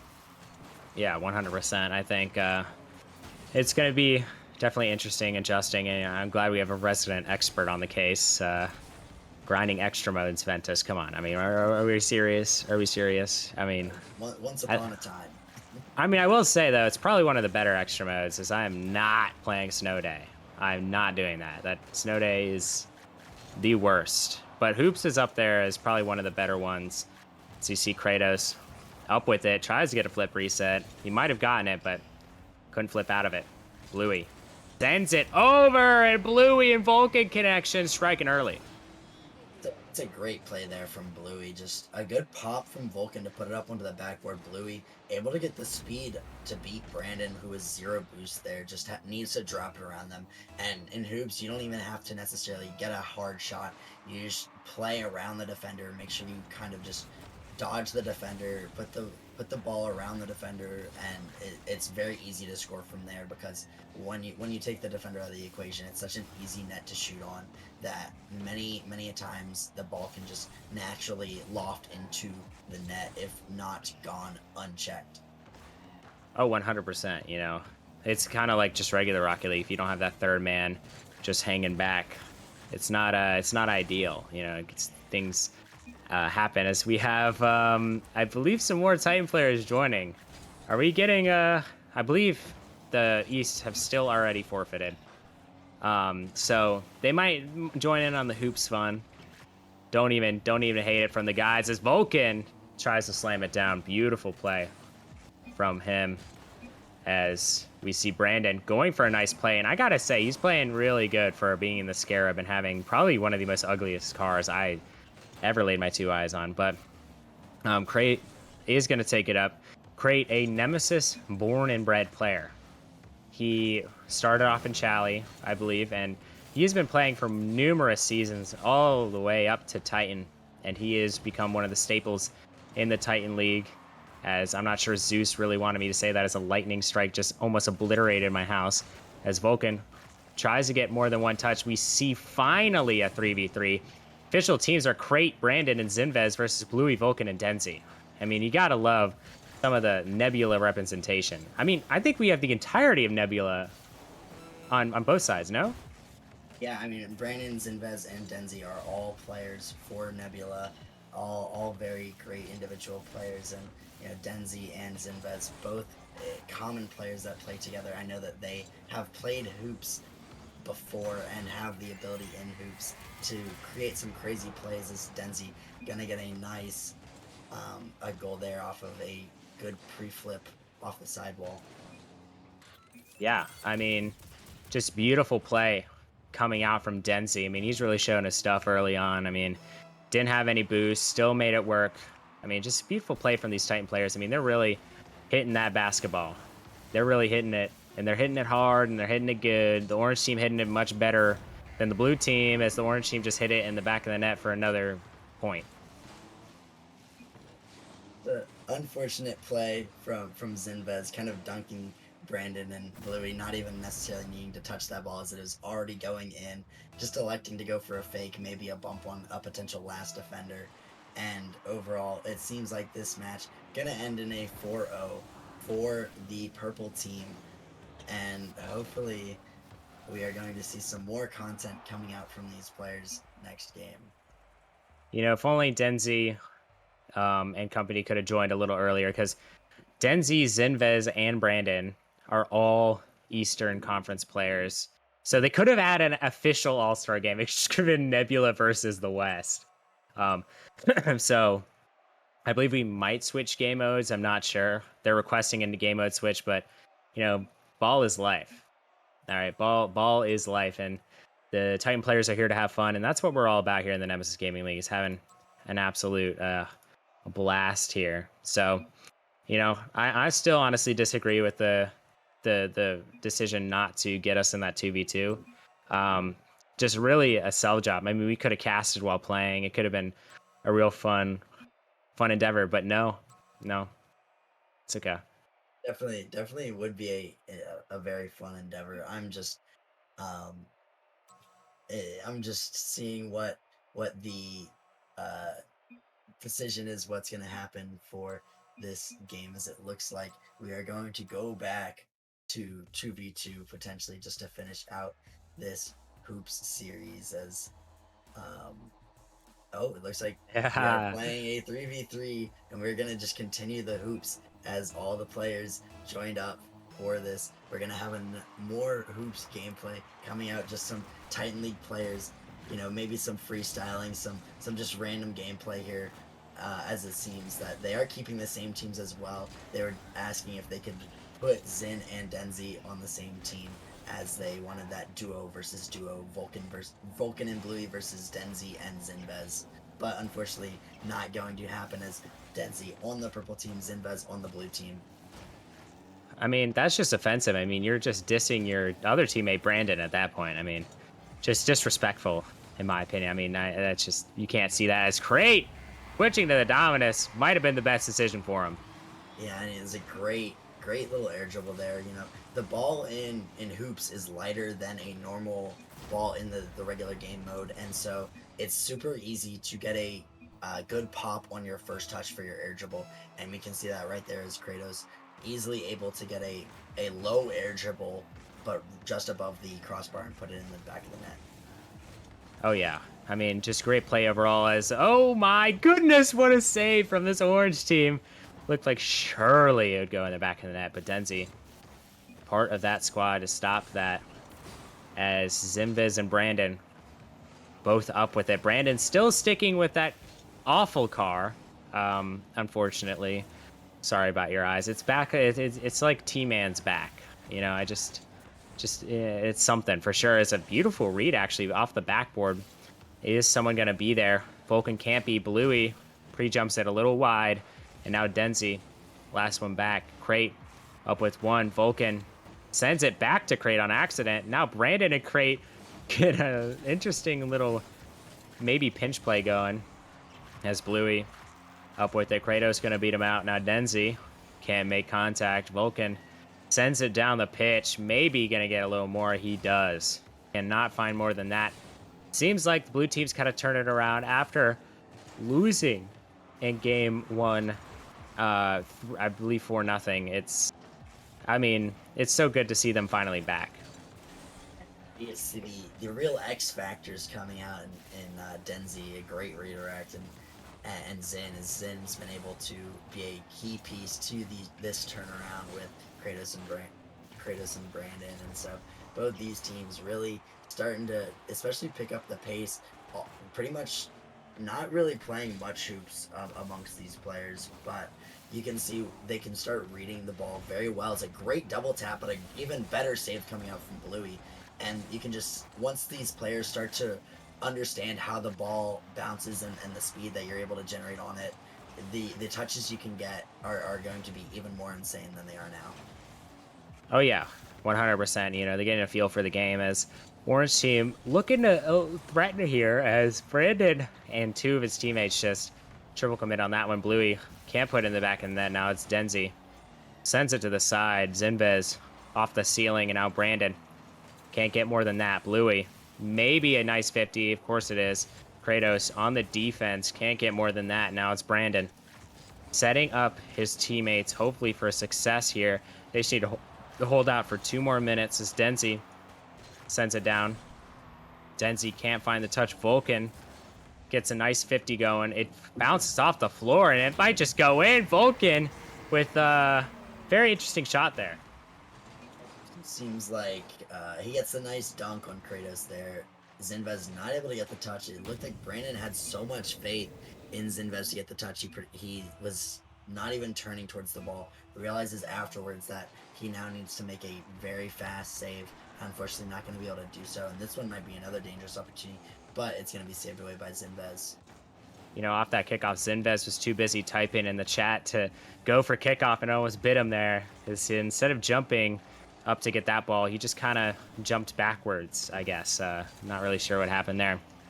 As we see, both these teams going back and forth, but it seems like the orange team kind of has more of an advantage. They're really starting to make these plays as Crate decides to just absolutely whiff on that one. A nice oh my gosh. Oh my, that was disgusting. That was disgusting. Yeah, and this is the type of touches you can get once you start understanding how the ball bounces off the surfaces and the speed that and the weight of the ball. You know, I mentioned that the hoops ball is lighter, and so now that these Titan players are having a better understanding of how the physics of the ball actually work, we're starting to see some crazy plays and an insane sidewall coming out from Denzi and a great follow-up from Vulcan able to put that one home. Oh yeah, I mean, that was just a beautiful play overall, and the blue team has no response. As, you know what, honestly, they've just been playing really, really great so far. As we have Bluey off the backboard, Denzi a nice touch himself, and it's still off the backboard. Kratos up with it. Can't find more than that, as Lightning Strike has temporarily shut off my monitor. But we're back. Denzi up with it. Can't find the touch. Vulcan can't find more than that. Kratos gets demoed for his troubles. Now Zinvez racing for it. Vulcan gets a touch himself. Maybe another goal for the Volkster. That's what I call him now. No one else can call him that. What a goal. Yeah, that's great control over. He gets a nice pop to the sidewall, then able to catch it and dribbles it perfectly around two and put that one in the back of the net to go up 3-1 with 18 seconds left. It seems like Bluey so confident that Vulcan and Densi can hold down a 2-goal lead that he has already left the match to go to sleep. And Denzi, maybe one more for the road, is going to find the back of the net to give a 3-goal lead with 10 seconds left and put it a little bit farther out of reach for this blue team. I mean, just absolutely a snipe from Denzi. I mean, beautiful stuff from him as, 12 seconds left. It's not crazy to have a comeback here as stuff like that keeps happening. It's almost ball being snuck in. Brandon finds one, maybe signs of life here. Yeah, I wouldn't go so far as to say that they need to score 2 more goals in 7 seconds. It is possible. Hoops is one of the few game modes where kickoffs are very important. as to the flow of the game, and you can instantly score off of kickoffs if you have a much better kickoff than your opponent. And we might see another goal here. Oh, no. Looks like Kratos gonna put it Oh. back in the net, but the clock is going to hit 0 seconds. So Bluekin going to take the win. Vulcan and Denzi now able to hold the blue team off just long enough so that they can finish out the game and win the series 2-0. I mean, if Kratos didn't get that extra touch to put it in a different place in the net and instead went for the 50, they might have had 1 second left on the clock. But just want to thank all the Titan players for coming out. Fun series overall. Nice to see some hoops going. And I think the MVP for me has got to be Vulcan. I mean, it looks like that dude really knows how to dribble some balls. I mean, he just looked so spectacular driving up and down the court. I mean, listen, if you need anyone for a hoops tournament, everyone DM Ventus, or it's not Ventus, sorry, Vulcan. Everyone do DM Ventus right now. Ventus and Vulcan, same person. As you know what? We had a great stream today. It was so much fun. Thank you, Ventus, for joining me. Should be back to normal next week, so be prepared for that. I want to thank Ventus again for casting and Rockerman for streaming. It's been a pleasure.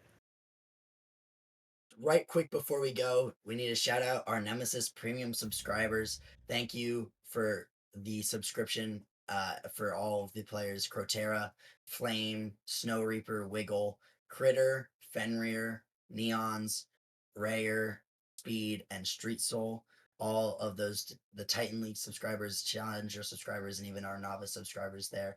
Big shout out to those guys, as a lot of this stuff can't happen without their support, and so we just wanted to shout them out real quick. But that is going to be all from us tonight. A great all-star weekend night, all-star night. Thank you, Gallium, for casting with me and putting up with my fruit list. It's okay. Maybe Paris will sneak in there one day. But you guys have a great rest of your night. Peace out.